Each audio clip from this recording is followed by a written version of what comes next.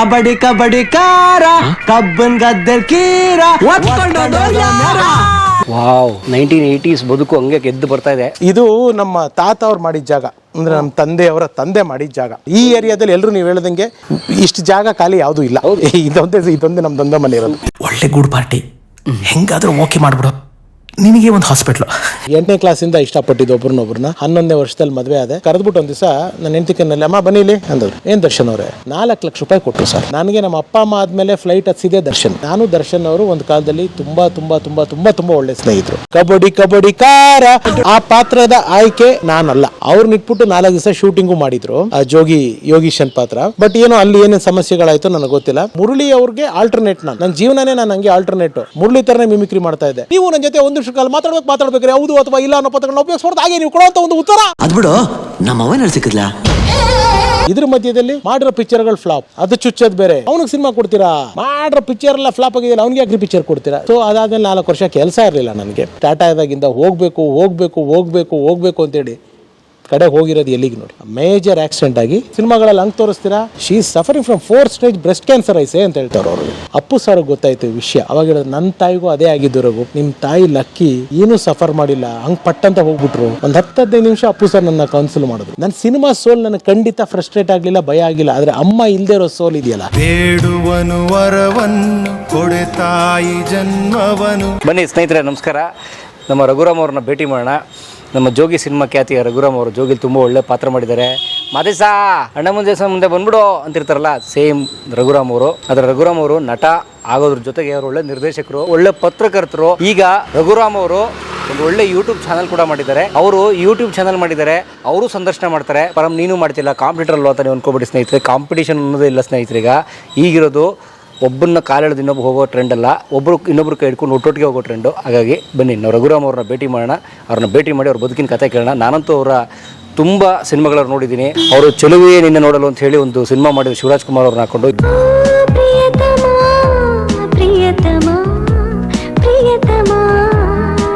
ಆದರೆ ಸೋಲು ಗೆಲುವೇನೇ ಇರಲಿ, ಬಟ್ ಒಂದು ಒಳ್ಳೆ ಸಿನಿಮಾ ಅಂತೂ ಮಾಡಿದ್ರು ಅವರು. ಬನ್ನಿ, welcome to Raghuram sir life. ಅವ್ರು ಮಾತಾಡ್ಸೋಣ, ಒಂದಷ್ಟು ಇನ್ಸ್ಪಿರೇಷನ್ ಪಡ್ಕೊಳ್ಳೋಣ. ಏನಂತೀರ? ವೆಲ್ಕಮ್. ಮಾದೇಶ್ವರ, ನೀನು ನಸ್ವರ ಅನ್ನೋ ನಿನ್ ಪಾಲಿಸಿನೇ ಫಾಲೋ ಮಾಡ್ಕೊಂಡ್ ಬರ್ತಾ ಇದೀನಿ. ನಾನು ಒಬ್ಬನ ಮಾತ್ರ ಚೆನ್ನಾಗಿಟ್ರಪ್ಪ. ಯಾವುದಪ್ಪ? ಬೆಂಗಳೂರಲ್ಲಿ ಹಳ್ಳಿ ಮನೆ. ಬನ್ನಿ. ವಾವ್, 1980s ಬದುಕು ಹಂಗೆ ಗೆದ್ದು ಬರ್ತಾ ಇದೆ. ಸರ್ ನಮಸ್ತೆ ಸರ್. ಬರಲ್ಲ ಸರ್? ವಾವ್, ನಮಸ್ತೆ ಸರ್. ಶುಭ ಮಧ್ಯಾಹ್ನ. ಬನ್ನಿ.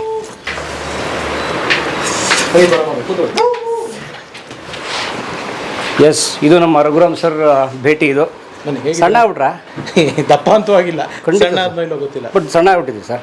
Thank you. ಬಹುಶಃ. ಹೇಗಿದ್ದೀರಾ? ಈಗ ಹಿಂಗೆ ಸಣ್ಣ ಆದ್ರಿ? ಸೈಕ್ಲಿಂಗ್. ಏನು ಸೈಕ್ಲಿಂಗ್ ಸರ್? ಮಾಮೂಲಿ ಸೈಕ್ಲಿಂಗ್, ಎವ್ರಿ ಡೇ ಒಂದು 15 ಕಿಲೋಮೀಟ್ರ್. ದಿನ 15 ಕಿಲೋಮೀಟ್ರ್ ಸೈಕಲ್ ತುಳಿ? 15 ಕಿಲೋಮೀಟ್ರ್. ಹಾಂ. ಇಲ್ಲಿಂದ ಇಲ್ಲಿಗೆ? ಇಲ್ಲೇ ಸರ್, ಏರಿಯಾದಲ್ಲಿ ಇಲ್ಲೇ ಒಂದು 15 ಕಿಲೋ. ಇದೊಂದು ಆ್ಯಪ್ ಇದೆ. ಹಾಂ, ನಿಮಿಷ. ನಮ್ಮ ಮಗು ಸ್ವಲ್ಪ ಗಲಾಟೆ ಮಾಡ್ತಾ ಇದ್ದಾನೆ. ಅವನು ಮಗು ಅಂದರೆ ನಾನು ನಾಯಿ ಅಂತ ಕರಿಯಲ್ಲ ನಮ್ಮ ಮನೆಯಲ್ಲಿ. ನಾನು ಪಾಪ ಬೇರೆಯವರು ಅಲ್ಲ, ನಾನು ಕರಿಯಲ್ಲ, ಬೇರೆಯವ್ರು. ಅದಕ್ಕೆ ಹೇಳಿದ್ದು ಅವ್ರವ್ರ ಇಷ್ಟ, ನಾನು ಭಕ್ತಿಗೆ ಅಷ್ಟೇ. ನಾನು ಅದನ್ನ ಹಂಗೆ ಕರಿಯಕ್ಕೆ ಹೋಗಲ್ಲ. ಯಾಕೆಂದ್ರೆ ನನಗೆ 2 ಹೆಣ್ಮಕ್ಳು, ಅವ್ರ ಗಂಡು. ಅದಕ್ಕೆ ನನ್ನ ಮಗ ಅಂತಾನೆ ಕರೆಯೋದು. ಕರೀರಿ, ಅವನೊಂಚೂರು ಹಾಯ್ ಮಾಡೋಣ. ಅವನ್ನ ನಿಮ್ ಭಯ ಇಲ್ವಾ? ಯಾಕೆ ಕಷ್ಟ? ನಾನು ಬರ್ತಾನೆ. ಬಂದೆ. ಹೊರಿಯೋ ಹಾಂ, ಬಾ ಮಗನೇ, ಬಾರ ಮಗನೇ, ಬಾ. ಯಾರಿಲ್ಲ, ಬಾ.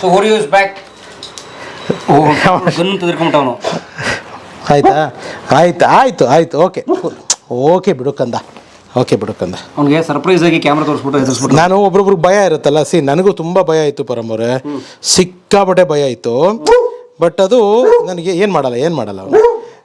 ಹಿಂಗೆ ಹೇಳ್ತಾ ಇರೋರು ನಮಗೂ ಏನು ಮಾಡಲ್ಲ. ಆದ್ರೂ ನಮಗಿರೋ ಭಯ ನಮಗಿದ್ದೇ ಇರ್ತದಲ್ವಾ. ನಾನು ಅದಕ್ಕೆ ಹಾಕ್ಬಿಟ್ಟಿರ್ತೀನಿ ಸುಮ್ಮನೆ, ಪಾಪ ಬೇರೆಯವ್ರಿಗೆ ಡಿಸ್ಕಂಫರ್ಟ್ ಆಗಬಾರ್ದು ಅಂತ. ಸೊ ಇವನಿಗೆ ಭಯ ಇಲ್ಲ ಅಂದರೆ ಅವನಷ್ಟೇ. ಅವ್ನಿಗೆ ಕೂಡ ಕೇಳಿದಷ್ಟು ಕ್ಯೂರಿಯಾಸಿಟಿ ಜಾಸ್ತಿ, ಯಾರು ಏನು ಅಂತ ನೋಡ್ಕೊಳ್ಳೋಕೆ. ಬಿಟ್ಬಿಟ್ರೆ ಅವ್ನು ಆರಾಮಾಗಿರ್ತಾನೆ. ಸೇಮ್ ಮಕ್ಕಳ ಥರ ಬೆಳಿದೇ ಇರೋ ಮಕ್ಕಳು ಸರ್. ನಾನು ಪ್ರಾಮಿಸ್ ಹೇಳ್ತೀನಿ, ನಾನು ಬಂದರೆ ನಮ್ಮ ಡ್ರೈವರ್ ಕಾರ್ ಹಾರನ್ ಮಾಡಿದ್ರೆ ನನ್ನ ಮಕ್ಕಳು ಬರಲ್ಲ, ಇವನು ಬರ್ತಾನೆ ಆಚೆ. ಹಾಚಿ ಸಿನಿಮಾ ಥರ ಇಲ್ಲಿ ಬಂದು ಕಿಟಕಿ ನಿಂತ್ಕೊಂತಾನೆ, ಇಲ್ಲ ಗೇಟ್ ಹತ್ರ ಬಂದು ತಲೆ ಹಾಕಿ ನಿಂತ್ಕೊಂತಾನೆ. ನಂದಂತಲ್ಲ, ಎಲ್ಲರ ಮನೆಯಲ್ಲೂ ಪೆಟ್ಸ್ ಹಾಗೇನೇನು ಅಂತ. ಪಾಪ ಅವರು ತುಂಬ ಏನು ಹೇಳ್ತಾರೆ ಎಕ್ಸ್ಪೆಕ್ಟೇಷನ್ನೇ ಇರದೇ ಇರೋ ಬರೀ ಒಂದು ಲವ್ ಮಾತ್ರ ಎಕ್ಸ್ಪೆಕ್ಟ್ ಮಾಡ್ತಾರೆ. ಸೊ ನನಗೂ ತುಂಬ ಭಯ ಇತ್ತು. ಇವ್ನು ಬಂದ ಮೇಲಿಂದ ನನಗೆ ಭಯ ನಮ್ದ್ರ ಮೇಲೆ ಕಡಿಮೆ ಆಗಿದೆ, ಬಟ್ ಆಚೆ ಕಡೆ ನನಗೆ ಈಗಲೂ ಭಯ ಇದೆ. ಸುಳ್ಳು ನಾನು ಸ್ವಲ್ಪ ಎಲ್ಲರೂ ಹೋಗ್ಬೇಕಾದ್ರೆ ಯೋಚನೆ ಮಾಡಿ ಇದು ಮಾಡೋದು. Very nice. ಸೊ ಓರಿಯೋ ನೋಡಿ ನಮಗೂ ತುಂಬ ಖುಷಿ ಆಯಿತು. ಯಾವ ಜಾತಿ ಇದು? ಇವನು ಬೀಗಲ್ ಬೀಗಲ್. ಬೀಗಲ್ ಅಂತ, ಇದು ಇಂಪೋರ್ಟೆಡ್ ಬ್ರೀಡ್. ಏರ್ಪೋರ್ಟ್ಸ್ ಎಲ್ಲ ಸ್ನಿಫ್ ಡಾಗ್ ಇವ್ರುಗಳು. ಆಯ್ತು, ಇವಾಗ ಗಲಾಟೆ ಕ್ರೈಮ್ ಆದ್ರೆ ಕಂಡಿಡಿಯೋದು ಇವನೇನಾ? ಕ್ರೈಮ್ ಅಲ್ಲ, ಈ ಇಲ್ಲಿಗಲ್ ಥಿಂಗ್ಸ್ ಏನಾದರೂ ತಗೊಂಡು ಹೋಗ್ತಾ ಇದ್ರೆ ಲಗೇಜ್ಗಳಲ್ಲಿ ಅದೆಲ್ಲ ಏರ್ಪೋರ್ಟ್ಸ್ ಅಲ್ಲಿ ನೆದರ್ಲ್ಯಾಂಡ್ ಅಲ್ಲೆಲ್ಲ ಇವುಗಳೇ ಇರೋದು. 20 ಕೋಟಿ ಅಂತಾರಲ್ಲ ಅದೇನೆ? ಇಲ್ಲ 20 ಕೋಟಿಗೆ ಬದಲೇ ಇಲ್ಲ, ಇದು ಮಾಮೂಲಿ ಬಜೆಟಬಲ್. 1 ಕೋಟಿ ಕೋಟಿನೇ ಇಲ್ಲ. ಬರೀ ಸಾವಿರದ ಖುಷಿ ಆಯ್ತು, ಬಂದಿದ್ದು. ಥ್ಯಾಂಕ್ ಯು, ನಂಗೆ ಭಾಳ ಸಂತೋಷ ಆಯ್ತು. ಸಾರಿ ಪಾಪ, ನಾನು ನಿಮಗೆ 2-3 ಸತಿ ಪೋಸ್ಟ್ಪೋನ್ ಮಾಡಿದೆ, ಸಾರಿ ಸರ್. ಅದಕ್ಕೆ ಯಾಕೆ ಸರ್ ನಾನು ಇವತ್ತು ಪಾಪ ನಾನು ನಿಮಗೆ ಹೇಳಿದ್ದೆ. ನನಗೆ ನನ್ನ ಕಣ್ಣೇನೋ ಒಂಚೂರು ಪ್ರಾಬ್ಲಮ್ ಆಯಿತು. ಬೆಳಗ್ಗೆ ಡಾಕ್ಟರ್ ಅಪಾಯಿಂಟ್ಮೆಂಟ್ ಇತ್ತು. ನನ್ನ ಮಗಳಿಗೆ ಹುಷಾರಿಲ್ಲ, ಅವಳಿಗೆ ಒಂದು ರಾತ್ರಿ ಎಲ್ಲ 101, 102 ಟೆಂಪ್ರೇಚರ್. ಸೊ ನಾನು ರೆಡಿ ಆಗಿದ್ದು ಲೇಟ್ ಆಯ್ತಿಲ್ಲ, ಬೇಗ ರೆಡಿ ಆಗ್ತದೆ. ಅದಕ್ಕೆ ನಾನು ಇಲ್ಲ ಇಟ್ಸ್ ಓಕೆ ಸಾರಿ. ಅಯ್ಯೋ ಶರ್ಮಾಕ್, ಇದು ದೊಡ್ಡದರ ಸೀರಿಯಸ್ಲಿ ಹೇಳ. ನಾನು ಸರ್ನ ಯೂಟ್ಯೂಬರ್ ಇವ್ರು ಮಾತಾಡೋದಕ್ಕಿಂತ ಮುಂಚೆ ಇವ್ರ ಬಗ್ಗೆ ನಾನು ಹೇಳ್ಬೇಕು. ನಮ್ಮಂತ ಎಷ್ಟೋ ಯೂಟ್ಯೂಬ್ ಮಾಡೋರಿಗೆ ನಿಜವಾಗ್ಲೂ ಇವೆಲ್ಲ ಇನ್ಸ್ಪಿರೇಷನ್. ಇಲ್ಲ ನಾನು ಅಲ್ಲ ಏನಂದ್ರೆ ಇಲ್ಲೂ ಇರುತ್ತೆ, ಇಲ್ಲೂ ಈ ರೀತಿ ಹಿಂಗೆ ಮಾಡ್ಬೋದು, ಈ ಥರನೂ ಜನಗಳಿಗೆ ನಾವು ಎಂಟರ್ಟೈನ್ಮೆಂಟ್ ತಲುಪಿಸ್ಬೋದು ಅಂತ one of the inspiration. Of course ನಾನು ಹೇಳೋದಲ್ಲ, ಅದು ನಿಮಗೆ ಯೂಟ್ಯೂಬಿಂದನೇ ಗುರುತು ಗೌರವ ಎಲ್ಲ ಸಿಕ್ಕಿದೆ. Congrats for that. ಮಾಡ್ಕೊಂಡೋಗಿ ಸರ್, ಹಿಂಗೆ ಇನ್ನೂ ಮಾಡ್ಕೊಂಡೋಗಿ, ಇನ್ನೂ ತುಂಬ ಜನಕ್ಕೆ ಇನ್ಸ್ಪೈರ್ ಮಾಡಿ. ನೀವು ಇದೆಲ್ಲದ್ರ ಜೊತೆಗೆ ನಂದೊಂದು ಅಡ್ವೈಸು, ನೀವು ಒಂದು ಸತಿ ಯಾವುದಾದ್ರು ನೋಡಿದ್ದೆ ನಾನು ನಿಮ್ಮದು, ನೀವು ತುಂಬ ಜನ ಯೂಟ್ಯೂಬರ್ಸ್ಗೆ ಹೇಗೆ ಯೂಟ್ಯೂಬ್ ಮಾಡಬೇಕು ಅನ್ನೋದೊಂದು ಹೇಳ್ಕೊಡಿ. ಅಂದರೆ ನಾನು ಹೇಳ್ತಾ ಇರೋದು ಕಂಟೆಂಟ್ ಅವ್ರವ್ರು ಇಷ್ಟಪರಮ್ಮ ಅವ್ರು ಹೆಂಗಾದ್ರೂ ಮಾಡಲಿ, ಆದರೆ ಬೇಸಿಕ್ ಒಂದು ಮ್ಯಾನರ್ಸ್ ಇರುತ್ತಲ್ಲ ಯೂಟ್ಯೂಬ್, ಟೆಕ್ನಿಕಲ್ ಥಿಂಗ್ಸು ಬಿಟ್ಬಿಡಿ, ಅವ್ರು ಕಲ್ತ್ಕೊಂಡು ಒಂದು ಮ್ಯಾನರ್ಸ್ಗಳಿರುತ್ತಲ್ಲ, ಒಂದು ಕಂಟೆಂಟ್ ಯಾರ್ದೋ ಒಬ್ಬರ ಬಗ್ಗೆ ನಾವು ಹಾಕಬೇಕಾದ್ರೆ ನಾವು ಏನು ಹಾಕಬೇಕು, ಏನು ಬಿಡಬಾರ್ದು, ಈ ತಮ್ನೇನಲ್ಲಿ ಏನು ಹಾಕಬೇಕು. ಕೆಲವರೆಲ್ಲ ಬರೀ ವ್ಯೂಸ್ ಮಾಡೋದಕ್ಕೋಸ್ಕರನೇ ಅನ್ವಾಂಟೆಡ್ ಥಿಂಗ್ಸ್ ತಮ್ನೇನಲ್ಲಿ ಹಾಕಿ ಒಳಗಡೆ ಕಂಟೆಂಟ್ ಏನು ಇರಲ್ಲ. ಅವನು ಹೋಗ್ಬಿಟ್ಟ ಕಣ್ಣೀರು ಡ್ರಾಪ್, ಯಾರು ಆ ನಟಿ, ಆ ನಟಿಗೆ ದಿಕ್ಕಿದಂಗೆ ಹಿಂಗೇನಾಯ್ತು. ಇದೇನಾಗ್ಬಿಟ್ಟಿದೆ, ಹಿಂಗಾಗ್ಬಿಟ್ಟು ಇದು ತುಂಬಾ ಪ್ರೆಷಿಯಸ್ ಮೀಡಿಯಂ ಅನ್ನಿಸ್ತು ನನಗೆ. ಈ ಯೂಟ್ಯೂಬ್ ಅನ್ನೋದು ಇವತ್ತು ಯೂಟ್ಯೂಬರ್ಸಾ ಅಂದ್ಬಿಡ್ತಾರೆ. ಅಲ್ಲ, ಯೂಟ್ಯೂಬ್ ಅವರ ನಾವು ಬರುತ್ತೆ. ಬಟ್ ಕೆಲವೊಂದೊಂದು ಇದೆಲ್ಲ ಮಿಕ್ಸ್ ಆಗ್ಬಿಟ್ಟು ಏನಾಗ್ಬಿಟ್ಟಿದೆ, ಏನು ಹೇಳ್ತಾರೆ, ಯೂಟ್ಯೂಬರ ಒಂದು ಅಗೌರವ ಕಾಣಿಸುತ್ತೆ. ಸೊ ಇವಾಗ ನೀವೆಲ್ಲ ಇದರಲ್ಲಿ ಇಷ್ಟು ವರ್ಷಗಳಿಂದ, ನಾನು ಸೀನಿಯರ್ ಅಂತೆಲ್ಲ ಹೇಳೋಕ್ಕಲ್ಲ, ಎಕ್ಸ್ಪೀರಿಯನ್ಸ್ಡ್ ಅಂತ ಹೇಳ್ತೀನಿ. ನೀವು ಇಷ್ಟು ವರ್ಷದಿಂದ ಕೆಲಸ ಮಾಡ್ಕೊಂಡು ಬರ್ತಿದ್ದೀರಾ. ನೀವು ವಾರದಲ್ಲಿ ಯಾವಾಗಾರೋ ಅಥವಾ ತಿಂಗಳಲ್ಲೋ ನಿಮ್ಮ ಟೈಮ್ ಪರ್ಮಿಟ್ ಮಾಡಿದಾಗ how to make to content. ಇವಾಗ ಕಾಂಟ್ರವರ್ಸಿ ಮಾಡಿದ್ರೇ ವ್ಯೂಸ್ ಬರುತ್ತೆ ಅಂತ ತುಂಬ ಜನ ಅನ್ಕೊಂಡ್ರೆ ತಪ್ಪದು. ಬಟ್ ಇದು ಡಿಜಿಟಲ್ ಫಾರ್ಮಿಂಗ್ ಅಂತ ಅವ್ರಿಗೆ ಅರ್ಥ ಆಗ್ತಿಲ್ಲ. ಏನು ಸರ್ ಒಳ್ಳೆ ಪದ? ಸರ್, ಇದು ಕೃಷಿ, ಡಿಜಿಟಲ್ ಕೃಷಿ ಇದು ಅಷ್ಟೇ. ಇವಾಗ ಬೀಜ ಹಾಕಿದ ತಕ್ಷಣ ನಾವು ಫಲ ಬಂದ್ಬಿಡೋದಿಲ್ವಲ್ಲ, ಹಂಗೆ ನಾವು ಒಂದು ಕಂಟೆಂಟ್ ಹಾಕಿದ ತಕ್ಷಣ ವ್ಯೂಸ್ ಬಂದ್ಬಿಡುತ್ತೆ ಅನ್ನೋದು ತಪ್ಪು. ಇವಾಗ ಕಂಟೆಂಟ್ ವ್ಯೂ ಬರಬೇಕು ಅನ್ನೋದಕ್ಕೋಸ್ಕರ ಏನೇನೋ ಮಾಡೋದು ಅದು ಬೇಡ. ಯಾಕೆಂದರೆ ಇದು ಒಳ್ಳೆ ಮೀಡಿಯಂ, ಇದು ಟಿ ವಿ ಅಷ್ಟೇ ದೊಡ್ಡದಾಗಿ ಬೆಳೆಯುವಂಥ ಒಂದು ಅವಕಾಶ ಇರುವಂಥ ಒಂದು ಮಾಧ್ಯಮ. ಇವಾಗ ನೀವೆಲ್ಲ ಸೇರಿದಂತೆ ಸಾಕಷ್ಟು ಜನ ಇದ್ದಾರೆ, ನೀವಿರ್ಬೋದು, ನಿಮ್ಮ ಥರ ತುಂಬ ಸೀನಿಯರ್ ಯೂಟ್ಯೂಬರ್ ಅವರು ಇದ್ದಾರೆ. ಎಲ್ಲ ಸೇರಿ ಏನೋ ಒಂದು ಒಳ್ಳೆ ವಿಷಯಗಳು ತರೋದಕ್ಕೆ ಪ್ರಯತ್ನ ಪಡೋಣ. ಇವಾಗ ಟಿ ವಿಲಿ ನೋಡಿ ನೆಗೆಟಿವ್ ಇರ್ತದೆ, ಎಲ್ಲಿ ನೋಡಲಿ ನೆಗೆಟಿವಿಟಿ ಇರ್ತದೆ. ಫಸ್ಟ್ ಅವ್ರು ಯಾರಿಗೋ ಸಾಯಿಸಿದ್ರು, ಇವ್ರು ಯಾರ ಜೊತೆಗೋ ಓಡೋದ್ರು. ಹಾಕಿದಾಗೆಲ್ಲ ನಾವು ಇದೇನಾ ನಮ್ಮ ನೆಕ್ಸ್ಟ್ ಜನ್ರೇಷನ್, ನಿಮ್ಮ ಮಕ್ಕಳಿಗೆ ನಮ್ಮ ಮಕ್ಕಳಿಗೆ ನಾವು ತೋರಿಸ್ತಿರೋದು ಇದೇನಾ? ಬಿಟ್ಟು ಹೋಗ್ಬೇಕಾದ್ರೆ ಇವತ್ತಿಗೆ ನೋಡೋರು ಬಿಟ್ಟೋಗೋದು ಬಿಟ್ಬಿಡಿ ಪರಮವ್ರೆ. ಇವತ್ತು ನಾಳೆ ನಮ್ಮ ಮಗಳು ನಿಮ್ಮ ಮಗಳನ್ನ ಯಾರೋ ದೊಡ್ಡವರಾದ್ಮೇಲೆ ಇವಾಗ ನೋಡ್ಬಿಟ್ಟು ನಮ್ಮ ದೇಶ ಇಷ್ಟು ಕೆಟ್ಟದ ಅಂದ್ಕೊಳ್ಬೇಕಾ? ನಮ್ಮ ದೇಶ ಅಲ್ಲ, ತುಂಬ ಒಳ್ಳೆ ದೇಶ ನಮ್ಮದು, ತುಂಬ ಇತಿಹಾಸಗಳಿದೆ. ಅದನ್ನ ಹೇಳಿದ್ರೆ ಫಿಲಾಸಫಿ ಯಾರು ನೋಡ್ತಾರೆ? Reality is the philosophy. Correct. But ಆ ವ್ಯೂಸ್ ಇನ್ಸ್ಟೆಂಟ್ ಆಗಿ ಬರದೇ ಇರ್ಬೋದು, ಬಟ್ ಟ್ರೈ ಮಾಡೋಣ. ಒಳ್ಳೇದು ಅಲ್ಲ, ನಾನು ಹೇಳೋದು ಔಷಧಿ ಕುಡಿದಾಗ ಅದು ನಿಧಾನ ಕ್ಯೂರ್ ಮಾಡುತ್ತೆ, ಇಮಿಡಿಯೇಟ್ ಕುಡಿಯುತ್ತೆ. ಹಂಗ ದಿನ ಏನು ನೋಡಕ್ಕಾಗಲ್ಲ. ಔಷಧಿನೇ ತಗೋಬೇಕು ಕಾಯಿಲೆ ವಾಸಿ ಮಾಡ್ಕೊಳ್ಳಕ್ಕೆ. ಎಣ್ಣೆ ಅವ್ರವ್ರ ಇಷ್ಟ, ಅವರವರ ಭಾವನೆಗೆ ವ್ಯತ್ಯಾಸ. ಎಕ್ಸಾಕ್ಟ್ಲಿ. ಔಷಧಿ ನಮ್ಮನ್ನು ಕ್ಯೂರ್ ಮಾಡುತ್ತೆ, ಅದು ನಿಧಾನವಾಗಿ ಮಾಡುತ್ತೆ. ಈಗ ತಗೊಂಡ ತಕ್ಷಣ ತಲೆನೋವು ಹೋಗ್ಬಿಡಲ್ಲ. ನಿಮ್ಮ ಮಕ್ಳಿಗೆ ಎಷ್ಟು ವಯಸ್ಸು ಇವಾಗ? 4, 3.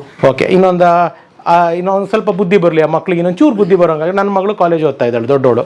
ಎರಡನೇವಳು ಇವಾಗ ಅವಳು ಕಾಲೇಜ್ ಹೋಗೋ ಮಗಳಿದ್ದಾರೆ. ಫೈನಲ್ ಇಯರ್ ಡಿಗ್ರಿ ಇವಾಗ. ಇದು ಎಕ್ಸಾಮ್ ಮುಗಿದ್ರೆ ನಮ್ಮ ಸರ್ ಡಿಗ್ರಿ ಸ್ಟೂಡೆಂಟ್. ಅಯ್ಯೋ ಸುಮ್ಮನಿರಿ. ಇಲ್ಲಿ ಅವ್ರುಗಳಿಗೆ ಏನು ಅನ್ಸುತ್ತೆ ಹೇಳಿ, ನಮ್ಮ ದೇಶ ನೋಡಿದ್ರೆ ಬೆಳಗ್ಗೆ ಟಿ ವಿ ನೋಡಿದ್ರೆ ಇಲ್ಲ ಇಂಟರ್ನೆಟ್ ನೋಡಿದ್ರೆ ಯಾರಿಗೋ ಸಾಯಿಸಿದ್ರಂತೆ, ಇವ್ರೇನೋ ಆ್ಯಸಿಡ್ ಹಾಕಿದ್ರಂತೆ, ಅವರೆಷ್ಟೋ ದುಡ್ಡು ಕದ್ಕೊಂಡು ಹೋದ್ರಂತೆ. ಇಲ್ಲಿದ್ದೀವ ನಾವು ಅಂತ ಅನಿಸ್ಬಿಡ್ತದೆ. ಇಲ್ಲ, ನಮ್ಮ ದೇಶದಲ್ಲಿ ತುಂಬ ಒಳ್ಳೇದು ನಡೀತಾ ಇದೆ, ಅದನ್ನು ನಾವು ಯಾರೂ ಫೋಕಸ್ ಮಾಡ್ತಾ ಇಲ್ಲ. ನಾವೆಲ್ಲ ಈ ಕಡೆಗೆ ಹೋಗ್ತಾ ಇದ್ದೀವಿ. ಅಂದರೆ ಇದು ಹೇಳೋದು ಯಾರಿಗೋ ಕೆಲವ್ರಿಗೆ ಅನ್ನಿಸ್ಬೋದು, ಏನೋ ಇವೆಲ್ಲ ಹೇಳ್ತಾರೆ. This is the reality. ಒಳ್ಳೇದು ತೋರಿಸೋಣ ಅನ್ನೋದು ಅಷ್ಟೇ ಉದ್ದೇಶ. ಇವಾಗ ನನಗೂ ಬರುತ್ತೆ ಪರಮವ್ರೆ, ಮಾತಾಡ್ತೀನಿ ಮಾತ್ರ. ನಾನು ಶೋ ವಿಷಯದಲ್ಲಿ ಮಾತಾಡೋಕೆ ಹೋದಾಗ ಸಾಕಷ್ಟು ವಿಷಯಗಳು ಮಾತಾಡ್ತೀನಿ. ಇವಾಗ ಈ ಒಂದು ನನ್ನ ಜರ್ನಿ ಚಿಕ್ಕದಾದರೂ ಯೂಟ್ಯೂಬ್ದು, ಬಟ್ ಈ ಜರ್ನಿ ಒಳಗಡೆ ತುಂಬ ವಿಷಯಗಳು ಕಲ್ತ್ಕೊಂಡೆ. ನನಗೆ ಮೊದಲು ನೀವು ನಂಬಲ್ಲ, ಸಿನಿಮಾದಲ್ಲಿ ಆಸ್ ಅ ಡೈರೆಕ್ಟರ್ ಆಗಿ ನಾನು ಅನ್ಕೊಂಡೋ ರೇಂಜಲ್ಲಿ ನಾನು ಸಕ್ಸಸ್ ಆಗಲಿಲ್ಲ. ನಾನು ಸಿನಿಮಾ ಚೆನ್ನಾಗಿ ಮಾಡಿದ್ನೋ ಚೆನ್ನಾಗಿ ಮಾಡಿಲ್ವೋ, ಪಿಕ್ಚರ್ ಓಡಲಿಲ್ಲ, ಫೈನಲ್ ಏನೋ film flop. That is the 100. ನಾವು ಸುಮ್ಮನೆ ಬಿಲ್ಡಪ್ ತಗೋಬಾರ್ದು. ಸರ್, ನಾನು ಮಾಡಿರೋ ಅಡುಗೆ ಜನಕ್ಕೆ ಊಟ ಬಡಿಸಿದೆ, ಅವ್ರಿಗೆ ಇಷ್ಟ ಆಗಲಿಲ್ಲ, ಕೆಲವರು ಊಟ ಮಾಡೋಕ್ಕೆ ಬರಲಿಲ್ಲ. ದಿಸ್ ಇಸ್ ದ ಫ್ಯಾಕ್ಟ್ ಅಷ್ಟೇ. ಇದನ್ನ ಒಪ್ಕೋಬೇಕು. ಇದನ್ನ ಬಿಟ್ಬಿಟ್ಟು ನಾವು ಇದನ್ನ ಟ್ಯಾಪೆ ಹಾಕೊಂಡು ಮಾತಾಡೋದಕ್ಕೆ ಹೋಗ್ಬಾರ್ದು. ಬಟ್ ನಾನು ಒಂದು ಏನು ಹೇಳೋದಕ್ಕೆ ಬರ್ತೀನಿ ಅಂತಂದರೆ, ಈ ಯೂಟ್ಯೂಬ್ನಲ್ಲೂ ಅಷ್ಟೇ ಕಂಟೆಂಟ್ಗಳು ಒಂದೊಂದು ಸತಿ ಯಾವುದೋ ಕಷ್ಟಪಟ್ಟು ಮಾಡಿರ್ತೀವಿ, ಬಹುಶಃ ನಿಮಗದೇ ನನಗಿಂತ ಜಾಸ್ತಿ ಎಕ್ಸ್ಪೀರಿಯನ್ಸ್ ಆಗಿರುತ್ತೆ, ಹೋಗೋದೇ ಇಲ್ಲ ಅದು ಕಂಟೆಂಟು. ಆವಾಗ ಅಯ್ಯೋ ಏನೇ ಕಷ್ಟಪಟ್ಟು ಮಾಡಿದ್ವಿ, ಹೊಟ್ಟೋಗಿದೆ, ಹೊಟ್ಟೆ ಹೋಗಿದೆ ಅಂತೆಲ್ಲ ಅನ್ಕೊಂತೀವಿ. ಆದರೆ ಹೋದ್ರೆ ಹೋಯ್ತು, ಅದು ಯಾವತ್ತೂ ಇನ್ನೊಂದು ದಿವಸಕ್ಕೆ ಉಪಯೋಗಕ್ಕೆ ಬರುತ್ತೆ ಅನ್ನೋದು ಒಂದು ಥಾಟ್ ಪ್ರಾಸೆಸ್ ಇಲ್ಲದೆ ನಾವು ಆ ಟೈಮ್ನಲ್ಲಿ ಇದಕ್ಕೆ ಏನು ಮಾಡೋಣ. ನನಗೆ ಏನಕ್ಕೆ ಇದನ್ನು ಹೇಳಿದೆ ಅಂತಂದರೆ, ಮೊದಲು ನಾನು ದೇವ್ರ ಹತ್ರ ಕೇಳ್ಕೋಬೇಕಾದ್ರೆ, ದೇವರೇ ನನಗೆ ಯಾಕೆ ಹಿಂಗೆ ಮಾಡಿದೆ, ನನಗೆ ಯಾಕೆ ಸಿನಿಮಾಗಳು ಸಿಗ್ತಿಲ್ಲ, ನನಗೆ ಯಾಕೆ ಅವಕಾಶ ಸಿಗ್ತಿಲ್ಲ, ನಾನು ಯಾಕೆ ನನ್ನ ಸಿನಿಮಾ ಸೋಲಿಸಿದ್ಯಾ, ಬೇರೆ ಯಾರನ್ನೂ ಗೆಲ್ಲಿಸ್ತಾ ಇದೆಯಾ, ಬೇರೆ ಗೆಲ್ಸೋದು ಪ್ರಾಬ್ಲಮ್ ಅಲ್ಲ, ನನ್ನನ್ನು ಯಾಕೆ ಸೋಲಿಸ್ತಿದ್ಯಾ ಅನ್ನೋದು ಪ್ರಾಬ್ಲಮ್ಮು. ಎಲ್ಲ ತುಂಬ ನನ್ನ ತಲೆಯಲ್ಲಿತ್ತು ಪರಮಾರೆ. ಈ ಶೋ ಯಾವಾಗ ಸ್ಟಾರ್ಟ್ ಮಾಡಿದೆ, ಸತ್ಯವಾಗ್ಲೂ ಹೇಳ್ತೀನಿ, ನನ್ನ ಬಾಬಾ ಮೇಲೆ ಆಣೆಗಳು ಹೇಳ್ತೀನಿ, ನನ್ನ ಯೋಚನೆ ಅವಾಗಿಂದ, ನೀನು ನನ್ನನ್ನು ಗೆಲ್ಲಿಸ್ದೆ, ಇನ್ನೆಲ್ಲಿ ಕರ್ಕೊಂಡು ಹೋಗ್ತಿದ್ರು ಪರವಾಗಿಲ್ಲ, ಇವಾಗ ಎಲ್ಲಿ ಇಟ್ಟಿದೆಯಲ್ಲ ಇಲ್ಲಿಂದ ಕೆಳಗೆ ಇಳಿಸ್ಬೇಡ. ಅಂದ್ರೆ ನೀನು ಆಲ್ರೆಡಿ ನನಗೆ ಕೊಟ್ಟಿದೆಯೇನೋ ಸಾಕು. ಅಂದರೆ ಈ ಶೋ ಮಾಡಿದಾಗ ಕೆಲವರು ತುಂಬ ಹಿರಿಯರು ನಮ್ಮ ಸಿನಿಮಾದವ್ರದ್ದೆಲ್ಲ ಅವ್ರ ಕಥೆಗಳೆಲ್ಲ ಕೇಳೋದು ನಮ್ದೆಲ್ಲ ಏನೂ ಅಲ್ಲ ಸರ್, ಅವ್ರ ಕಾಲದುಳ್ಗೂ ನಾವಿಲ್ಲ ಸರ್. ದೇವರೇ ಇವಾಗ ಎಷ್ಟು ನಮ್ಮನ್ನ ಭಗವಂತ ನೀನು ಕೊಟ್ಟಿದ್ಯಾ, ಇದನ್ನು ಕಿತ್ಕೊಬೇಡ, ಇಷ್ಟನ್ನು ಇಟ್ಕೊಂಬಿಡು ಸಾಕು. ಇನ್ನೇನು ಕೊಡದೇ ಇದ್ರು ಬೇಡ, ಕೊಟ್ಟರೆ ಸಂತೋಷ, ಕೊಡಬೇಡ ಅಂತ ಕೇಳಲ್ಲ, ಬಟ್ ಕೊಡಲೇಬೇಕು ಅಂತ ಕೇಳಲ್ಲ, ಕೊಟ್ಟರೆ ಸಂತೋಷ, ಕೊಡಲಿಲ್ಲ ಅಂದ್ರೂ ಬೇಜಾರಿಲ್ಲ, ಚಿಂತೆ ಇಲ್ಲ, ಇರೋದಕ್ಕಿಂತ ಕೆಳಗಿಳಿಸ್ಬೇಡ. ಸೊ ಇದು ಪಾಲಿಸಿ. ತುಂಬ ಒಳ್ಳೆ ಮಾತು ಹೇಳಿದ್ರು ಸ್ನೇಹಿತರೆ. ನಾನು ಬರ್ತಾ ನಿಮ್ಗೆ ಹೇಳಿದೆ ಇಂಟ್ರೊಡಕ್ಷನಲ್ಲಿ, ಯೂಟ್ಯೂಬಲ್ಲಿ ಅವರು ಸಂದರ್ಶನ ಮಾಡ್ತಾರೆ, ನೀವು ಮಾಡ್ತೀರಿ, ಕಾಂಪಿಟೇಟರ್ಸ್ ಅಲ್ಲೂ ಅಂತ, ಆ ಥರದ್ದು ಇಲ್ಲವೇ ಇಲ್ಲ. ಇಲ್ಲ, ಇವಾಗ ನಾನೇ ಅವ್ರನ್ನ ಸಂದರ್ಶನ ಮಾಡ್ತೀನಿ. ಇವಾಗ ಈ ಇಂಟರ್ವ್ಯೂ ಏನಾಗ್ಬಿಟ್ಟಿದೆ, ಇಲ್ಲಿ ಪ್ರಾಬ್ಲಮ್ ಏನಾಗಿದೆ ಅಂತಂದ್ರೆ, ನಾನು ಸುಮಾರು ಕಡೆ ಮಾತಾಡಿದ್ದೀನಿ, ಮತ್ತೆ ನೀವುಗಳು ಹೇಳ್ತೀರಾ ಅದೇ ಕುಯ್ತೀಯ ನೀನು ಅಂತ. ಇಲ್ಲ ನಮ್ಮ ಆಡಿಯನ್ಸು ಆ ಥರ ಅಲ್ಲ, ಅದಕ್ಕೆ ಪರಮ್ ಅವ್ರನ್ನ ಜೊತೆಗೆ ಹಾಕೊಂಡ್ಬಿಡ್ತೀನಿ ಪಕ್ಕದಲ್ಲಿ, ಅವ್ರ ಬಗ್ಗೆ ನನಗೂ ಸ್ವಲ್ಪ ತಿಳ್ಕೊಳ್ಬೇಕು. ನಾನೇ ಒಂದು 101 ನೆನಪು ಪರಮ್ದು ಇಲ್ಲೇ ಕಲಾ ಮಾಧ್ಯಮದಲ್ಲಿ ಮಾಡ್ಬಿಡ್ತೀನಿ. ಸೊ ಒಂದು ವಿಚಾರ ಹೇಳ್ಬೇಕು ಸರ್ದು, ಎಂಥ ಅಪರೂಪದ ಒಂದು ಮುತ್ತುಗಳನ್ನ ಹುಡುಕ್ತಿದ್ದಾರೆ ಅಂದರೆ, ನಾನು ನನ್ನ ಬಗ್ಗೆ ಮೊದಲು ಹೇಳ್ಬಿಡ್ತೀನಿ, ನಾವು ಇದುವರೆಗೂ ಅಂಥವ್ರನ್ನ ಇಂಟರ್ವ್ಯೂ ಮಾಡಬೇಕು ಅಂತ ಕೂಡ ಯೋಚನೆ ಕೂಡ ಮಾಡಿಲ್ಲ. ನಾವು ತುಂಬ ಕಲಾವಿದರು ಮಾಡಿರ್ಬೋದು, ಹಿರಿಯರು ನಿರ್ದೇಶಕರು, ಸಿನಿಮಾದವ್ರು ಮಾಡಿರ್ಬೋದು, ಆದರೆ ಚೈತ್ರದ ಪ್ರೇಮಾಂಜಲಿ ಅಂತ super duper blockbuster cinema, ಆದ್ರೆ ಶ್ವೇತಾ ಅವ್ರನ್ನ ಕರ್ಕೊಂಡ್ಬಂದು ಮಾತಾಡ್ಸಿದ್ರು. ಚೈತ್ರದ ಪ್ರೇಮಾಂಜಲಿಯ ಸುಮಾ ಸುಮಾ ಸುಮಾ ನಾವು ಅನ್ಕೊಂಡಿದ್ವಿ ಅವರೆಲ್ಲ ಮಲಯಾಳಮಲ್ಲಿ ಇರಬೇಕು, ಅವರೆಲ್ಲ ಫಾರಿನ್ ಹೋಗ್ಬಿಟ್ಟಿರ್ತಾರೆ ಅಂತ ಅನ್ಕೋತೀವಿ. ಅವ್ರನ್ನ ಕರ್ಕೊಂಡು ನಮ್ಗೆ ವಿವರ್ಸ್ ಸರ್ಪ್ರೈಸ್ ಅಂಡ್ ಶಾಕ್ಡ್. ಏನ್ ಮಾಡ್ತಿದ್ದೀರಾ, what you are doing now? I'm a complete housewife. Last 13 years. Sir ಅಂದ್ರು ಗುಟ್ಟೇನು ಯೂಟ್ಯೂಬ್ ಹೇಳಿ ಅಂತ ಒಂದೇ ಪುಟ್ಟ ಹೇಳ್ಬಿಡ್ತೀನಿ ಇವಾಗ ಇಮಿಡಿಯೇಟ್ ಆಗಿ. ಏನಿಲ್ಲ, ಯಾರು ಮಾಡಿರೋದು ಮಾಡಿ ಅಷ್ಟೇ. ನಿಮ್ ದೊಡ್ಡತನ ಅದು. ಇತ್ತೀಚೆಗೆ ಬಾಲ ಕಲಾವಿದರನ್ನು ಹುಡುಕ್ತಿದ್ದಾರೆ. ನನಗೆ ಪ್ರತಿ ಸಲ ಗಮನಿಸ್ತಾ ಇದ್ದೀನಿ. ನೀವು ಅನ್ಕೋಬೋದು ಸ್ನೇಹಿತರೆ, ಯೂಟ್ಯೂಬ್ ಆ್ಯಕ್ಚುಲಿ ಕಾಂಪಿಟೇಷನ್ ಅಂತ, ಆದರೆ ನನ್ನ ಮನಸ್ಸಲ್ಲಿ ಅದು ಖಂಡಿತ ಇಲ್ಲ. ನಾನು ಹೇಳೋದು, ನೀವು ನಂಬಲ್ಲ, ಸೂರ್ಯಕೀರ್ತಿ ಅವ್ರ ಯೂಟ್ಯೂಬ್ ಚಾನಲ್ಲು ನಾನು ಮಾಡಿದಂಥ ಅಹಂಕಾರ, ಆದರೆ ನಾವೇ ಮಾಡಿದ್ದು ಅದನ್ನು ಕಂಪ್ಲೀಟ್. ಅದನ್ನು ಹೇಗೆ ಸೆಟಪ್ ಮಾಡಬೇಕು ಅಂತ ಹೇಳಿ ಎಲ್ಲ ಸೆಟ್ ಮಾಡ್ಕೊಟ್ಟು ಇವತ್ತು 1.5 ಲಕ್ಷ ಸಬ್ಸ್ಕ್ರೈಬರ್ ಇದೆ. ನಾವು ಮೊನ್ನೆ ಕಾಡಲ್ಲಿ ಇಂಟರ್ವ್ಯೂ ಮಾಡೋಕೆ ಹೋಗಿದ್ವಿ. ಹುಡುಗ ಕಾಡಿನ ಮಕ್ಕಳು ಅಂತ ಯೂಟ್ಯೂಬ್ ಚಾನಲ್ ಮಾಡಿದ್ದಾನೆ, ಸಂಪತ್ತು ಆನೆ ಕ್ಯಾಂಪು. ಅವ್ರಿಗೆ ಹಣ ಮಾಡ್ಬೋದು ಅಂತೇಳಿ ನಾವು ಸೆಟಪ್ ಮಾಡ್ಕೊಟ್ಟು ಬಂದ್ವಿ. ಅವ್ರಿಗೆ ಈಗ ಹತ್ರ ಒಂದು 15-20 ಸಾವಿರ ಸಬ್ಸ್ಕ್ರೈಬರ್ ಇದ್ದಾರೆ ಅವ್ರಿಗೂ ಕೂಡ. ಸೊ ಅಂದರೆ ಈಗ ಇಂಟರ್ವ್ಯೂ ಮಾಡ್ತಿರೋ ಟೈಮಲ್ಲಿ ಮುಂದೆ ಅದೇ ಅಂದರೆ ನಾವು ಸಪೋರ್ಟ್ ಮಾಡ್ತಿದ್ದೀವಿ. ಏನಿಲ್ಲ, ಈ ಯೂಟ್ಯೂಬಲ್ಲಿ ಸಕ್ಸಸ್ ಆಗಿರೋದು ಒಂದೇ ಫಾರ್ಮುಲಾ, ಅಥವಾ ಬದುಕಲ್ಲಿ ಅಥವಾ ಈ ಕಲೆ ಕ್ರಿಯೇಟಿವಿಟಿ ಫೀಲ್ಡ್ ಸಕ್ಸಸ್ ಆಗಿರೋದು ಒಂದೇ ಫಾರ್ಮುಲಾ, ಒಳ್ಳೇದನ್ನ ಚೆನ್ನಾಗಿ ಮನಮುಟ್ಟುವಾಗೆ ವಿಶೇಷವಾಗಿ ಮಾಡಬೇಕು. ಪೇಷನ್ಸ್, ಅಷ್ಟು ಸಹನೆ, ಅದು ಬಹಳ ಮುಖ್ಯ. ಅದು ತುಂಬಾ ಮುಖ್ಯ. ರೈತನ ಮನಸ್ಥಿತಿ, ಇಲ್ಲ ಬಿತ್ತು ಕಾದು ಮಳೆ ಬಂದು ಅದನ್ನ ಮತ್ತೆ ಹರಗಿ ಕಳೆ ಕಿತ್ತು ಅದಕ್ಕೆ ಯಾವುದೋ ಟೈಮಲ್ಲಿ ಗೊಬ್ಬರ ಹಾಕಿ, ಅದ್ಯಾವುದೋ ಟೈಮಲ್ಲಿ ನೀರು ಹಾಕಿ, ಹಕ್ಕಿ ಬರ್ದಂಗೆ ಹಗಲ ರಾತ್ರಿ ಕಾದು, ಅದ್ಯಾವುದೋ ಸರ್ಕಾರದ ಕೂಡ ಮಧ್ಯರಾತ್ರಿ ಕರೆಂಟ್ ಕಾಯ್ಕೊಂಡು ಅಲ್ಲೋಗಿ ನೀರು ಬಿಟ್ಟು, ಆಮೇಲೆ ಅದು ಬಂದಾಗ ಹೋಗಿ ಅದನ್ನ ನೋಡಿ ಖುಷಿಪಟ್ಟು ಹೆಂಡತಿ ಮಕ್ಕಳ ಸಿಡ್ಕೊಂಡು ಭತ್ತ ಬಡ್ದು ಮೂಟೆಗೆ ತುಂಬಿ ತಗೊಂಡೋಗಿ ಮಾರಿ ಬಂದು ಸುಗ್ಗಿ ಮಾಡಿ ಅವ್ರು ಹೋಳಿಗೆ ಊಟ ಮಾಡ್ತಾರಲ್ಲ, ಅದು ಯೂಟ್ಯೂಬ್. ಇಲ್ಲ, ಇವ್ರ ಬಗ್ಗೆ ನಾನು ಅದೇ ಹೇಳಬೇಕು. ಯಾರಿಗೂ ಕಾಂಪಿಟೇಟರ್ಸ್ ಅವೆಲ್ಲ ನಮಗಿಲ್ಲ. ಇವಾಗ ಪರಮ್ ಅವ್ರದ್ದು ಮಾಡಿದ್ರೆ, ಬಟ್ ಒಂದು ಎಥಿಕ್ಸ್ ಇದೆ. ಇವಾಗ ನಾನು ಇನ್ಫ್ಯಾಕ್ಟ್ ಪರಮ್ ಅವರೇ ಮಾನು ಅವ್ರ ಫ್ಯಾಮಿಲಿನ ಟ್ರೇಸ್ ಮಾಡ್ತಾ ಇದ್ದೆ. ನೀವು ಮಾಡಿದ್ರಿ, ನಾನು ಮಾಡೋಕ್ಕೆ ಹೋಗಿಲ್ಲ. ಏನು ಗೊತ್ತಾ, ಅದೊಂದು ಎಥಿಕ್ಸ್ ಹೋಗ್ಲಿ. ನಿಮ್ಮ ಚಾನಲ್ ಬೇರೆ ಅಲ್ಲ, ಇವಾಗ ನೀವು ಮಾಡಿದ್ದೀರಾ, ನಾನು ಹುಡುಕ್ಬಿಟ್ಟು ಮಾಡ್ಬಿಟ್ಟು ಅದು ನಮ್ಗಳಲ್ಲಿ ಯಾರ ಹತ್ರನೂ ಅದಿಲ್ಲ. ಅದೊಂದು ಎಥಿಕ್ಸ್ಗಳನ್ನ ನಾವು ಫಾಲೋ ಮಾಡಿ. ಇವಾಗ ಪರಮ್ ಅವ್ರೊಬ್ಬರು ಗೆಸ್ಟನ್ನು ಮುಟ್ಟಿದ್ದಾರೆ, ಅಟ್ಲೀಸ್ಟ್ ಒಂದು 6 months to 8 months ಒಂದು ಗ್ಯಾಪ್ ಕೊಟ್ಬಿಟ್ಟು ನಾವು ಮಾಡಿದ್ರೆ ಅದಕ್ಕೊಂದು ಫುಲ್ಫಿಲ್ ಅನ್ಸೋದು. ಆ್ಯಂಡ್ ಇವ್ ಮನುಷ್ಯಂದು ಒಂದು ಏನಂತಂದರೆ, ಇವ್ರ ಥರ ಎಲ್ಲ ನಮಗೆಲ್ಲ ಸತ್ಯವಾಗ್ಲೂ ಕೆಲಸ ಮಾಡೋದಕ್ಕಾಗಲ್ಲ. ಇಲ್ಲ, ನೀವು 3 ಕಂಟೆಂಟ್ ಹಾಕ್ತೀರಾ. ಆ್ಯಂಡ್ ಅದರದಿಂದ ದಟ್ಟಾಗಿ ಅದನ್ನು ಮಾತಾಡೋಣ, ಅದನ್ನು ಬಿಟ್ಬಿಟ್ಟು ಅವರು ನಂದು ಅಂತಲ್ಲ, ಇವಾಗ ನನ್ನೊಬ್ಬ ಯೂಟ್ಯೂಬರ್ ಯಾರೊಬ್ಬಂದು ಮಾತಾಡಿದ್ದೀನಿ ಅಂತಲ್ಲ, ಅವ್ರು ಎಷ್ಟೊಂದು ಜನಕ್ಕೆ ಹಂಗೆ ಸಪೋರ್ಟ್ ಮಾಡಿದ್ದಾರೆ. ಆನ್ ಕ್ಯಾಮ್ರಾ, ಆಫ್ ಕ್ಯಾಮ್ರಾ ಬೇರೆ. ಅದು ಆಫ್ ದಿ ಕ್ಯಾಮ್ರಾ ಮಾಡೋದು ಬೇರೆ. ಬಟ್ ಎಷ್ಟೊಂದು ಜನಕ್ಕೆ ಅವರು ಹೋಗಿ ಅವರು ಯೂಟ್ಯೂಬಿಂದ ಅವ್ರು ಮಾಡಿರೋ ಕೆಲಸಗಳನ್ನ ಗುರುತಿಸಿ ಮಾಡಿದರೆ ಇದು ಕಾಂಪಿಟೇಷನ್ ಅಲ್ಲ, ಅದು ಅವ್ರದ್ದೊಂದು ಏನು ಹೇಳ್ತಾರೆ ಒಂದು ದೊಡ್ಡತನ ತೋರಿಸುತ್ತೆ ಅಥವಾ ಮನಸ್ಸಿನಲ್ಲಿ ಏನು ಕಲ್ಮಶ ಇಲ್ಲನ ತೋರಿಸುತ್ತೆ. ಸೊ ಇಲ್ಲಿ ನಾವು ಯಾರಿಗೂ ಕಾಂಪಿಟೇಟರ್ಸ್ ಅಲ್ಲ, V all are well wishers ಅಷ್ಟೇ. ಅವರೊಂದು ಒಳ್ಳೆ ಕೆಲಸ ಮಾಡಿದಾಗ ನಾವೊಂದು ಫೋನ್ ಮಾಡಿ ಹಾರೈಸ್ತೀವಿ, ನಾವೇನೋ ಒಂದು ಕೆಲಸ ಮಾಡಿದಾಗ ಅವರು ಈ ಥರ ಗುರುಸಿ ಗೌರವ ಕೊಡ್ತಾರೆ. ಸೊ ಮಜಾ ಇರುತ್ತೆ. ಇದು ಬೇರೆ ಥರ ಮಾಡೋಣ, ರೆಗ್ಯುಲರ್ ಆಗಿ ಮಾಡೋದು ಬೇಡ, ಬೇರೆ ಥರ ಸಂದರ್ಶನ. ಯೂಟ್ಯೂಬ್ ಅಂದ್ರೆ ಒಂಥರ ಸಮುದ್ರದ ತರ. ಅರಬ್ಬಿ ಸಮುದ್ರದಲ್ಲಿ ನಾನೊಂದು ಚೊಂಬು ನೀರು ಇಟ್ಕೊಂಡಿದ್ದೀನಿ, ಇನ್ನೊಬ್ಬ ಬರಬೇಡ ಎಲ್ಲ ಅನ್ನಕ್ಕಾಗಲ್ಲ. ನಾನು ಅರಬ್ಬಿ ಸಮುದ್ರದಲ್ಲಿ ಒಂದೇ ಚೊಂಬು ತಗೊಂಡಿರೋದು, ಇವರು ಒಂದೆರಡು ಚೊಂಬು ತಗೋಬಹುದು, ಇನ್ನೊಬ್ಬ ನಾನು ಅದಕ್ಕೆ ನಿಮ್ಗೆ ಹೇಳಿದ್ದು ಇದನ್ನ ಒಂದು ವೆರಿ ಜನಕ್ಕೆ ಈಸಿಯಾಗಿ ಅಪ್ರೋಚಬಲ್ ಮೀಡಿಯಮ್ ಇದು. ಇದನ್ನ ಒಂದು ಡಿಸೈನ್ ಮಾಡಿದ್ರೆ ಡೆಫಿನೆಟ್ಲಿ ನೆಕ್ಸ್ಟ್ ಜನ್ರೇಷನ್ಗೆ ಇದಾಗುತ್ತೆ. ನಾವು ಹೇಳ್ದಂಗೆ ಎಲ್ಲರೂ ಕೇಳಬೇಕು ಅಂತಲ್ಲ, ಅಟ್ಲೀಸ್ಟ್ ನಾವು ಮಾಡೋಕ್ಕೆ ಸ್ಟಾರ್ಟ್ ಮಾಡಿದ್ರೆ ಯಾರೋ ಫಾಲೋ ಮಾಡೋಕ್ಕೆ ಸ್ಟಾರ್ಟ್ ಮಾಡ್ತಾರೆ. ಇವಾಗ ನೀವು ಕನ್ನಡದಲ್ಲಿ ಕನ್ನಡ ಯೂಟ್ಯೂಬ್ ವಾಹಿನಿಯಲ್ಲಿ ಒಂದು ದೊಡ್ಡ ಹೆಸರು ಮಾಡಿದ್ರೆ, ಒಂದು ದೊಡ್ಡ ಸಬ್ಸ್ಕ್ರಿಪ್ಷನ್ ಬೇಸ್ ತೊಗೊಂಡಿದ್ದೀರಾ, ಒಂದು ಜನಗಳನ್ನ ವಾಸು ಅವ್ರದ್ದು ಕಾಲುವೆಯಲ್ಲಿ ಮಣ್ಣು ಎತ್ತಾ ಇದ್ರಲ್ಲ ಮರಳು, ಆ ಮರಳಾರಲ್ಲಿ ಬೆಂಗಳೂರಿಗೆ ಬಂದವನು. ಪಾಪ ನನಗೆ ಗೊತ್ತು, ವಾಸು ಅವರು ಒದ್ದಾಡ್ತಾ ಇದ್ರು ಅವರು ಯೂಟ್ಯೂಬ್ ಮಾಡಿಬಿಟ್ಟು. ನಿಮ್ಮದು ಮಾಡಿದ್ಮೇಲಿಂದ ಅವ್ರು ಯೂಟ್ಯೂಬ್ ಒಂದು ಪುಷ್ ಆಯಿತು. ಆಲ್ ದೀಸ್ ಥಿಂಗ್ಸ್ ಈ ಥರದ್ದೆಲ್ಲ ಒಂದು ಕಲೆಕ್ಟಿವ್ ಲೈಕ್ ಮೈಂಡೆಡ್ ಪೀಪಲ್ಗಳೆಲ್ಲ ಸೇರಿ ಒಂದು ಮಾಡಿದಾಗ, ಇವಾಗ ನನ್ನ ಫ್ರೆಂಡ್ ಅವ್ರು ಫ್ಲೈಯಿಂಗ್ ಪಾಸ್ಪೋರ್ಟ್ ರಾಮ್ ಅಂತ ಇದ್ದಾರಲ್ಲ, ಸಾರಿ ಫ್ಲೈಯಿಂಗ್ ಗ್ಲೋಬಲ್ ಕನ್ನಡಿಗ, ಅವ್ರ ಪಾಪ ಯೂಟ್ಯೂಬ್ ಮಾಡಿದರು, ಟ್ರಾವೆಲ್ ವ್ಲಾಗ್ಸು ಹೋಗ್ತಿರ್ಲಿಲ್ಲ.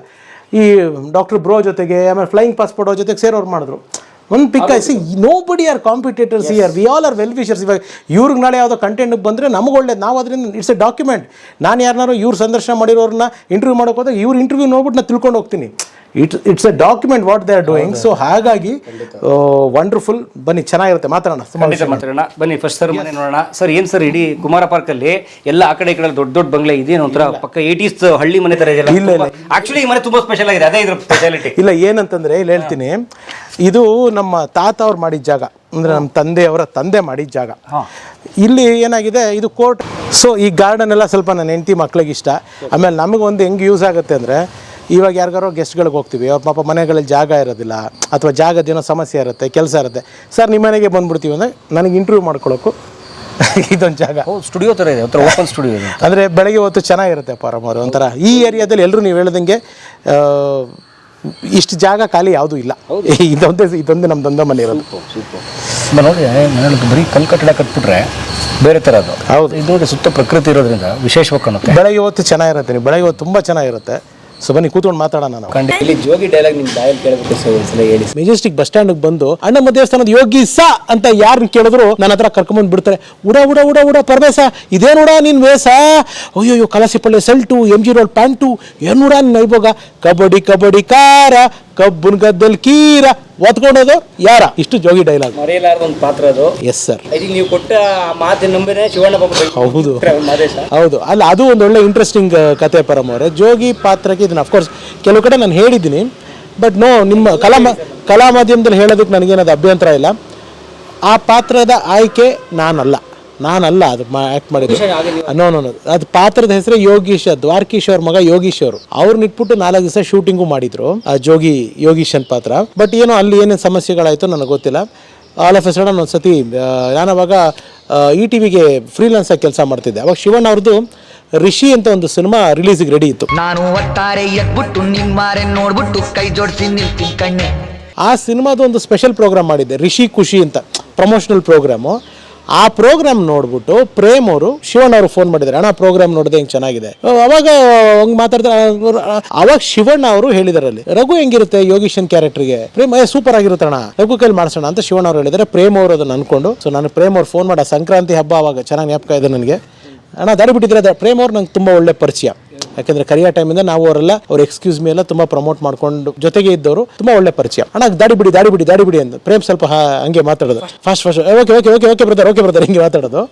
ಸೊ ದಾಡಿ ಬಿಡಿ ಅಂತಂದ್ರು, ದಾಡಿ ಬಿಟ್ಟೆ. ಅದಾಗ ಒಂದು 20 ದಿವಸಕ್ಕೆ ಕರೆದ್ರು, ಹೋಗಿ ಫಸ್ಟ್ ಅರುಂಧತಿ ಮ್ಯಾಮ್ ಜೊತೆಗೆ ಫಸ್ಟ್ ಸೀನ್ ನಾನು ಶೂಟ್ ಮಾಡಿದ್ದು. ಆದಿ ಲೋಕೇಶ್ ಅವ್ರನ್ನ ಶಿವಣ್ಣ ಅವ್ರು ಅಟ್ಟಿಸ್ಕೊಂಡು ಬರ್ತಾ ಇರ್ತಾರೆ, ನಾನು ಅರುಂಧತಿ ಅವ್ರು ನಾವು ಹಿಂಗೆ ಮಿಸ್ ಆಗ್ತೀವಿ. ಮಾದೇಶ್ವರ ಅಂತೂ ನಾನು ಕಾಪಾಡ್ಬಿಟ್ಟೆ. ಆ ಫಸ್ಟ್ ಶಾಟ್ ಬರೀ ಪಾಸಿಂಗ್ ಶಾಟ್ ತೆಗೆದಿದ್ದು. ಸೊ ಹಾಗೆ ಸ್ಟಾರ್ಟ್ ಆಯಿತು ಜೋಗಿ ಅಣ್ಣಮ್ಮ ದೇವಸ್ಥಾನದ ಯೋಗೀಶ. ಎಷ್ಟೋ ಜನ ಇವತ್ತಿಗೂ ಮಾದೇಶ ಅನ್ಕೊಂತಾರೆ. ನಾನು ಮಾದೇಶ ಅಲ್ಲ, ಮಾದೇಶ ಅವರು ಬಾಸು ಶಿವಣ್ಣ ಅವರು, ನಾವು ಬರೀ ಯೋಗೀಶ ಅಷ್ಟೇ. ಎಷ್ಟು ಚೆನ್ನಾಗಿ ಮಾತಾಡ್ತೀವಿ. ನಿಮ್ಮ ಹಿನ್ನೆಲೆ ತಿಳ್ಕೊಳ್ಳೋ ಕುತೂಹಲ ಯಾವುದು? ಮೈಸೂರು, ಬೇಸಿಕಲಿ ನಾನು ಮೈಸೂರು ಹುಟ್ಟಿ ಬೆಳೆದಿದ್ದೆಲ್ಲನೂ ಮೈಸೂರಿನಲ್ಲೇ. ಅಜ್ಜಿ ಮಾಮನ ಮಡಿಲಲ್ಲಿ ಬೆಳೆದಿದ್ದು. ನಮ್ಮ ಅಪ್ಪ ಅಮ್ಮ ಇಬ್ಬರು ವರ್ಕಿಂಗ್ ಆಗಿಲ್ಲಿದ್ರು. ತಂದೆ ಪವರ್ ಕಾರ್ಪೊರೇಷನ್ ಅಲ್ಲಿ ಇಂಜಿನಿಯರ್ ಆಗಿದ್ರು, ತಾಯಿ ಬಂದ್ಬಿಟ್ಟು ಕೆನರಾ ಬ್ಯಾಂಕ್ ಎಂಪ್ಲಾಯಿ. ಸೊ ನನ್ನ ಸಾಕಿ ಬೆಳೆಸಿದ್ದೆಲ್ಲ ನಮ್ಮ ಅಜ್ಜಿ ಮಾವನ. Up to my 6th standard ನಾನು ಹುಟ್ಟಿದ್ದು ಮೈಸೂರಿನಲ್ಲೇ. 6ನೇ ಕ್ಲಾಸ್ವರೆಗೂ ಮೈಸೂರು ಸೆಂಟ್ ಜೋಸೆಫ್ಸ್ ಅಲ್ಲಿ ಓದಿದೆ. 7ನೇ ಕ್ಲಾಸ್ಗೆ ಬೆಂಗಳೂರಿಗೆ ಬಂದಿದ್ದು ನಾನು.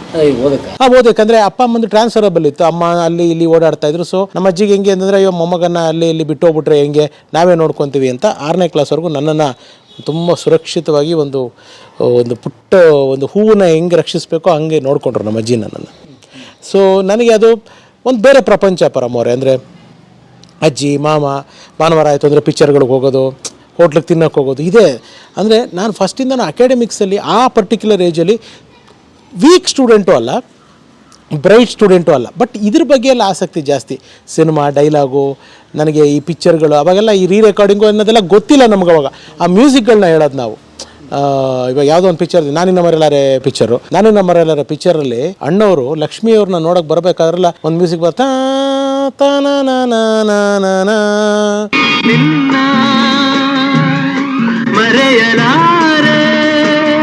ನಮ್ಗೆ ಆ ಮ್ಯೂಸಿಕ್ಗಳು ಹುಚ್ಚು. ಡೈಲಾಗ್ಗಳು ಇದು ಒಂದ್ ಕಡೆಗಂದ್ರೆ ಇದು ಹುಚ್ಚು. ವಿಷ್ಣು ಸರ್, ಅಂಬರೀಷ್ ಅವರು ಅಕ್ಕ ಅಂದ್ರೆ ಅವ್ರ ಮಗನು ನಾನು ಇಂಟರ್ವ್ಯೂ ಮಾಡಿದ್ದೆ. ಅಭಿಷೇಕ್ ಅಂತ ಲವ್ 94 ಅಲ್ಲಿ ಹೀರೋ ಆಗಿ ಮಾಡಿದ್ರು ಅವರು. ಅವ್ರದ್ದು ಇಂಟರ್ವ್ಯೂ ಮಾಡಿದ್ದೆ. ನಮ್ಮ ಮನೆಯಿಂದ ಮುಂದೆ ಡಾಕ್ಟರ್ ಜೆ ವಿ ನಾರಾಯಣ ಮನೆ ಅಂತಿತ್ತು. ಅಂಬರೀಷ್ ಅಣ್ಣ ಬರೋರಲ್ಲಿಗೆ ಅಲ್ಲಿ ಬಂದ್ಬಿಟ್ಟು ಕ್ರಿಕೆಟ್ ಎಲ್ಲ ಆಡೋರು. ನಮಗೆ ನಾವೆಲ್ಲ ಅಂಬರೀಷ್ ಅಣ್ಣ ಅವ್ರ ಜೊತೆ ಕ್ರಿಕೆಟ್ ಆಡ್ತಿದ್ವಿ ಅಂತೆಲ್ಲ ಸುಳ್ಳು ಹೇಳಲ್ಲ. ಅಲ್ಲಿ ಆಡೋರು ಅವರು. ಆಡೋದನ್ನ ನಮಗೆ ಭಯ, ಹೋಗಿ ಮಾತಾಡ್ಸಕ್ ಭಯ. ದೂರದಿಂದ ನಿಂತ್ಕೊಂಡು ನೋಡ್ತಾ ಇದ್ದಿದ್ದು. ಬಾಲ್ಗೆಲ್ಲರೂ ಬಿದ್ರೆ ಹೋಗಿ ಎತ್ಕೊಡೋದಷ್ಟೇ. ಆಡ್ತೀವಿ ಗಿಡ್ತಿದ್ವಿ ಅಂತೆಲ್ಲ ಸುಳ್ಳು ಹೇಳೋದಿಲ್ಲ. ಅಯ್ಯೋ ಸ್ಟಾರ್, ಅವರು ರೆಬಲ್ ಸ್ಟಾರ್ ಆಗಿರಲಿಲ್ಲ, ಬಟ್ ಅಂಬರೀಷ್ ಅಂತ ತುಂಬ ಫೇಮಸ್ ಆಗಿದ್ರು. ಸಮ್ವೇರ್ ಅರೌಂಡ್ 83, 84 ಆ ಪೀರಿಯಡಲ್ಲಿ ವೆರಿ ಪಾಪ್ಯುಲರ್ ಅಂಬರೀಷ್ ಅವರು ಅಲ್ಲಿ ಬರೋರು. ಅವ್ರ ಮನೆಗೆ ತುಂಬ ಜನ ಸಿನಿಮಾದವ್ರು ಬರೋರು. ಅವಾಗ ಯಾರು ಸಿನಿಮಾದವ್ರು ಬಂದರೆ ನಾವು ಯಾರನ್ನ ಒಳಗಡೆ ಎಲ್ಲ ಹೋಗಿ ನೋಡ್ತಾ ಇರಲಿಲ್ಲ. ಯಾರೋ ಬರ್ತಾರಾ ಅಂತ ಆಚೆ ಕಾಯೋದು, ಬಂದರೆ ಅದೃಷ್ಟ ಕಾಣಿಸಿದ್ರೆ ನೋಡೋದು, ಇಲ್ಲ ಅಂತಂದರೆ ವಾಪಸ್ ಬಂದ್ಬಿಡೋದು. ಈ ಥರ ಅಂದರೆ ಭಾಳ ಆರ್ಗ್ಯಾನಿಕ್ ಆಗಿ, ಭಾಳ ಮುಗ್ಧವಾಗಿ ಸಿನಿಮಾಗಳನ್ನ ನಮ್ಮ ಮನೆಯಲ್ಲಿ ಅವತ್ತಿಂದ ನಮ್ಗೆ ಅದೇ ಅಭ್ಯಾಸ. ನಾವು ಬೆಳಗ್ಗೆ ಎದ್ದು ಒಂದು ವಿಷ್ಣು ಸಹಸ್ರನಾಮದ ಯಾವುದೋ ಒಂದು ಹಾಡು ಹಾಕ್ಬಿಟ್ರೆ ಇನ್ನು ರಾತ್ರಿವರೆಗೂ ಸಿನಿಮಾ ಹಾಡುಗಳೇ. ನೀವು ಆವಾಗಿನ ಹಾಡುಗಳು ನನಗೆ ಅದಕ್ಕೆ ತುಂಬ ಜನ ನನ್ನ ಸ್ನೇಹಿತರು ಕೇಳ್ತಾ ಇರ್ತಾರೆ, ನಿಮಗೆ ಸಾಹಿತ್ಯ ಚೆನ್ನಾಗಿ ಜ್ಞಾಪಕ ಇಟ್ಕೊಂಡು. ನನ್ನ ಜ್ಞಾಪಕ ಇಟ್ಕೊಂಡ್ರೆ ಅದು ಕೇಳ್ಕೊಂಡು ಬೆಳೆದಿರೋದು ನಾವು, ಸಿಕ್ಕಾಪಟ್ಟೆ ಬೆಳೆದಿರೋದು. ನಾನು ರವಿ ಸರ್ಗೆ ಅವಾಗ ದೊಡ್ಡ ಫ್ಯಾನ್ ಆಗಿದ್ದೆ. ನಮಗೆಲ್ಲ ಹೆಂಗೆ ಅಂತಂದರೆ ಅವಾಗಿಂದ ಬಂದಿರೋ ಹುಚ್ಚುಗಳು ಇವತ್ತಿಗೂ ಇದೆ ನೋಡಿ. ಅವರ ಹಾಡುಗಳಿಗೆ ನಮ್ಮ ಸಿನಿಮಾ ಪಾಠಗಳನ್ನೆಲ್ಲ ಹಾಕೊಂಡು ಓದ್ತಾ ಇದ್ದೆ ನಾನು.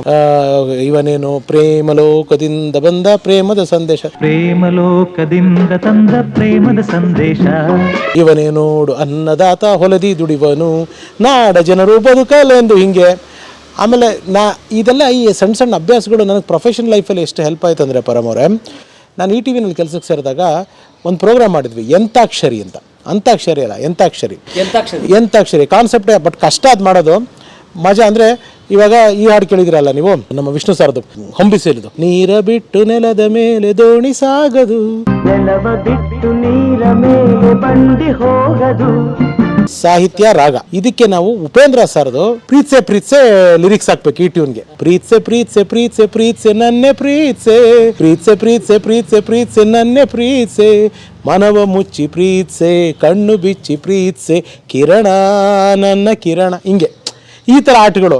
ಇನ್ಫ್ಯಾಕ್ಟ್ ಇವತ್ತಿಗೂ ನಾನು ನನ್ನ ಮಗಳು ಅದನ್ನು ಟೈಮ್ ಪಾಸಿಗೆ ಮಾಡ್ತಾ ಇರ್ತೀವಿ. ನೆನ್ನೆ ಒಂದು ಆಟ ಮಾಡಿದ್ವಿ, ಅಣ್ಣವರ ಒಂದು ರಾಗಕ್ಕೆ ವಿಷ್ಣು ಸರ್ದು ಸಾಹಿತ್ಯ ಹಾಕೋದು.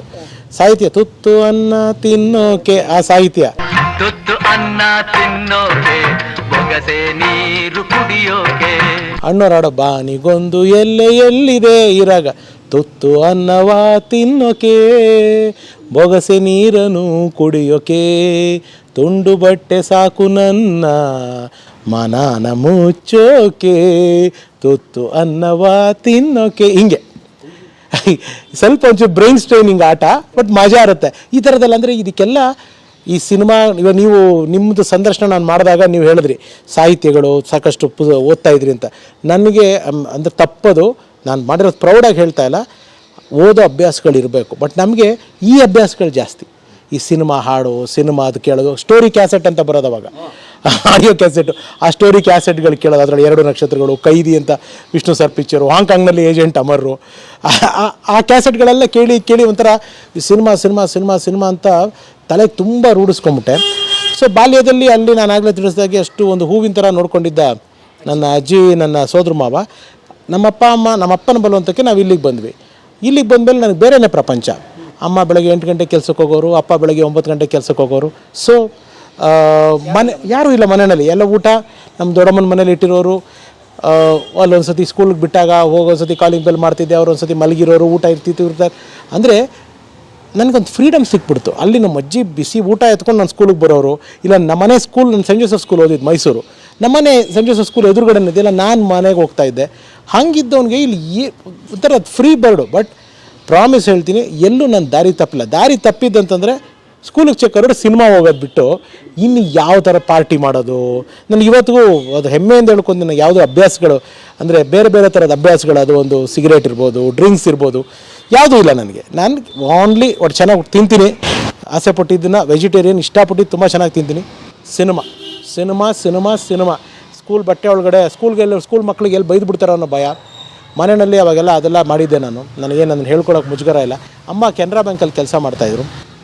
ಈ ಹೊಸ ನೋಟ್ಗಳು ಬರೋದು, 1 ರೂಪಾಯಿದು, 2 ರೂಪಾಯಿದು, 5 ರೂಪಾಯಿದೆಲ್ಲ, ಅದನ್ನೆಲ್ಲ ನಾನು ರವಿ ಸರ್ದು ದೊಡ್ಡ ಫ್ಯಾನು. ಪೋಲಿ ಹುಡುಗ ಅಂತ ರವಿ ಸರ್ದು ಒಂದು ಪಿಕ್ಚರ್ ಬಂದಿತ್ತು.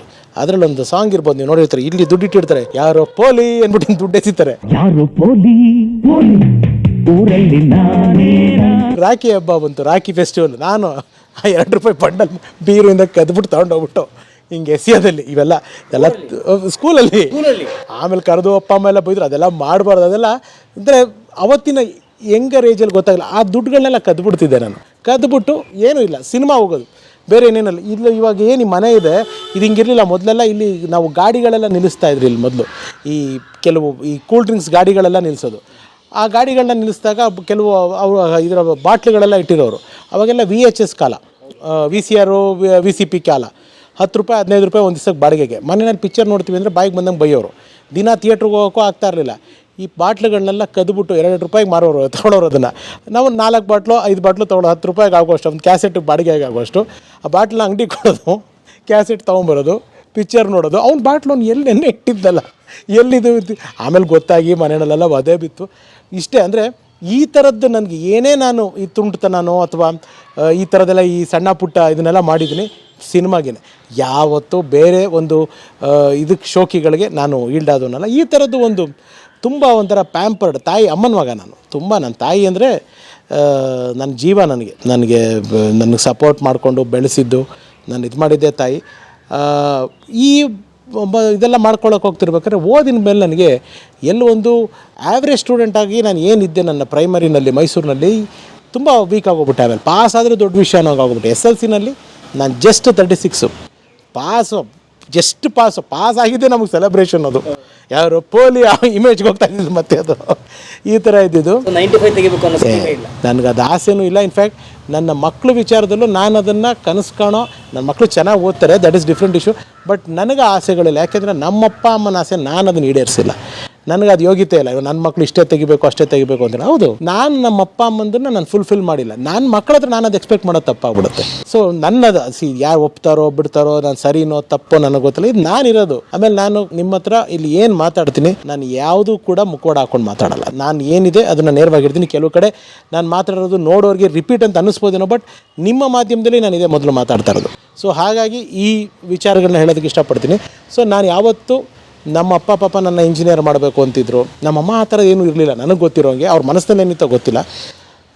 ನಮ್ಮಪ್ಪಂಗಂತೂ ನಾನು ಇಂಜಿನಿಯರ್ ಆಗಬೇಕು, ಚೆನ್ನಾಗಿ ಓದಬೇಕು ಅಂತೆಲ್ಲ ತುಂಬ ಆಸೆ ಇರೋದು. ಅಂದರೆ ಅವರ ಅಣ್ಣನ ಮಕ್ಕಳು ಅಕ್ಕನ ಮಕ್ಕಳೆಲ್ಲ ತುಂಬ ಒಳ್ಳೆ ವಿದ್ಯಾರ್ಥಿಗಳು.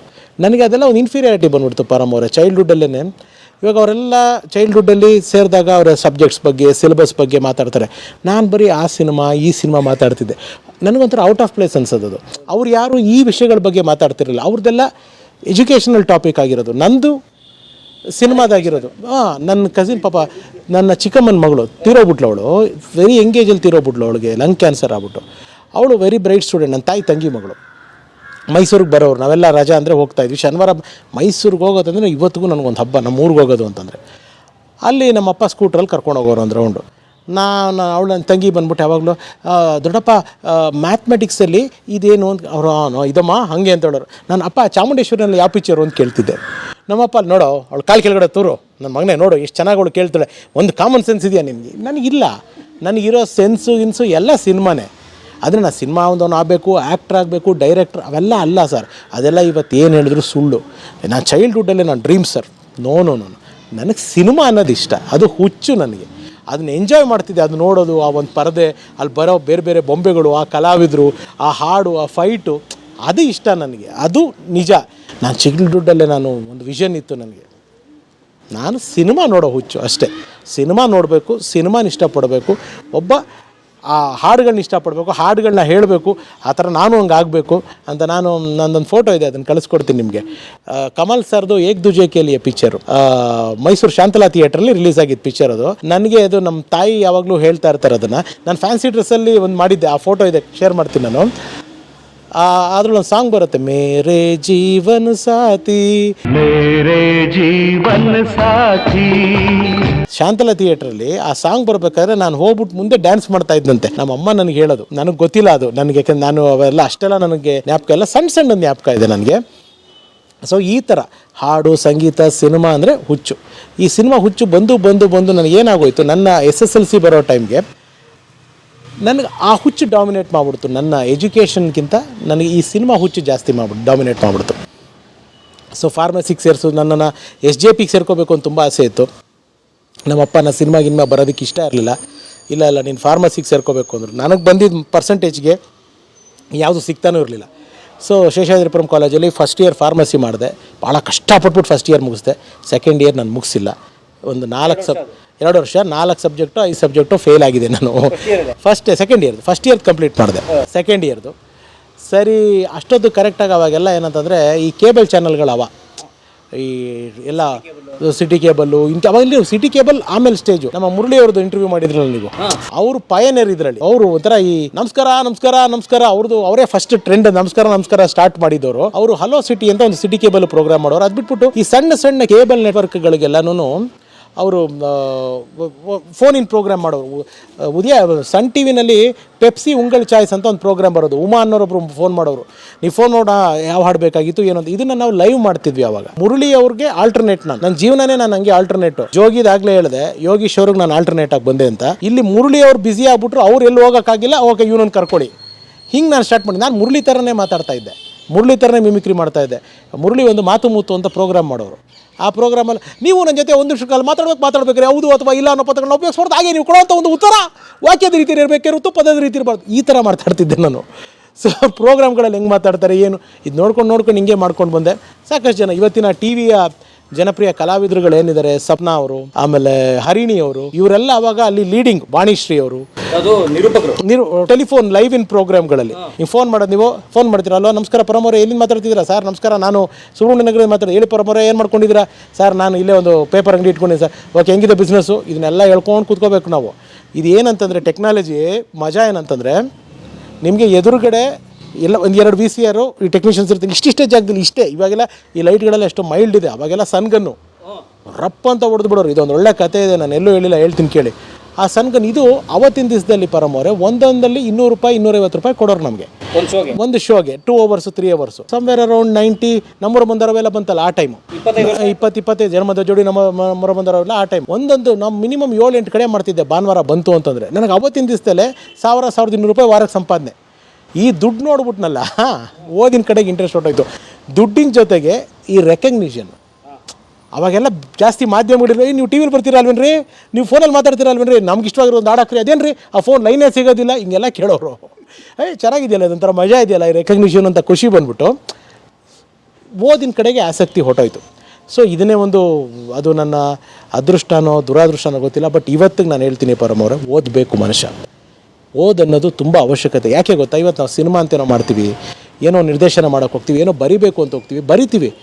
ಓದು ಅನ್ನೋದೊಂದು ಸಪೋರ್ಟ್ ಇದ್ಬಿಟ್ಟಿದ್ರೆ ನಮಗೆ, ನಾವು ಇನ್ನೂ ಚೆನ್ನಾಗಿ ಬರಿತಾ ಇದ್ವಿ, ಇನ್ನೂ ಚೆನ್ನಾಗಿ ತಿಳ್ಕೊತಾ ಇದ್ವಿ. ಇದು ಯಾವುದು ಕೆಟ್ಟದ್ದು ಇನ್ಸ್ಪೈರ್ ಆಗಬಾರ್ದು. ನಾವು ಓದಿಲ್ಲ ಇದು ಮಾಡಿದ್ವಿ. ನಾವು ಪ್ರತಿಯೊಬ್ಬರು ಎಜುಕೇಷನ್ ಇಸ್ ವೆರಿ ಇಂಪಾರ್ಟೆಂಟ್. ಇವತ್ತಿಗೆ ನನಗೆ ಆ ಕೊರಗು ಅನ್ಸುತ್ತೆ. ಏನೋ ಒಂದು ಪದ ಬರೆಯಬೇಕಾದ್ರೆ ಏನೋ ಈ ಪದ ಸಿಗ್ತಿಲ್ಲ, ಯಾರೋ ನಿಮ್ಮಂಥವ್ರ ಹತ್ರ ಕೇಳ್ತೀನಿ, ಇನ್ಯಾರೋ ನಾಗೇಂದ್ರ ಪ್ರಸಾದ್ ಅವರು ಫೋನ್ ಮಾಡ್ತೀನಿ, ಡಾಕ್ಟ್ರೆ ಇದು ಈ ವರ್ಡ್ ಏನು. ಸೊ ನನಗೆ ಅದು ಕಲೀಲಿಲ್ಲಲ್ಲ ಅನ್ನೋ ಕೊರಗು ಇವತ್ತಿಗಿದೆ. ಅವತ್ತಿಗೆ ನನಗೆ ಗೊತ್ತಾಗಲಿಲ್ಲ, ಅವತ್ತಿಗೆಲ್ಲ ತಮಾಷೆ ಅನ್ನಿಸ್ಬಿಡ್ತು, ಇವ್ರು ಎಂಜಾಯ್ ಮಾಡಿಬಿಟ್ವಿ ಅದನ್ನು. ಬಟ್ ಇವತ್ತು ನಿಜವಾಗ್ಲೂ ಆ ಪೇಯ್ನ್ ಇದೆ. ನಾನು ಕಲಿಬೇಕಾಗಿತ್ತು, ಓದಬೇಕಾಗಿತ್ತು. ಓದದೇ ಇರೋರು ತಂದೆ ತಾಯಿಗಳು ಪ್ರತಿಯೊಬ್ಬರು ಮನುಷ್ಯರು ಮಕ್ಕಳಿಗೆ ಹೇಳೋದು ಸತ್ಯ ಸರ್, ಒಂದೊಂದು ಸತ್ಯ. ಯಾರು ನಾವು ಅವತ್ತಿಗೆ ಆ ಮೂಮೆಂಟ್ಗೆ ಆ ಯಂಗ್ಸ್ಟರ್ಸ್ಗಳು ಆ ಜೋಶದಲ್ಲಿ ಹೇಳ್ಬಿಡ್ತೀವಿ, ಏನು ಹೇಳ್ತೀವಿ, ಓದಿ ಯಾರು ಉದ್ಧಾರ ಆಗ್ತಾರೆ? ನಾವು ಓದೇ ಉದ್ಧಾರ ಆಗೋದು. ಎಜುಕೇಷನ್ ಅನ್ನೋದು ಇಂಪಾರ್ಟೆಂಟು, ಬಟ್ ಎಜುಕೇಷನ್ ಇಲ್ಲದೇನೂ ಅಚೀವರ್ಸ್ ತುಂಬ ಜನ ಇದ್ದಾರೆ. ಆದರೆ ಎಜುಕೇಷನ್ ಅನ್ನೋದು ಅಚೀವ್ಮೆಂಟ್ ಜೊತೆಗೆ ಇದ್ಬಿಟ್ಟಾಗ ನಿಮ್ಮದು ಗ್ಲೋರಿ ಬೇರೆ ಇರ್ತದೆ. ಅದು ಅಚೀವ್ಮೆಂಟ್ಗೆ ಚೆನ್ನಾಗಾಗುತ್ತೆ. ಎಕ್ಸಾಕ್ಟ್ಲಿ ನನಗಾಗುತ್ತೆ, ನನಗಂತೂ ಹಂಗೆ ಅನಿಸುತ್ತೆ ಪರಮೋರೆ. ಅಂದರೆ ಒಂದೊಂದು ಬರಿಬೇಕಾದ್ರೆ ಅಥವಾ ಏನಾದ್ರು ಪದಗಳನ್ನ ಹುಡುಕಬೇಕಾದ್ರೆ ಇನ್ನೂ ಓದಿದರೆ ಇನ್ನೂ ಚೆನ್ನಾಗಿರೋದಲ್ಲ. ಆ ಸರಸ್ವತಿಗೆ ನಾನು ಬೆಲೆ ಕೊಡಬೇಕಾಗಿತ್ತು ಅಂತ ಅನಿಸುತ್ತೆ, ಸತ್ಯವಾಗ್ಲೂ ಅನಿಸುತ್ತೆ. ಎಂಥ ಟ್ರಾಜಿಡಿ ಅದು. ಎಲ್ಲೂ ಆ ವ್ಯಕ್ತಿ ಬಗ್ಗೆನೇ ಎಲ್ಲೂ ಮಾತಾಡಿಲ್ಲ. ಸುಗ್ಗಿ ಅಂತ ಒಂದು ಸಿನಿಮಾ ಬಂತು, ಹಂಸಲೇಖ ಸರ್ ಅವ್ರ ಮಗ ಹೀರೋ ಆಗಿ ಮಾಡಿದ್ದು. ಆದರೆ ಹೀರೋಯಿನ್ ಶ್ರುತಿ ಅಂತ ಹುಡುಗಿ, ಅವ್ರ ತಂದೆ ತೀರೋಗ್ಬಿಟ್ರು ಆಕ್ಸಿಡೆಂಟಲ್ಲಿ. ಆ ಕತೆ ನಿಮ್ಗೆ ಗೊತ್ತಿಲ್ಲ. ತುಂಬ ಟ್ರಾಜಿಕ್ ಸ್ಟೋರಿ ಸರ್ ಅದು. ಎಲ್ಲೋ ಒಂದು ಕಡೆ ಮಹೇಂದರ್ ಸರೇ ಹೇಳಿದ್ದಾರೆ ಅದನ್ನು. ಬಟ್ ನನಗೆ ಹೆಂಗೆ ಲಿಂಕ್ ಅಂತಂದರೆ, ಅವ್ರದ್ದು ಇಲ್ಲೇ ಕ್ಲಿನಿಕ್ ಇದ್ದಿದ್ದು. ನನಗೆ ಕಣ್ಣು ಪ್ರಾಬ್ಲಮ್ ಸ್ಟಾರ್ಟ್ ಆಗೋಯ್ತು ಅವಾಗ. ನಾನು ಹೇಳಿದ್ನಲ್ಲ ಈ ಸನ್ಗನ್ ಲೈಟ್ಗಳು ಹಾಕೋದು ಅಂತ, ಲೈಟ್ಗಳು ಹೊಡೆದು ನನಗೇನಾಗೋದು, ರಾತ್ರಿ ಬಂದು ಮನೇಲಿ ಮಲಗಿದಾಗ ಕಣ್ಣು ಇಲ್ಲಿ ಚಾಕು ತೊಗೊಂಡು ಚುಚ್ದಂಗೆ ಆಗೋದು ನನಗೆ ಆ ಹೀಟ್ಗೆ. ಏನು ಮಾಡಿದ್ರು ಅದು ಇದಾಗ್ತಿಲ್ಲ. ಏನೋ ಕ್ಲಿಯರ್ ಇನ್ನು ಜೆಂಟಾಮೈಸಿನ್ ಐ ಡ್ರಾಪ್ಸ್ ಹಾಕ್ತಿದ್ವಿ, ಸರಿ ಹೋಗ್ತಾ ಇರಲ್ಲ. ಆವಾಗ ಇವರು ಆ ಸುಗ್ಗಿ ಚಿತ್ರದ ನಾಯಕಿಯ ತಂದೆ, ಅವ್ರ ಮನೇನೂ ಇಲ್ಲೇ ಇದ್ದಿದ್ದು, ನಮ್ಮ ಕುಮಾರ ಪಾರ್ಕಿನೇ. ಅವ್ರದ್ದು ಇಲ್ಲೇ ಕ್ಲಿನಿಕ್ ಇತ್ತು, ಅವ್ರ ಹತ್ರ ಹೋಗಿ ತೋರಿಸಿದ್ದು. Doctor I specialist. I specialist ಇಲ್ಲೇ ಅವ್ರ ಕ್ಲಿನಿಕ್ ಇದ್ದಿದ್ದು. ಶೂಟಿಂಗ್ ಹೋಗ್ತಾ ಇದ್ದೀನಪ್ಪ ನಾಳೆ ನಾನು ಶೂಟಿಂಗಿಗೆ ಹೋಗ್ತಾ ಇದ್ದೀನಿ. ಈ ಐ ಡ್ರಾಪ್ಸ್ ಎಲ್ಲ ಹಾಕೋ ಒಂದು ತಿಂಗಳು ಯಾವ ಶೋನು ಮಾಡೋಕ್ಕೆ ಹೋಗಬೇಡ. ಆಮೇಲಿಂದ ಒಂದು ಗ್ಲಾಸ್ ಮಾಡಿಕೊಟ್ರು ಅವರು, ನೀನು ಶೋ ಮಾಡಬೇಕಾದ್ರೆ ಕನ್ನಡಕ ಹಾಕ್ಕೊಂಡು ಮಾಡು, ಆ ಲೈಟ್ ಅವಾಯ್ಡ್ ಆಗುತ್ತೆ ಅಂತ ಹೇಳೋರು. ಆ ಕನ್ನಡಕ ಲೈಟ್ಗೆ ಕೂಲಿಂಗ್ ಗ್ಲಾಸ್ ಥರ ಆಗ್ಬಿಡೋದು. ಲೈಟ್ಗೆ ಇವಾಗ ಬಿಸಿಲಿಗೆ ಬಂದರೆ ಅದು ಕೂಲಿಂಗ್ ಗ್ಲಾಸ್ ಆಗ್ಬಿಡೋದು. ಈಗ ಲೈಟ್ಗೆ ಕೂಲಿಂಗ್ ಸರ್ ಕನ್ನಡಕ ಹಾಕ್ಕೊಂಡು ಕೂಲಿಂಗ್ ಗ್ಲಾಸ್ ಹಾಕೊಂಡು ಯಾವನಾರು ಇಂಡೋರ್ ಲೈವ್ ಶೋ ಮಾಡ್ತಾರೆ. ನೀನು ಕಣ್ಣಾಗಬೇಕು ಅಂದರೆ ಇದೆಲ್ಲ ಮಾಡಬೇಕಪ್ಪ ಅಂತ ಹೇಳೋರು. ಸರ್ ಮಾಡಿಕೊಟ್ಟು ನಾಳಿದ್ದು ನನ್ನ ಶೂಟಿಂಗು 2 ಆ ಥರ ಡೆತ್ ನನಗೆ ತುಂಬ ಕಾಡಿರೋದು ಪರಮೋರ ಅಂದ್ಬಿಟ್ಟು ಹೋದ್ರು ಅವರು. ಸುಗ್ಗಿದೆ ಶೂಟಿಂಗು, ಒಂದು ಕಂಟಿನ್ಯೂಸ್ ಶೂಟಿಂಗ್ ಇದೆ ನನಗೆ, ಒಂದು 15 ದಿವಸ ಅಂತ ಹೇಳ್ಬಿಟ್ಟು ಹೋದರು. ಸುಗ್ಗಿ ಚಿತ್ರದ ನಾಯಕಿಯ ತಂದೆ ಡಾಕ್ಟರ್ ರಾಜಶೇಖರ್ ಅಂತ ಕಾಣತ್ತವ್ರ ಹೆಸರು, if I am not wrong. ನನಗೆ ಹೆಸರು ಸರಿ ಜ್ಞಾಪಕ ಇಲ್ಲ. ಮಹೇಂದರ್ ಅವರು ಸಂದರ್ಶನದಲ್ಲಿ ಹೇಳ್ತಾರೆ, ಅವರು ನೋಡಿ ಹೆಂಗೆಂಗಿದೆ ನೋಡಿ, ಟೈಮ್ ಅನ್ನೋದು ಯಾವ ಥರ ಅಂತ ಹೇಳೋಕ್ಕಾಗಲ್ಲ. ಇವತ್ತು ಶೂಟಿಂಗ್ ಸ್ಟಾರ್ಟ್ ಆಗಿದೆ, ಸ್ಟಾರ್ಟ್ ಆಗಿದ್ದ ದಿವಸದಿಂದ ಹೋಗಿ ಎಸ್ ಮಹೇಂದರ್ ಅವ್ರ ಹತ್ರ ಅವ್ರು ಹೇಳ್ತಾ ಇದ್ದಾರಂತೆ, ಸರ್ 14ನೇ ತಾರೀಕು ಸರ್ ನಾನು ಯಾವುದೇ ಕಾರಣಕ್ಕೂ ಇರೋದಿಲ್ಲ ಸರ್, ನಾನು ಹೊರಟ್ಲೇ ಬಿಡ್ಬೇಕು ಸರ್, ದಯವಿಟ್ಟು ನೀವು ಎಕ್ಸ್ಟೆಂಡ್ ಮಾಡೋಂಗಿಲ್ಲ ಶೂಟಿಂಗು ಸರ್. 14ನೇ ತಾರೀಕು ಸರ್, ಡೈಲಿ ಬೆಳಗ್ಗೆ ಮಹೇಂದರ್ ಅವ್ರು ಶೂಟಿಂಗ್ ಸ್ಪಾಟ್ಗೆ ಬಂದರೆ sir good morning sir good morning sir, 14th sir ಕಳಿಸ್ಕೊಡ್ತೀನಿ ಸರ್. ಎವ್ರಿ ಡೇ ಪರಮೋರೆ ಇದನ್ನು ಹೇಳ್ತಾ ಇರಂತೆ. 14ನೇ ತಾರೀಕು ಬಂತಂತೆ, 14 ಯಾವತ್ತೋ ಅದು ಯಾವುದೋ ಒಂದು ಡೇಟು ಬಂತಂತೆ. ಬಂದ ದಿವಸ ಬೆಳಗ್ಗೆ ಸರ್ ಗುಡ್ ಮಾರ್ನಿಂಗ್ ಸರ್ ಗೊತ್ತು ಇವತ್ತು ನೀವು ಹೋಗಬೇಕು, ನಿಮ್ಮದು ಕಳಿಸ್ಕೊಡ್ತೀನಿ. ಅಲ್ಲೇನಾಗಿದೆ, ಅದು ಯಾವುದೋ ಒಂದು ಬೊಂಬೆಗೆ ಬೆಂಕಿ ಇಡೋ ಸೀನ್ ಅಂತದ್ದು. ಸಂಜೆ 6 ಗಂಟೆ ಎಫೆಕ್ಟ್ ಅದು ಸರ್, ಅದು ಲೈಟ್ ಕಡಿಮೆ ಆದಮೇಲೆ ಆ ಶಾರ್ಟ್ನ ತೆಗೆದುಬಿಟ್ಟು ನಿಮ್ಮನ್ನು ಕಳಿಸ್ಕೊಡ್ತೀನಿ ಅಂತ ಹೇಳಿದರೆ, ಅಲ್ಲೇನಾಗಿದೆ, ಅಲ್ಲಿ ಅಸೋಸಿಯೇಟ್ಗಳು ಅಸಿಸ್ಟೆಂಟ್ಗಳು ಕಂಟಿನ್ಯೂಟಿ ಯಾವುದೋ ಒಂದು ಚೈನೋ ರಿಂಗೋ ಏನೋ ಬೇಕಂತೆ ತಂದಿಲ್ಲ. ಸರ್ ನೀವು ತಂದಿಲ್ಲ ಅಂದರೆ ನೀವು ನಾಳೆ ನಾನು ಇಲ್ಲ ಸರ್ ಹೋಗಲೇಬೇಕು, ಇವತ್ತು ಹೋಗಲೇಬೇಕು. ಅದು ಮಹೇಂದರ್ ಅವ್ರು ಹೇಳಿದ್ರೆ, ಸರ್ ನೀವು ಅವತ್ತಿಂದ ಹೇಳಿದ್ದೀರಾ, ನಾನು ಇನ್ನೊಂದು ದಿವಸ ತೆಕ್ಕೋತೀನಿ ಬೇಕಿದ್ರೆ ಅದನ್ನು, ನೀವು ಹೊರಡಿ ಸರ್. ಆಯ್ತು ಸರ್, ಥ್ಯಾಂಕ್ ಯು ಅಂತ ಹೊರಟ್ರಂತೆ. ಟಿಫನ್ ಮಾಡ್ಕೊಂಡು ಹೋಗಿ ಸರ್, ಯಾಕೆ ಅಷ್ಟು ಅರ್ಜೆಂಟ್ ಬೀಳ್ತಾ ಇದ್ದಾರೆ, ಟಿಫನ್ ಮಾಡ್ಕೊಂಡು ಹೋಗಿ. ಟಿಫನ್ ಮಾಡಿದ್ದಾರೆ, ಟಿಫನ್ ಮಾಡಿಕೊಂಡು ಅವ್ರು ಹೊರಟಿದ್ದಾರೆ ಶ್ರೀರಂಗಪಟ್ಟಣದ ಹತ್ರ ಕರಿಗಡದ ಹತ್ರ ಎಲ್ಲ ಶೂಟಿಂಗ್. ಜಯ ಮಾಡೋ ವಿನಾಯಕ ಕಾರ್ ಹತ್ತಿದ್ದಾರೆ, ಹೊರಟಿದ್ದಾರೆ. ಆ ಹುಡುಗಿ ಮೇಕಪ್ ಗಿಪ್ ಎಲ್ಲ ತೆಗೆದುಬಿಟ್ಟಿದ್ರೆ ಮಹೇಂದರ್ ಸರ್ ಅಲ್ಲೇ ಕೂತ್ಕೊಂಡು ನಾಳೆ ಇದೇನು ಪ್ರೋಗ್ರಾಮು ಏನು ಎಲ್ಲ ಮಾತಾಡಿಕೊಂಡು ಅವ್ರು ಕರಿಘಟ್ಟದಿಂದನೋ ಶ್ರೀರಂಗಪಟ್ಟಣದಿಂದನೋ ಸಂದೇಶ್ ಹೋಟ್ಲಿಗೆ ಹೋಗಿದ್ದಾರೆ. ಅವಾಗಿನ್ನೂ ಸಂದೇಶ್ ಪ್ರಿನ್ಸ್ ಆಗಿರಲಿಲ್ಲ, ರೆಗ್ಯುಲರ್ ಮಾಮೂಲಿ ಸಂದೇಶು. ಹೋಗ್ತಾ ಇರೋಂಗೆ ಫೋನು ರಿಸೆಪ್ಷನ್ಗೆ.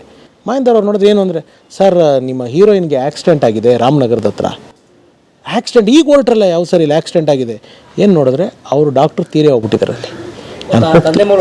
ಒಟ್ಟಿಗೆ ಶೂಟಿಂಗ್ ಮುಗಿಸ್ಕೊಂಡು ಹೋಗ್ತಿದ್ದು ಬೆಂಗಳೂರಿಗೆ ಬರ್ತಿದ್ದಾರೆ ಸರ್. ಹೋಗಬೇಕು 14 ದಿವಸದಿಂದ ಶೆಡ್ಯೂಲ್ ಸ್ಟಾರ್ಟ್ ಆದಾಗಿಂದ ಹೋಗಬೇಕು ಅಂತೇಳಿ ಕಡೆಗೆ ಹೋಗಿರೋದು ಎಲ್ಲಿಗೆ ನೋಡಿ, ಮೇಜರ್ ಆಕ್ಸಿಡೆಂಟ್ ಆಗಿ ಅವ್ರು ತೀರೇ ಹೋಗ್ಬಿಟ್ರು ಅವರು ಡಾಕ್ಟ್ರು. ನನಗೆ 15 ದಿವಸ ಆದಮೇಲೆ ಬಂದು ತೋರಿಸು ಕಣ್ಣನ್ನು ಅಂತ ಹೇಳಿದ್ರು. ಸೊ ಇದು ಒಂದು ನನಗೆ ತುಂಬ ಶಾಕ್ ಆಗುವಂಥ ಒಂದು ಇನ್ಸಿಡೆಂಟು, ಇನ್ನೊಂದು, ನಾನು ಸಿಟಿ ಕೇಬಲಲ್ಲಿ ಕೆಲಸ ಮಾಡ್ತಿದ್ದೆ, ಎಂಪ್ಲಾಯಾಗಿ ಕೆಲಸ ಮಾಡ್ತಿದ್ದೆ. ಒಂದು ಪ್ರೋಗ್ರಾಮ್ ಮಾಡ್ತಿದ್ವಿ, ನನ್ನ ಮೆಚ್ಚಿನ ಹಾಡು ಅಂತ ಪ್ರೋಗ್ರಾಮ್. ಆ ಪ್ರೋಗ್ರಾಮ್ ಏನಂದರೆ, ಒಬ್ಬ ಸಿಂಗರು ಕಂಪೋಸರು ಯಾರಿರ್ತಾರೆ, ಮ್ಯೂಸಿಕ್ಗೆ ಸಂಬಂಧಪಟ್ಟಂಗೆ ಯಾರಿರ್ತಾರೆ, ಅವರ ಫೇವ್ರೆಟ್ ಸಾಂಗ್ಸ್ ಯಾವುದು ಅಂತ ತಿಳ್ಕೊಳ್ಳೋದು. ಆ ಹಾಡಿನ ಬಗ್ಗೆ ಮಾತಾಡ್ಸೋದು, ಆ ರಾಗದ ಬಗ್ಗೆ ಮಾತಾಡ್ಸೋದು, ಆ ಸಾಹಿತ್ಯದ ಬಗ್ಗೆ ಮಾತಾಡೋದು. ಇದು ಆ ಕಾನ್ಸೆಪ್ಟ್ ಶೋ ಆಗಿದ್ದು. GV ಅತ್ರಿ ಅವರು ಸಿಂಗರ್, ಗ್ರೇಟ್ ಸಿಂಗರ್, ಹನುಮನ್ ನಗರದಲ್ಲೆಲ್ಲ ಅವ್ರ ಮನೆ ಇತ್ತು ಸರ್. ನಾಳೆ ಅವ್ರ ಊರಿಗೆ ಹೋಗೋದು ಸರ್, ಇವತ್ತೋಗಿ ಶೂಟ್ ಮಾಡ್ಕೊಂಬಂದಿದ್ದೀನಿ ಸರ್.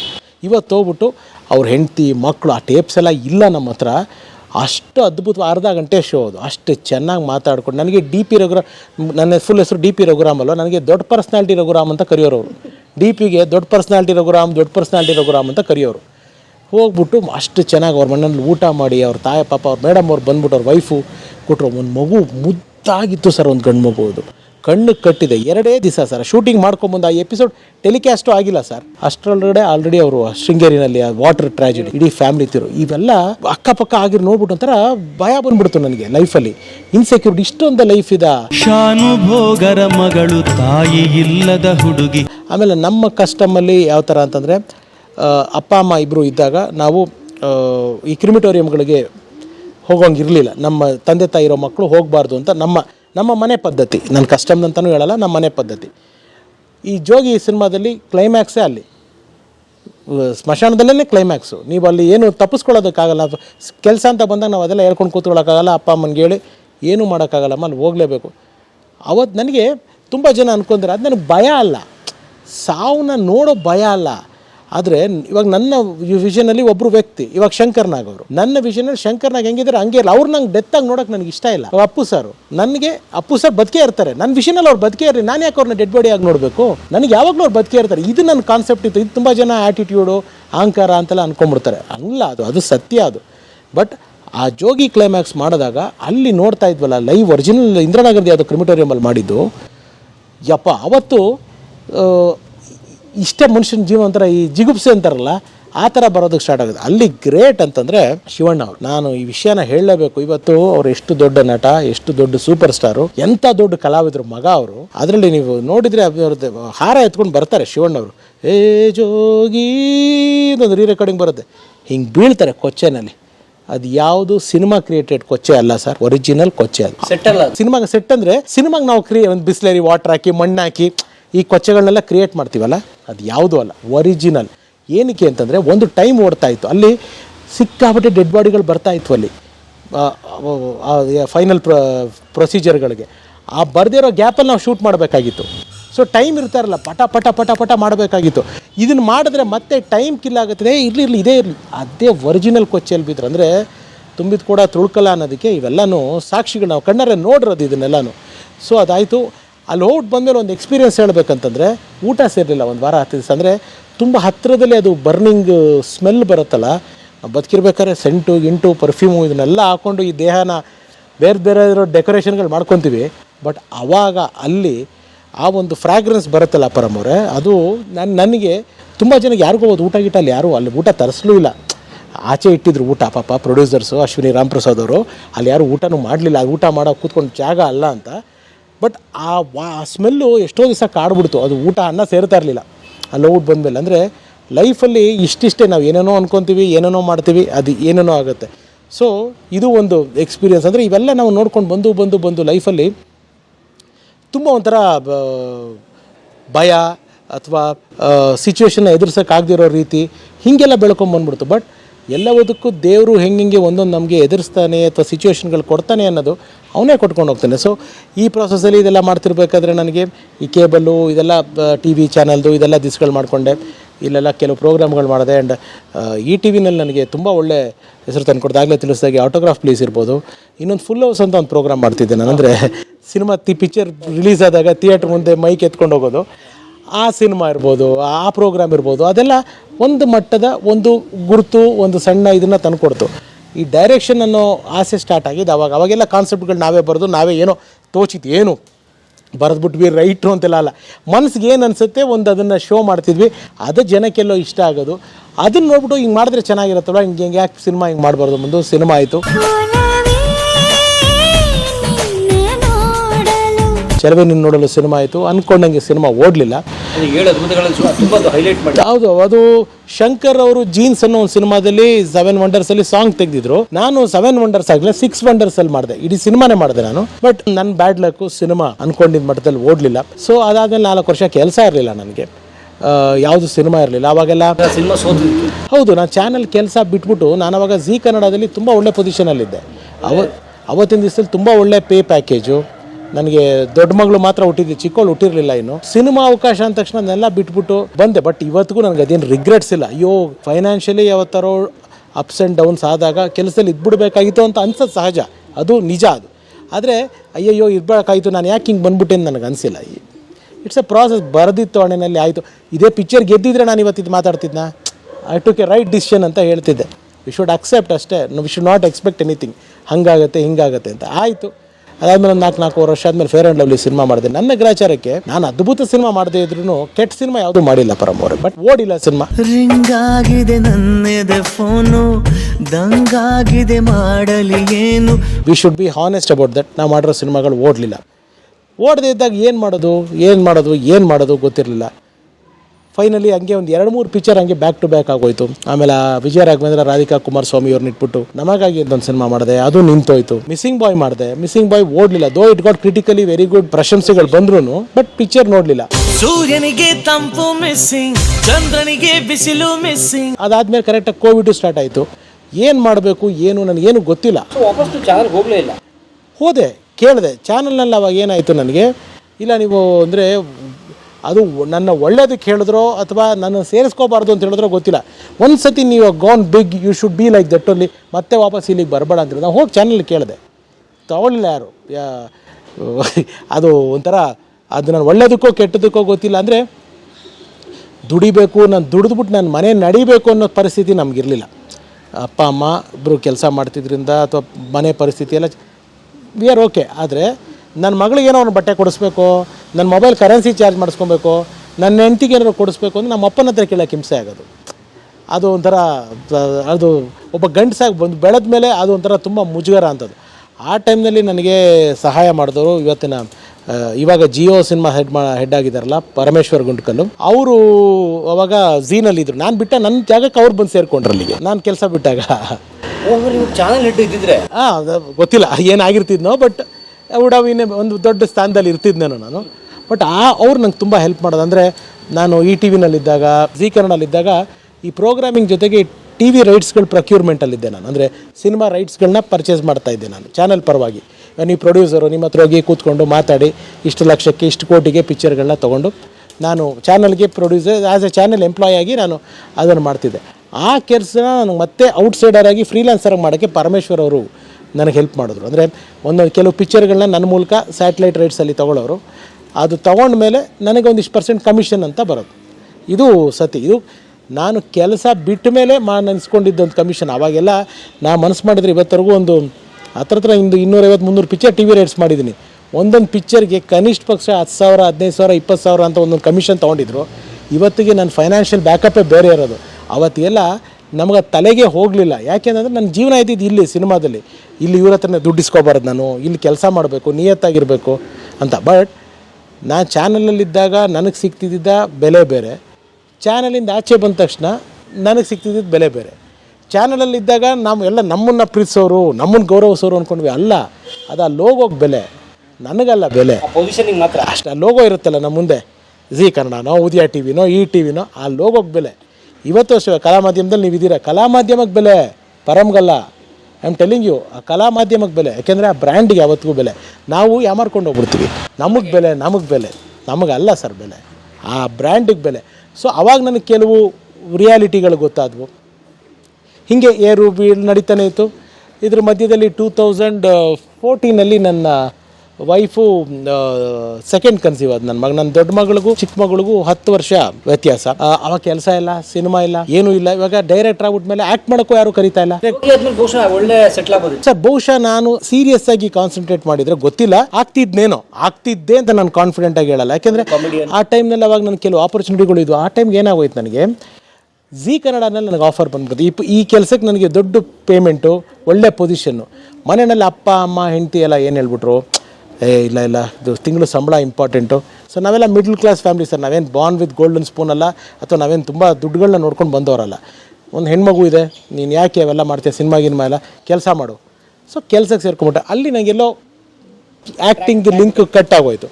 ಆಮೇಲೆ ಸ್ವಲ್ಪ ದಿವಸ ಆದಮೇಲೆ ಡೈರೆಕ್ಷನ್ ಮಾಡಬೇಕು ಅಂತ ಕೆಲಸ ಬಿಟ್ಟೆ. ಇದೆಲ್ಲ ಈ ಟ್ರ್ಯಾಕ್ಗಳೆಲ್ಲ ಆಯಿತು. 2014 ನನ್ನ ಮಗಳು ಹುಟ್ಟಿದ್ದು, 2ನೇ ಮಗಳು ಹುಟ್ಟಿದ್ದು. ಅವಳು ಪ್ರೀಮೇಚ್ಯೂರ್ಡ್ ಬೇಬಿ. ಅಂದರೆ 6 ತಿಂಗಳಿಗೇ ಅವಳನ್ನ ಡೆಲಿವರಿ ಮಾಡಿಬಿಟ್ರು. 6.5-7 ತಿಂಗಳಿಗೆ. ಹಿಂಗೆ ಮಾಮೂಲಿ ಹಾಸ್ಪಿಟ್ಲಿಗೆ ಒಂದು ಸತಿ ನನ್ನ ಹೆಂಡ್ತಿನ ಚೆಕಪ್ಗೆ ಕರ್ಕೊಂಡೋಗಿದ್ದೆ. ಕರ್ಕೊಂಡೋದಾಗ BP ಏನೋ ವೇರಿಯೇಷನ್ ಆಗಿದೆ, ಒಂಚೂರು ಇದು ಮಾಡಬೇಕು ಅಂದರು.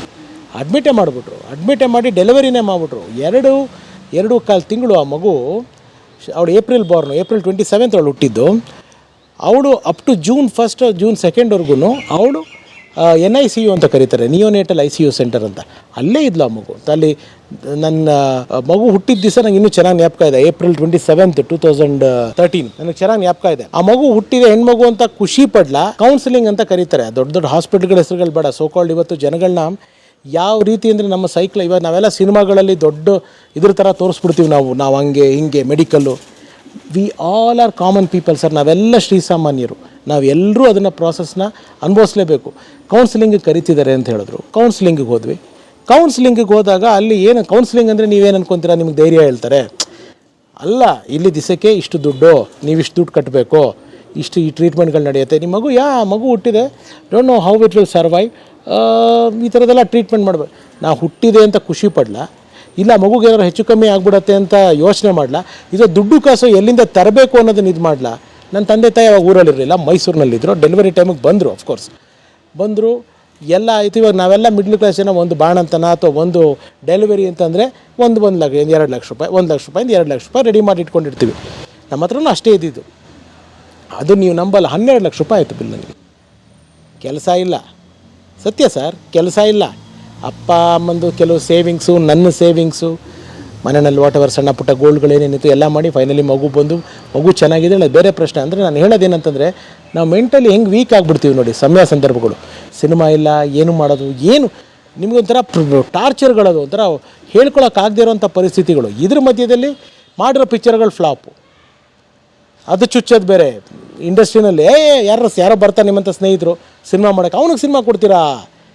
ಮಾಡ್ರೋ ಪಿಕ್ಚರೆಲ್ಲ ಫ್ಲಾಪ್ ಆಗಿದೆಯಲ್ಲ, ಅವ್ನಿಗೆ ಯಾಕೆ ಪಿಕ್ಚರ್ ಕೊಡ್ತೀರಾ? ಸಿನಿಮಾ ಮಾಡೋದು ಫ್ಲಾಪ್. ಯಾವ ಡೈರೆಕ್ಟ್ರು ಸಿನಿಮಾ ಫ್ಲಾಪ್ ಆಗಬೇಕು ಅಂತ ಪಿಕ್ಚರ್ ಮಾಡ್ತಾನೆ ಸರ್? ಯಾರೂ ಮಾಡಲ್ಲ.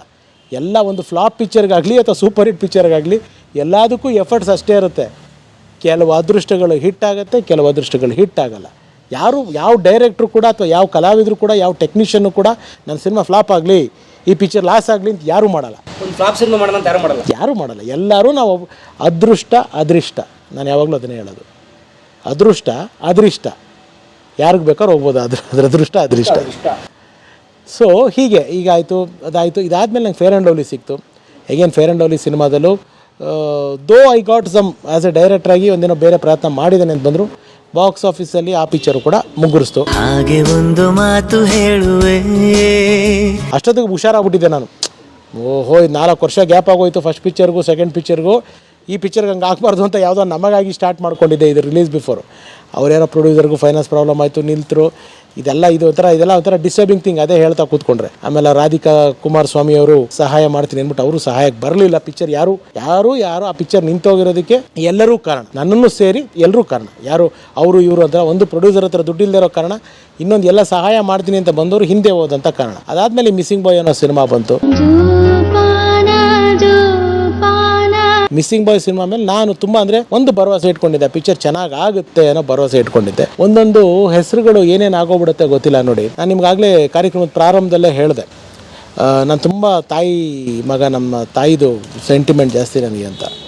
ನೀವು ನಂಬಲ್ಲ ಪರಮವ್ರೆ, ಯಾವ ಗಳಿಗೆ ನನ್ನ ಟೈಟ್ಲಿಟ್ನೋ ನಾನು ನನ್ನ ಲೈಫಲ್ಲಿ ಮಿಸ್ಸಿಂಗ್ ಬಾಯ್ ಆಗಿಬಿಟ್ಟೆ. ಅಂದರೆ ನನ್ನ ತಾಯಿನ ಕಳ್ಕೊಂಬಿಟ್ಟೆ. ನಮ್ಮ ತಾಯಿ ಹೋಗಿರೋದು ನೀವು ಯು ವೋಂಟ್ ಬಿಲೀವ್. ಅದು ಹೇಳ್ತೀನಿ ಅದನ್ನು. ನನ್ನ ಹುಟ್ಟಿದಾಗ ನನ್ನ ಡೆಲಿವರಿಗೆ ನಮ್ಮಮ್ಮ ಆಸ್ಪತ್ರೆಗೆ ಸೇರಿಸಿದ್ದು ಬಿಟ್ಟರೆ ಇನ್ನು ಯಾವತ್ತೂ ಅವ್ರ ಆಸ್ಪತ್ರೆಗೆ ಹೋದವರಲ್ಲ. ಸಣ್ಣ ಪುಟ್ಟ ಶುಗರ್ ಇತ್ತು, BP ಇರಲಿಲ್ಲ, ಶುಗರ್ ರಿಲೇಟೆಡ್ ಇಂದ ಖಂಡಿತ ಎವ್ರಿಥಿಂಗ್ ವಾಸ್ ರೆಕ್ಟಿಫೈಡ್, ಎಲ್ಲ ಸರಿಗಿತ್ತು, ನಾರ್ಮಲ್ ಆಗಿದ್ರು. ಜೂನ್ 13ನೇ ತಾರೀಕು 2017 ಅವರು ಕಾಲವಾಗಿದ್ದು, ಅವ್ರು ತೀರೋಗಿದ್ದು. ಜೂನ್ 13 ಮಂಗಳವಾರ,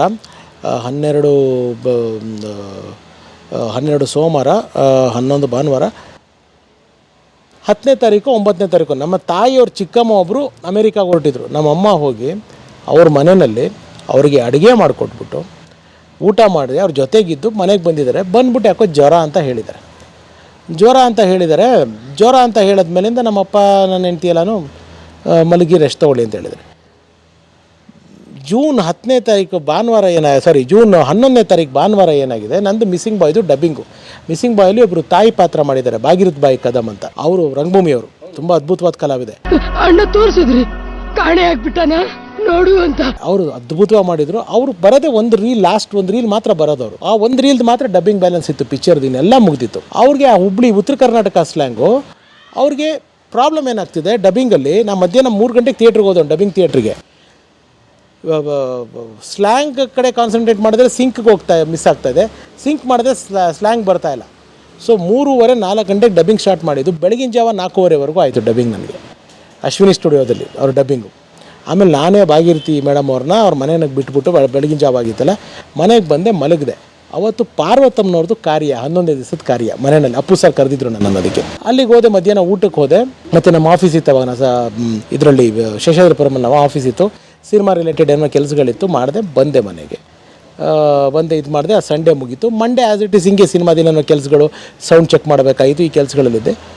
ಇದು 12ನೇ ತಾರೀಕು. 13ನೇ ತಾರೀಕು ಏನಾಗಿದೆ, ಮನೆ ಕಡೆ ನಾನು ನಮ್ಮ ತಾಯಿ ಕಡೆ ನೋಡೇ ಇಲ್ಲ. ಇದ್ರ ಮಧ್ಯದಲ್ಲಿ ನನ್ನ ಕಡೆಯಿಂದ ಒಂದು ದೊಡ್ಡ ತಪ್ಪು ಅಂದರೆ ನಾನು ಯಾವತ್ತೂ ನನಗೆ ಗಿಲ್ಟ್ ಆಗೋದೇನಂತಂದರೆ, ಇದೇ 2019 ಜನವರಿನಲ್ಲಿ ಒಂದು ಸಣ್ಣ ವಿಷಯಕ್ಕೆ ನನಗೆ ನಮ್ಮ ತಂದೆಗೆ ಒಂದು ಗಲಾಟೆ ಆಗುತ್ತೆ.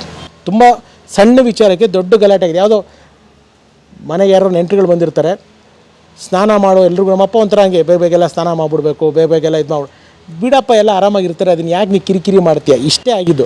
ಇದು ತುಂಬ ದೊಡ್ಡ ಮಟ್ಟದಲ್ಲಿ ಜಗಳ ಆಗೋಯ್ತು. ದೊಡ್ಡ ಮಟ್ಟದಲ್ಲಿ ಜಗಳ ಆಗೋಯ್ತು. ಹೆಂಗೆ ಅಂತಂದರೆ ನಾನು ಮನೆಗೆ ಬರೋದು ನಿಲ್ಲಿಸ್ಬಿಟ್ಟಿದ್ದೆ. ನಾನು ಬರೀ ನಮ್ಮ ಆಫೀಸಲ್ಲೇ ಇರ್ತಾಯಿದ್ದೆ. ನಾನು ಈ ಗ್ಯಾಪ್ ನನಗೆ ಬಂದ್ಬಿಟ್ಟಿಂದ ನಾನು ನಮ್ಮ ಅಮ್ಮನ ಕಡೆನೂ ಜಾಸ್ತಿ ಮಾಡೋಕ್ಕೋಗಿಲ್ಲ. ಅದು ನನಗೆ ಇವತ್ತಿಗೂ ತುಂಬ ಕಾಡುತ್ತೆ, ನಾನು ಮಾಡಿರೋ ಮಿಸ್ಟೇಕ್ ಅದು. ಸರಿ, ಆ ಟೈಮ್ನಲ್ಲಿ ಜೊತೆಗಿದ್ದವರು ನಮ್ಮ ತಾಯಿ ಅವ್ರ ತಮ್ಮನ್ನು ಭಾಳ ಮಗನಿಗಿಂತ ಹೆಚ್ಚಾಗಿ ನೋಡ್ಕೊಂಡಿದ್ರು. ಅವರೆಲ್ಲ ಇಲ್ಲೇ ಇದ್ದರು, ನಮ್ಮ ಮನೆಯಲ್ಲೇ ಇದ್ದರು. ಅವ್ರ ವಿಷಯವಾಗೇ ಜಗಳ ಆಗಿದ್ದು. ಅವರೆಲ್ಲ ಸ್ವಲ್ಪ ಇನ್ನೂ ಈ ಜಗಳಕ್ಕೆ ಉಪ್ಪು ಖಾರಗಳು ಹಾಕಿ ಅದನ್ನು ದೊಡ್ಡದು ಮಾಡಿದ್ರು. ಎನಿವೇಸ್, ಅದು ಡಿಫ್ರೆಂಟ್ ಪಾರ್ಟ್ ಅದು. ಸೊ ಇದಾಗ್ಬಿಟ್ಟು ನಾನು ಮನೆ ಒಳಗಡೆ ಹೋಗ್ತಾ ಇರಲಿಲ್ಲ, ನಮ್ಮಮ್ಮ ನೋಡೋಕೆ ಹೋಗ್ತಿರಲಿಲ್ಲ. June 2 ನಮ್ಮದು ತಂದೆ ತಾಯಿದು ವೆಡ್ಡಿಂಗ್ ಆ್ಯನಿವರ್ಸರಿ. ನಮ್ಮಪ್ಪ ಇಲ್ಲದೇ ಇರೋ ಟೈಮಲ್ಲಿ ನಮ್ಮಮ್ಮಗೆ ವಿಶ್ ಮಾಡಬೇಕು ಅಂದ್ಬಿಟ್ಟು ನಾನು ಕೆಳಗಡೆಯಿಂದ ಬಂದು ನನ್ನ ಹೆಂಡ್ತಿ ನೋಡಿ ನಿಮ್ಮ ಮಗ ಕರೀತಿದ್ದಾರೆ ಅಂತ ಹೇಳಿದ್ರು. ನಮ್ಮಮ್ಮ ಬಂದರು. ಅಮ್ಮ ಹ್ಯಾಪಿ ಆ್ಯನಿವರ್ಸರಿ ಮಾ ಅಂತ ನಾನು ಇಲ್ಲಿ ಕಿಟಕಿಯಿಂದ ಹೇಳ್ತೆ, ಒಳಗಡೆ ಬಾ ನೀನು. ಇಲ್ಲ ಒಳಗಡೆ ಬಾ ಅಂತ. ಒಳಗಡೆ ಹೋಗಿ ನಮ್ಮ ತಾಯಿನ ತಬ್ಕೊಂಡು, ನಮ್ಮಮ್ಮನ ತಬ್ಕೊಂಡು ನನಗೆ ಇಲ್ಲ ನೀನು ಹಂಗೆಲ್ಲ ಮಾಡಬಾರ್ದು, ನೀನು ಬರಬೇಕು, ನಿನ್ನ ಮನೆ ಇದು, ನನಗೆ ಇನ್ಯಾರಿದ್ದಾರೆ, ನಾನು ಒಬ್ಬನೇ ಮಗ, ಇಲ್ಲಮ್ಮ ನನಗೂ ಒಂಥರ ಅಳು ಬರೋಂಗಾಯಿತು. 2ನೇ ತಾರೀಕು ಹೊರಟ್ಬಿಟ್ಟೆ. June 12 ಏನಾಗಿದೆ, ನಮ್ಮಮ್ಮನಿಗೆ ಹಿಂಗೆ ಸ್ವಲ್ಪ ಜ್ವರ ಬಂದು ಬಿಟ್ಟು ಹೋಗೋದು ಎಲ್ಲ ಆಗ್ತಾಯಿದೆ.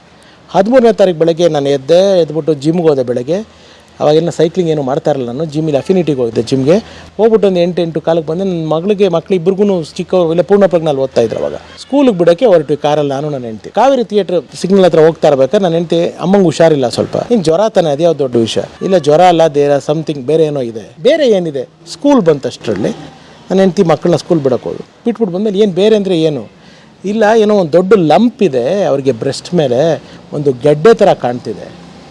ನನಗೆ ನಿಜವಾಗ್ಲೂ ಅವೆಲ್ಲ ಗೊತ್ತಿಲ್ಲ ಏನು ಅಂತ. ನನಗೆ ಅದೆಲ್ಲ ಸ್ವಲ್ಪ ಸೂಕ್ಷ್ಮ ನಾನು ಅದರಲ್ಲೆಲ್ಲನೂ.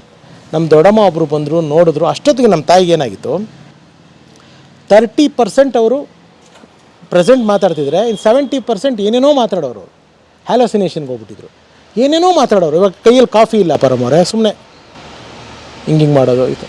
ನಮ್ಮ ದೊಡ್ಡಮ್ಮ ಒಬ್ಬರು ಬಂದು ನೋಡ್ಬಿಟ್ಟು, ಇಲ್ಲ ಮೋಸ್ಟ್ಲಿ ಇದು 4th stage breast cancer. 4th stage breast ಕ್ಯಾನ್ಸರಾ? ನಾನು ನಂಬಲೇ ಇಲ್ಲ. ನಾನು ಹೋಗಿ ಸೀದೆಲ್ಲ ಫುಟ್ಪಾತಲ್ಲಿ ಕೂತ್ಕೊಂಡ್ಬಿಟ್ಟೆ ನಾನು. ಅವ್ರಿಗೆ ನಾನು ಮನೆಗೆ ಬಾ ಅಂತ ಕರಿತಿದ್ರು ಪರಮವ್ರೆ. ನಾನು ಒಳಗಡೆ ಬಂದಿರೋದು ಅವ್ರಿಗೆ ಗೊತ್ತಾಗಿಲ್ಲ. ನಾನು ಒಳಗಡೆ ಬಂದಿದ್ದು ಅವ್ರಿಗೆ ಗೊತ್ತಾಗಿಲ್ಲ. ಸರಿ, ಆಮೇಲೆ ಹಾಸ್ಪಿಟ್ಲಿಗೆ ಕರ್ಕೊಂಡು ಹೋಗ್ಬೇಕು ಅನ್ನೋ ಡಿಸೈಡ್ ಆಯಿತು. ಆವಾಗಲೂ ಕೂಡ ನಾನು ನನ್ನ ತಾಯಿ ವಿಷಯದೆಲ್ಲ ನೀಡಿದ್ದು, ಆ್ಯಂಬುಲೆನ್ಸ್ ಬೇಡ, ನಮ್ಮ ಅಮ್ಮಂಗೆ ಏನೂ ಆಗಿಲ್ಲ, ಬರೀ ಚೆಕಪ್ಗೆ ತಾನೆ, ನಾವು ಕಾರಲ್ಲೇ ಕರ್ಕೊಂಡು ಹೋಗೋಣ. ನಮ್ಮ ಕಾರಲ್ಲಿ ಕರ್ಕೊಂಡೋದೆ. ಇನ್ನೊಂದು ಕಾರಲ್ಲಿ ಬೇರೆಯವರೆಲ್ಲ ಬರ್ತಾರೆ, ನಮ್ಮ ಕಾಯಿನ ಒಂದು ಕಾರಲ್ಲಿ ಕರ್ಕೊಂಡೋದ್ವಿ. ಶಂಕರ ಹಾಸ್ಪಿಟ್ಲಿಗೆ ಕರ್ಕೊಂಡೋದ್ವಿ. ಅಲ್ಲೆಲ್ಲ ಎಮರ್ಜೆನ್ಸಿನಲ್ಲಿ ನೋಡಿದ್ರು, ಡಾಕ್ಟ್ರಸ್ ಎಲ್ಲ ಬಂದರು. ನಮಗೆ ಅದು ವರನೋ ಶಾಪನೋ ಗೊತ್ತಿಲ್ಲ. ಈ ಮುಖ ಒಂಚೂರು ಕೆಲವು ರೆಕಗ್ನೈಸ್ಡ್ ಇರೋದ್ರಿಂದ ಅನುಕೂಲನೂ ಆಗುತ್ತೆ, ಅನಾನುಕೂಲಗಳು ಆಗುತ್ತೆ. ಅದರಲ್ಲಿ ಅನಾನುಕೂಲಗಳೇನಂತಂದರೆ, ಇಲ್ಲಿ ರಿಪೋರ್ಟ್ಸ್ ಕೊಡಿ ಅಂತಂದರು. ಯಾವ ರಿಪೋರ್ಟ್ಸು? ನಿಮ್ಮ ತಾಯಿದು ಏನು ತಮಾಷೆ ಮಾಡ್ತಿದ್ರು, ರಿಪೋರ್ಟ್ಸ್ ಇಲ್ವಾ? ಇಲ್ಲ ಡಾಕ್ಟ್ರು, ಯಾವ ರಿಪೋರ್ಟ್ಸು ಇಲ್ಲ ನಮ್ಮ ಹತ್ರ. ಏನು ರಿಪೋರ್ಟ್? ಏನು ರೀ, ಸಿನಿಮಾಗಳಲ್ಲಿ ಹಂಗೆ ತೋರಿಸ್ತೀರಾ, ಸಿನಿಮಾದಲ್ಲಿ ಅದು ಅಂತ ತೋರಿಸ್ತೀರಾ? ಒಂದು ಕಾಮನ್ ಸೆನ್ಸ್ ಇಲ್ಲ. ಸತ್ಯವಾಗ್ಲೂ ನಮಗೆ ಗೊತ್ತಿಲ್ಲ ಡಾಕ್ಟರ್ಸ್ ಏನು ರಿಪೋರ್ಟ್ ಅನ್ನೋದು ಗೊತ್ತಿಲ್ಲ. She is suffering from 4th stage breast cancer ಐಸೆ ಅಂತ ಹೇಳ್ತಾರೆ ಅವರು. ನಾವು ಸುಕ್ ಅಂದ್ಬಿಟ್ಟು ನಮ್ಮ ದೊಡ್ಡಮ್ಮ ಹೇಳಿದರು. ಬಟ್ ಮೆಡಿಕಲಿ ಒಬ್ಬರು ಡಾಕ್ಟ್ರು ಹಾಸ್ಪಿಟ್ಲಲ್ಲಿ ನೋಡೋದನ್ನು ಹೇಳಿದ್ಮೇಲೆ ತಪ್ಪಿಬಾರ್ದು. ನಾನು ಹೇಳಿದೆ, ಸತ್ಯವಾಗ್ಲೂ ನಮಗೆ ಗೊತ್ತಿಲ್ಲ ಡಾಕ್ಟ್ರು, ಏನೂ ಇಲ್ಲ. ಆರ್ ಯು ಜೋಕಿಂಗ್ ಅಂದರೆ, ಇಲ್ಲ ಡಾಕ್ಟ್ರು ನಿಜವಾಗ್ಲೂ ಗೊತ್ತಿಲ್ಲ. ಆವಾಗ ಅವ್ರು ಏನೇನು ಮಾಡಿದ್ರು, ಓಕೆ ಸದ್ಯಕ್ಕೆ ಇಲ್ಲಿ ಬಿಡೋಣ, ಆಮೇಲೆ ವಾರ್ಡಿಗೆ ಶಿಫ್ಟ್ ಮಾಡೋಣ ಅಂದ್ಬಿಟ್ಟು 4:30ವರೆಗೆ ವಾರ್ಡಿಗೆ ಶಿಫ್ಟ್ ಮಾಡಿದ್ದಾರೆ. 7 ಗಂಟೆ. ಆಮೇಲೆ ಸಿನಿಮಾದಲ್ಲಿ ತೋರಿಸಿದಾಗ ಪರಮವ್ರೆ, ಇದನ್ನೆಲ್ಲನೂ ನಾವು ಅಂದ್ಕೊಂಡ್ಬಿಡ್ತೀವಿ ಸಿನಿಮಾದಲ್ಲಿ ತೋರಿಸ್ತೀವಿ ಅಂತ. ಸತ್ಯ ನನ್ನ ಲೈಫಲ್ಲಂತೂ ಆಗಿರೋ ಸತ್ಯ ಸರ್. ಬೆಳಗ್ಗೆ ಅವತ್ತು ನಾನು ಜಿಮ್ ಮಾಡ್ಕೊಂಬಂದೆ, ಇದೆಲ್ಲ ಆಯಿತು, ತಿಂಡಿ ತಿಂದಿಲ್ಲ ನಾನು. ಮಧ್ಯಾಹ್ನಕ್ಕೆ ಹೊಟ್ಟೆ ಹಸಿವು, ಎಷ್ಟು ಹೊಟ್ಟೆ ಹಸುವು ಅಂತಂದರೆ ತಲೆನೋವು ಬರ್ತಾ ಇದೆ, ತುಂಬ ಹೊಟ್ಟೆ ಹಸುವು ನನಗೆ. ಅಲ್ಲಿ ಯಾವುದೋ ಹೋಟ್ಲಿಗೆ ಹೋಗಿ ನಾನು ಸೌತ್ ಇಂಡಿಯನ್ ಮೀಲ್ಸು ತುಂಬ ಅಪರೂಪ ತಿನ್ನೋದು. ತಿಂದರೂ ಈ ಪೂರಿಗೆ ಇರುತ್ತವಳಲ್ಲ, ಚಪಾತಿ ರೈಸು ಆ ಥರ ತಿಂತೀನಿ, ಬಟ್ ಪೂರಿ ತುಂಬ ಕಡಿಮೆ, ನಾನು ತಿನ್ನೋದೇ ಇಲ್ಲ. ಅವತ್ತು ಏನು ಕೊಟ್ಟರು ಅದು ತಿಂತಾಯಿದ್ದೀನಿ, ಸಿಕ್ಕಾಬಿಟ್ಟೆ ಊಟ ಮಾಡಿದೆ. ಎಷ್ಟು ಊಟ ಮಾಡಿದ್ದೀನಿ ಅಂತಂದರೆ ನಾನು ಅಷ್ಟೆಲ್ಲ ಊಟನೇ ಅಷ್ಟು ಊಟ ಮಾಡಿದ್ರೆ ರಾತ್ರಿ ನಾನೇನು ತಿನ್ನಲ್ಲ. ರಾತ್ರಿ ಏನೋ ಪಪ್ಪಾಯನೋ ಹಾಲು ಗಿಲೋ ಕುಡ್ಕೊಂಡು ಮಲಗಿಬಿಡ್ತೀನಿ, ಅಷ್ಟು ಊಟ ಲಂಚ್ ಹೆವಿ ಮಾಡಿದ್ರೆ. ಆಯಿತು, ಊಟ ಎಲ್ಲ ಮಾಡ್ಕೊಂಬಂದ್ವಿ. ಒಂದು 7 ಗಂಟೆ 7:15 7:15 ಪರಮವ್ರೆ. ನನ್ನ ಮಕ್ಕಳು ಸ್ಕೂಲ್ ಮುಗಿಸ್ಕೊಂಡು ಒಬ್ಬೊಬ್ಬರು ಫ್ರೆಂಡ್ಸ್ ಮನೇಲಿದ್ದಾರೆ. ದೊಡ್ಡವಳೊಬ್ಬರು ಮನೇಲಿದ್ದಾಳೆ, ಚಿಕ್ಕವಳೊಬ್ಬರು ಮನೇಲಿದ್ದಾಳೆ.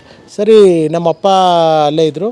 ನಮ್ಮ ಅಮ್ಮನಿಗೆ ಹೋಗ್ಬಿಟ್ಟು ನಾನು ಅದೊಂದು ಎಲ್ಲರಿಗೂ ಹೇಳೋಕ್ಕೆ ಇಷ್ಟಪಡ್ತೀನಿ, ನಿಜವಾಗ್ಲೂ ಹಾರ್ಟ್ಲಿ ಹೇಳೋಕ್ಕೆ ಇಷ್ಟಪಡ್ತೀನಿ. ಅಷ್ಟೊತ್ತರೆಗೂ ನಾನು ನಮ್ಮ ಅಮ್ಮನ ಕೈನ ಹಿಂಗೆ ಹಿಡ್ಕೊಂಡು ಕೂತಿದ್ದೆ. ನಾನು ಈ ಕೈನ ಹಿಂಗೆ ಹಿಡ್ಕೊಂಡು ಕೂತಿದ್ದೆ. ನಾನು ಹಿಂಗೆ ಹಿಡ್ಕೊಂಡು ಕೂತಿರ್ಬೇಕು. ಅಲ್ಲಿ ಪಾಪ ನಮ್ಮಮ್ಮ ಈ ಸೆನ್ಸಲ್ಲಿ ಇರೋ ಈ 20%, ಅವಾಗ 30% ಇರೋ ಸೆನ್ಸು ಒಂದು 20%ಗೆ ಇಳಿದ್ಬಿಟ್ಟಿತ್ತು. ಕಾರ್ಡು ಅಂತ ಇದ್ರಂತೆ. ಏನು ಕಾರ್ಡ್ ಆಗುತ್ತೆ ನಾನು ಹೆಂಡ್ತಿ ಕೇಳಿದಾಗ, ಕಾರ್ಡ್ ತಗೋ, ಕಾರ್ಡಿನ ದುಡ್ಡು ಡ್ರಾ ಮಾಡು. ಪಾಪ ನನಗೆ ಪುಟ್ಟು ಅಂತ ಕರೆಯೋದು ಮನೆಯಲ್ಲಿ. ಪುಟ್ಟು ಹತ್ರ ದುಡ್ಡು ಇದೆಯೋ ಇಲ್ವೋ ಅಂತ ಕೇಳ್ತಾರಂತೆ. ಏನು ಹೇಳ್ತೀರಾ? ಅಲ್ಲಿ ಇರೋ ಆ 20% ಸೆನ್ಸಲ್ಲಿ ನನ್ನ ಹತ್ರ ದುಡ್ಡಿದೆಯೋ ಇಲ್ವೋ ಅನ್ನೋ ಯೋಚನೆ ಮಾಡೋ ಒಂದು ಜೀವ ಇವತ್ತು ಜಗತ್ತಲ್ಲಿ ಯಾರಿದ್ದಾರೆ ಸರ್? ಯಾವ ಹೆಂಡ್ತಿನೂ ಇರಲ್ಲ, ಯಾವ ಮಕ್ಕಳು ಇರಲ್ಲ, ಯಾರು ಅದು one and only mother sir. ನಿಜವಾಗ್ಲೂ ಹೇಳ್ತೀನಿ, ನಾನು ಎಮೋಷ್ನಲ್ ಆಗಲ್ಲ, ನಾನು ತುಂಬ ಹಾರ್ಡ್ ಮಾಡಿ ಕೂತ್ಕೊತೀನಿ. ಯಾಕೆಂದರೆ ಜನಗಳ ಮುಂದೆ ನಾವು ಎಲ್ಲೋ ಒಂದು ಕಡೆ ಎಮೋಷ್ನಲ್ ಆಗ್ಬಿಟ್ಟಾಗ ನಾವು ಯಾವುದಕ್ಕೋ ನಮ್ಮ ಹಾರ್ಟ್ಫುಲ್ಲಿ ನಾವು ಎಮೋಷ್ನಲ್ ಆದರೂ ಅದು ಬೇರೆ ಥರ ಅಂತ ಡೈವರ್ಟ್ ಆಗ್ಬಿಡುತ್ತೆ. ಸೊ ನಾನು ತುಂಬ ಸ್ಟ್ರಾಂಗಾಗಿ ಕೂತಿದ್ದೀನಿ ಆ ವಿಷಯದಲ್ಲಿ. ನನಗೆ ಬಟ್ ಇದೆಲ್ಲ ಬೆಂಕಿ ಆಗ್ದಂಗೆ ಆಗುತ್ತೆ ವಿಷಯಗಳು ಹೇಳಬೇಕಾದ್ರೆ. ಅದನ್ನು ಹೇಳಿದರೆ 7:15ವರೆಗೂ ಕೈ ಹಿಂಗೆ ಹಿಡ್ಕೊಂಡು ಕೂತ್ಕೊಂಡಿದ್ದೆ ಪರಮವ್ರೆ. ನಾನು 7:15ಗೆ ಮನೆಗೆ ಬರಬೇಕಾಗಿತ್ತು. ಮನೆಗೆ ಲೈಟ್ ಹಾಕಿರಲಿಲ್ಲ, ಸ್ವಲ್ಪ ದುಡ್ಡು ತರಬೇಕಾಗಿತ್ತು. ನಮ್ಮ ಅಪ್ಪ ಅಲ್ಲೇ ಇಳ್ಕೊತೀನಿ ಅಂದರು, ಅವ್ರಿಗೆ ಬಟ್ಟೆ ತರಬೇಕಾಗಿತ್ತು. ನಮ್ಮ ಅಮ್ಮನಿಗೆ ಹೇಳಿದೆ, ಅಮ್ಮ ಮನೆಗೆ ಓಡಿ ಬರ್ತೀನಿ, ಲೈಟೆಲ್ಲ ಹಾಕ್ಬಿಟ್ಟು ಮಕ್ಕಳೆಲ್ಲ ಬಂದಿದ್ದಾರಲ್ಲ, ಮಕ್ಕಳನ್ನ ಇದು ಮಾಡಿಸ್ಬಿಟ್ಟು ಬರ್ತೀಯಾ ಅಂದರು. ಲಾಸ್ಟ್ ನನ್ನ ಹತ್ರ ನಮ್ಮಮ್ಮ ಮಾತಾಡಿದ್ದು, ಬರ್ತೀನಮ್ಮ. ಎಲ್ಲೋ ಒಳಗಡೆ ಒಂದು ಇನ್ನರ್ ಸೆನ್ಸಲ್ಲಿ ನಮ್ಮಮ್ಮನ ಕೈ ಇನ್ನೊಂದ್ಸತಿ ಹಿಡ್ಕೊಂಬೋಣ ಅಂತ ಅನ್ನಿಸ್ತು ನನಗೆ. ಅದಕ್ಕೆ ಏನಕ್ಕೆ ಹಿಡ್ಕೋಬೇಕು, ಇವಾಗ ಇನ್ನು 1 ಅವರಲ್ಲಿ ಬರ್ತೀನಲ್ಲ ಹೋಗ್ಬಿಟ್ಟು ಅಂದ್ಬಿಟ್ಟು ಹೊರಟ್ಬಿಟ್ಟೆ. ನಾನು ಮನೆಗೆ ಬಂದೆ, ಸ್ನಾನ ಮಾಡಿದೆ, ಅಷ್ಟು ಊಟ ಮಾಡಿದ್ದೀನಲ್ಲ, ಮತ್ತೆ ಹೊಟ್ಟೆ ಹಸ್ಬು. ನನ್ನ ಹೆಂಡ್ತಿಗೆ ಹೇಳಿದೆ, ಯಾರೋ ಪಾಪ ಅವ್ರ ಫ್ರೆಂಡ್ ಮನೆ, ನನ್ನ ಹೆಂಡ್ತಿ ಅವ್ರ ಫ್ರೆಂಡ್ ಮನೆಯಿಂದ ಊಟ ಕೊಟ್ಟು ಕಳಿಸಿದ್ರು. ಊಟ ರೆಡಿ ಮಾಡು, ಸ್ನಾನ ಮಾಡ್ಕೊಂಬಿಟ್ಬಿಡ್ತೀನಿ. ಊಟ ಕೊಟ್ಟಲು ತಟ್ಟೆಗೆ. ಒಂದು ಸತಿ ಫೋನ್ ಮಾಡ್ಬಿಡು ಅಪ್ಪನಿಗೆ, ಹೆಂಗಿದ್ದಾರೆ ಕೇಳು.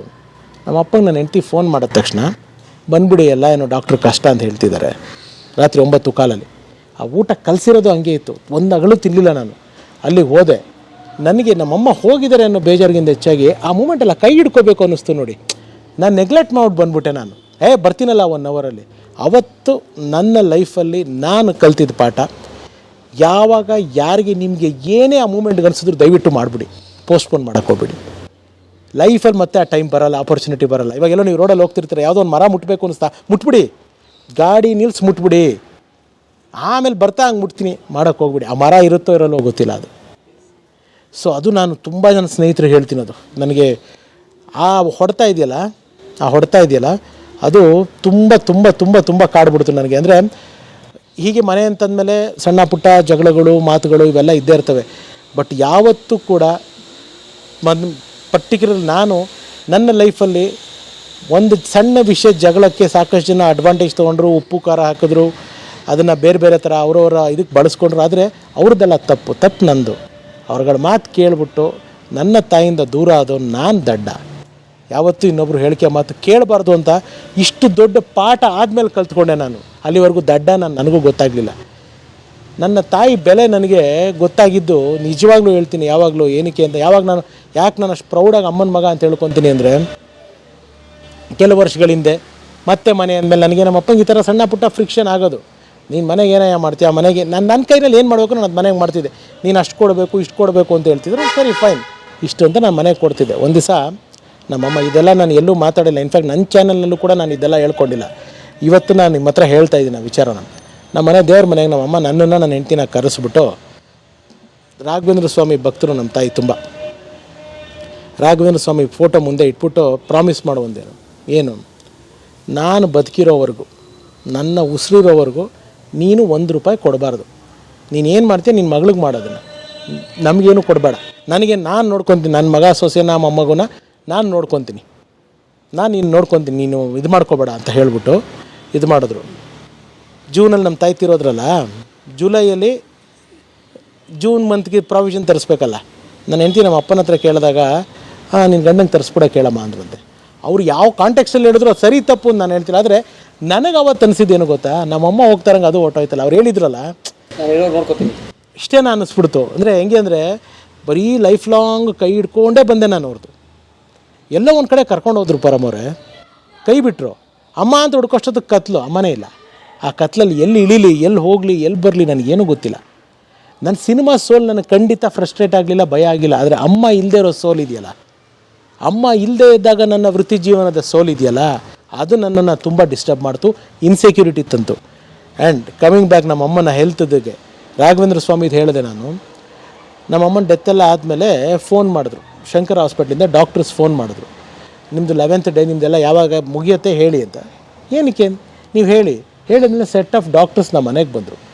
ಅವ್ರು ಏನು ಮಾಡ್ಕೊತಿದ್ರು, ಯಾವ್ದಾದ್ರು ಹೋಮಿಯೋಪತಿನ ಅಥವಾ ಆಯುರ್ವೇದಿಕ ಯಾವ್ದಾದ್ರು ಮೆಡಿಕೇಷನ್ ಇದ್ದರೆ ಒಂಚೂರು ತಿಳಿಸಿ, ನಾವು ಅದನ್ನು ಬೇರೆ ಪೇಷಂಟ್ಸ್ಗೆ ಇದು ಮಾಡ್ತೀವಿ. How she survive till 4th stage of cancer without any treatment. ಹೆಂಗೆ medically it was a question, swear, ನಾನು ಸುಳ್ಳು ಹೇಳ್ತಿಲ್ಲ. ಡಾಕ್ಟರ್ಸ್ ಬಂದು ನಮ್ಮನ್ನು ಕೇಳಿದ್ರು, ನಮಗೂ ಗೊತ್ತಿಲ್ಲ. ನಾವು ಒಬ್ಬರು ಹೋಮಿಯೋಪತಿ ಇರೋದ ತೊಗೊಳೋರು ಅವ್ರನ್ನ ಹೋಗಿ ವಿಚಾರಿಸಿದ್ರೆ ಇಲ್ಲ ನಮ್ಮ ಹತ್ರ ಏನೂ ಹೇಳೇ ಇಲ್ಲ. ನನ್ನ ಹೆಂಡತಿ ಹೇಳ್ತಾಳೆ ಅವಾಗ, ನಮ್ಮದು ಅಡುಗೆ ಮನೆಯಲ್ಲೇ ದೇವ್ರ ಮನೆ ಇರೋದು, ನಮ್ಮಮ್ಮ ಸ್ನಾನ ಮಾಡ್ಕೊಂಡು ಬರೋರಂತೆ. ಇದನ್ನು ಯಾರು ಎಷ್ಟು ನಂಬ್ತಾರೋ ನಂಬಲ್ವೋ ಗೊತ್ತಿಲ್ಲ. ಇದು ಕೇಳೋಕ್ಕೆ ನಮ್ಮಮ್ಮ ಇಲ್ಲ. ಇದು ನಡೆದಿರೋದನ್ನು ನಾನು ಹೇಳ್ಬೋದು ಅಷ್ಟೇ, ಸರಿನೋ ತಪ್ಪೋ ಸುಳ್ಳೋ ಗೊತ್ತಿಲ್ಲ ನನಗೆ. ದೇವ್ರ ಮನೆಯೊಳಗಡೆ ನಾವು ಈ ರಾಘವೇಂದ್ರ ಸ್ವಾಮಿ ತೀರ್ಥ ಇಟ್ಟಿರ್ತೀವಿ. ಆ ಕಡೆ ಈ ಕಡೆ ನೋಡ್ಬಿಟ್ಟು ಆ ತೀರ್ಥನ ತೆಗೆದಿಲ್ಲ ಹಚ್ಕೊಳ್ಳೋರಂತ. You believe it? ಆ ತೀರ್ಥ ಹಚ್ಕೊಂಡಿರೋರಂತೆ ಸರ್ ಅವರು. ಆ ರಾಘವೇಂದ್ರ ಸ್ವಾಮಿ ಮೇಲಿರೋ ನಂಬಿಕೆನೇ ಅವ್ರನ್ನ ಅಷ್ಟು ದಿವಸ ಬದುಕ್ತಿದ್ರು. ಅಪ್ಪು ಸರ್ ಗೊತ್ತಾಯ್ತು ಈ ವಿಷಯ. ನಾವು ಅವರೆಲ್ಲ ಒಂದೇ ಜಿಮ್ಮಲ್ಲಿ ಇದ್ದಿದ್ದು. ಅಪ್ಪು ಸರ್ ಅವಾಗ ಹೇಳಿದ್ರು, ಇನ್ನು ಕಿವಿ ಮೇಲೆ ಕಟ್ಟಿದ್ದೆ, ಅಶ್ವಿನಿ ಮೇಡಮ್ ಅವರು ಅಪ್ಪು ಸರ್ ಇಬ್ಬರು ಜಿಮ್ಮಲ್ಲಿ ಸಿಕ್ಬಿಟ್ಟು ನನಗೆ ಅವಾಗ ಹೇಳಿದ್ರು, ಸಾರಿ ರಘು, ನಿಮ್ಮ ತಾಯಿ ಬಗ್ಗೆ ಕೇಳಿದೆ, ಹಿಂಗೆ ವಿಷಯಗಳು ಬೇಜಾರಾಯಿತು. ಅಪ್ಪು ಸರ್ ಅವಾಗ ಹೇಳಿದ್ರು, ನನ್ನ ತಾಯಿಗೂ ಅದೇ ಆಗಿದ್ದು ರಘು, ಅಮ್ಮನವ್ರಿಗೂ ಪಾರ್ವತಮ್ಮನವ್ರಿಗೂ ಅದೇ ಪ್ರಾಬ್ಲಮ್ ಆಗಿದ್ದೆ. ನಮ್ಮ ತಾಯಿಯವ್ರಿಗೂ ಅದೇ ಪ್ರಾಬ್ಲಮ್ ಆಗಿದ್ದು. ಬಟ್ ನಿಜವಾಗ್ಲೂ ಹೇಳ್ತೀನಿ, ನಿಮ್ಮ ತಾಯಿ ಲಕ್ಕಿ, ಏನೂ ಸಫರ್ ಮಾಡಿಲ್ಲ, ಹಂಗೆ ಪಟ್ಟಂತ ಹೋಗ್ಬಿಟ್ರು. ತುಂಬ ಸಫರಿಂಗ್ಸ್ ಇರುತ್ತದು. ಅದು ನೋಡಿದ್ರೆ ನಮಗೆ ಮಕ್ಕಳಾಗಿ ತುಂಬ ಸಂಕಟ ಆಗುತ್ತೆ. ತಂದೆ ತಾಯಿಗಳು ನಂಗೆ ಒದ್ದಾಡೋದು ನೋಡೋದಿದೆಯಲ್ಲ, ಅದು ತುಂಬ ದೊಡ್ಡ ಕೊರಗೋದು. ನಿಮ್ಮ ತಾಯಿ ಹೋಗಿರೋದಕ್ಕೆ ಡೆಫಿನೆಟ್ಲಿ ಸಿಂಪತಿ ಇದೆ. ಆದರೆ ಅವ್ರು ಯಾರಿಗೂ ತೊಂದರೆ ಕೊಟ್ಟಿಲ್ಲ ನೋಡಿ, ಯಾರಿಗೂ ಒದ್ದಾಟ ಇದು ಮಾಡಿಲ್ಲ. ಒಂದು 10-15 ನಿಮಿಷ ಅಪ್ಪು ಸರ್ ನನ್ನ ಕೌನ್ಸಿಲ್ ಮಾಡಿದ್ರು. ಇನ್ಫ್ಯಾಕ್ಟ್ ಅಶ್ವಿನಿ ಮೇಡಮ್ ಅವರು ಇದೇ ಜಿಮ್ನಲ್ಲೇ ಮಾಡಿದ್ರು. ಅಂದರೆ ಇದನ್ನು ಏನು ಹೇಳ್ತೀರಾ, ನಂಬಿಕೆನಾ, ನಿಜಾನ, ವಿಚಿತ್ರನ? ಬಟ್ ನಮ್ಮಮ್ಮ ಯಾವಾಗಲೂ ಒಂದೊಂದು ಸತಿ ಹೇಳೋರು, ನಂಗೆ ತುಂಬ ಸಮಸ್ಯೆಗಳಿದೆ ಕಣೋ ಅನ್ನೋರು. ಏನು ಸಮಸ್ಯೆ ಇದೆಯಮ್ಮ ನಿನಗೆ? ಏನಮ್ಮ, ಶುಗರ್ ಒಂದಿದೆ, ಇನ್ನೇನಮ್ಮ ಇದೆ? ನಿಂಗೆ ಗೊತ್ತಾಗಲ್ಲ ಬಿಡು, ನಂಗೆ ತುಂಬ ಇದೆ. ನಾನು ಹಾಳಾದ ಎಂಥ ಪೆದ್ದ ಅಥವಾ ಎಂಥ ಮುಟ್ಟಾಳ, ಎಂಥ ದಡ್ಡ ಅಂದರೆ ಬರೀ ಅವ್ರ ಸಮಸ್ಯೆನ ಒಂದು ಶುಗರು ಗಿಗರ್ಗೆ ಅನ್ಕೊಂಬಿಟ್ಟೆ ಹೊರತು ಇನ್ನೇನೋ ಬೇರೆ ಇದೆಯೇನೋ ಅವ್ರಿಗೆ, ಅಥವಾ ನಮ್ಮಮ್ಮನಿಗೆ ಅವ್ರಿಗೆ ಈ ಥರ ಪ್ರಾಬ್ಲಮ್ ಆಗಿತ್ತು ಅಂತ ಗೊತ್ತಿದೆಯೋ ಇಲ್ವೋ ಗೊತ್ತಿಲ್ಲ. ಯಾಕೆಂತಂದರೆ ಆಗಿದ್ದ ಜಾಗ ಏನಿದೆ ಅದು ತುಂಬ ಪ್ರಾಮಿನೆಂಟಾಗಿ ಗೊತ್ತಾಗುವಂಥ ಜಾಗದಲ್ಲೇ ಅದು ಆಗಿದ್ದಿದ್ದು. ಪೇಯ್ನ್ ಇದ್ದಿದ್ರೆ ಅವ್ರು ಹೇಳ್ಕೊಂಬಿಟ್ಟಿರೋರು, ಅವ್ರು ಬಹುಶಃ ಪೇಯ್ನ್ ಇರಲಿಲ್ಲ ಅಂತ ಕಾಣ್ತದೆ ಅದು. ಇವತ್ತು ಇಷ್ಟು ಪ್ರಶ್ನೆ ಇದೆ ನನಗೆ ಕೇಳೋದಕ್ಕೆ. ನಮ್ಮ ಅಪ್ಪನ ಮೇಲೆ ನನಗೆ ಆ ಸಿಟ್ಟು ತುಂಬ ಇದೆ. ನಮ್ಮ ಅಪ್ಪನ ಮೇಲೆ ನನಗೆ ತುಂಬ ತುಂಬ ತುಂಬ ಸಿಟ್ಟಿದೆ. ತಂದೆಯವರು ಇಲ್ಲ ಇವಾಗ. ಹೋಗೋಕ್ಕೆ ಅವರು ಮಂಗಳವಾರ ಹೋದರು, ಭಾನುವಾರ ಜ್ವರ ಬಂದಿದೆ ಅಂತ ಮಾತ್ರೆ ಕೊಡೋದಕ್ಕೆ ನಮ್ಮ ಅಪ್ಪ ಹೋಗಿದ್ದಾರೆ. ಇಲ್ಲ ನಾನು ಮಾತ್ರೆ ತೊಗೊಳ್ಳಲ್ಲ, ತಗೋ ಜ್ವರ ಕಡಿಮೆ ಆಗುತ್ತೆ ಅಂದರೆ ಮಾತ್ರೆ. ನಮ್ಮಮ್ಮ ಲೈಫಲ್ಲಿ ಹಾಲು ಬ್ರೆಡ್ಡು ತಿಂದವರಲ್ಲ, ಅವ್ರು ಕಾಫಿ ಬ್ರೆಡ್ಡೇ, ಅವ್ರು ಹಾಲು ಬ್ರೆಡ್ಡೆಲ್ಲ ತಿನ್ನಲ್ಲ.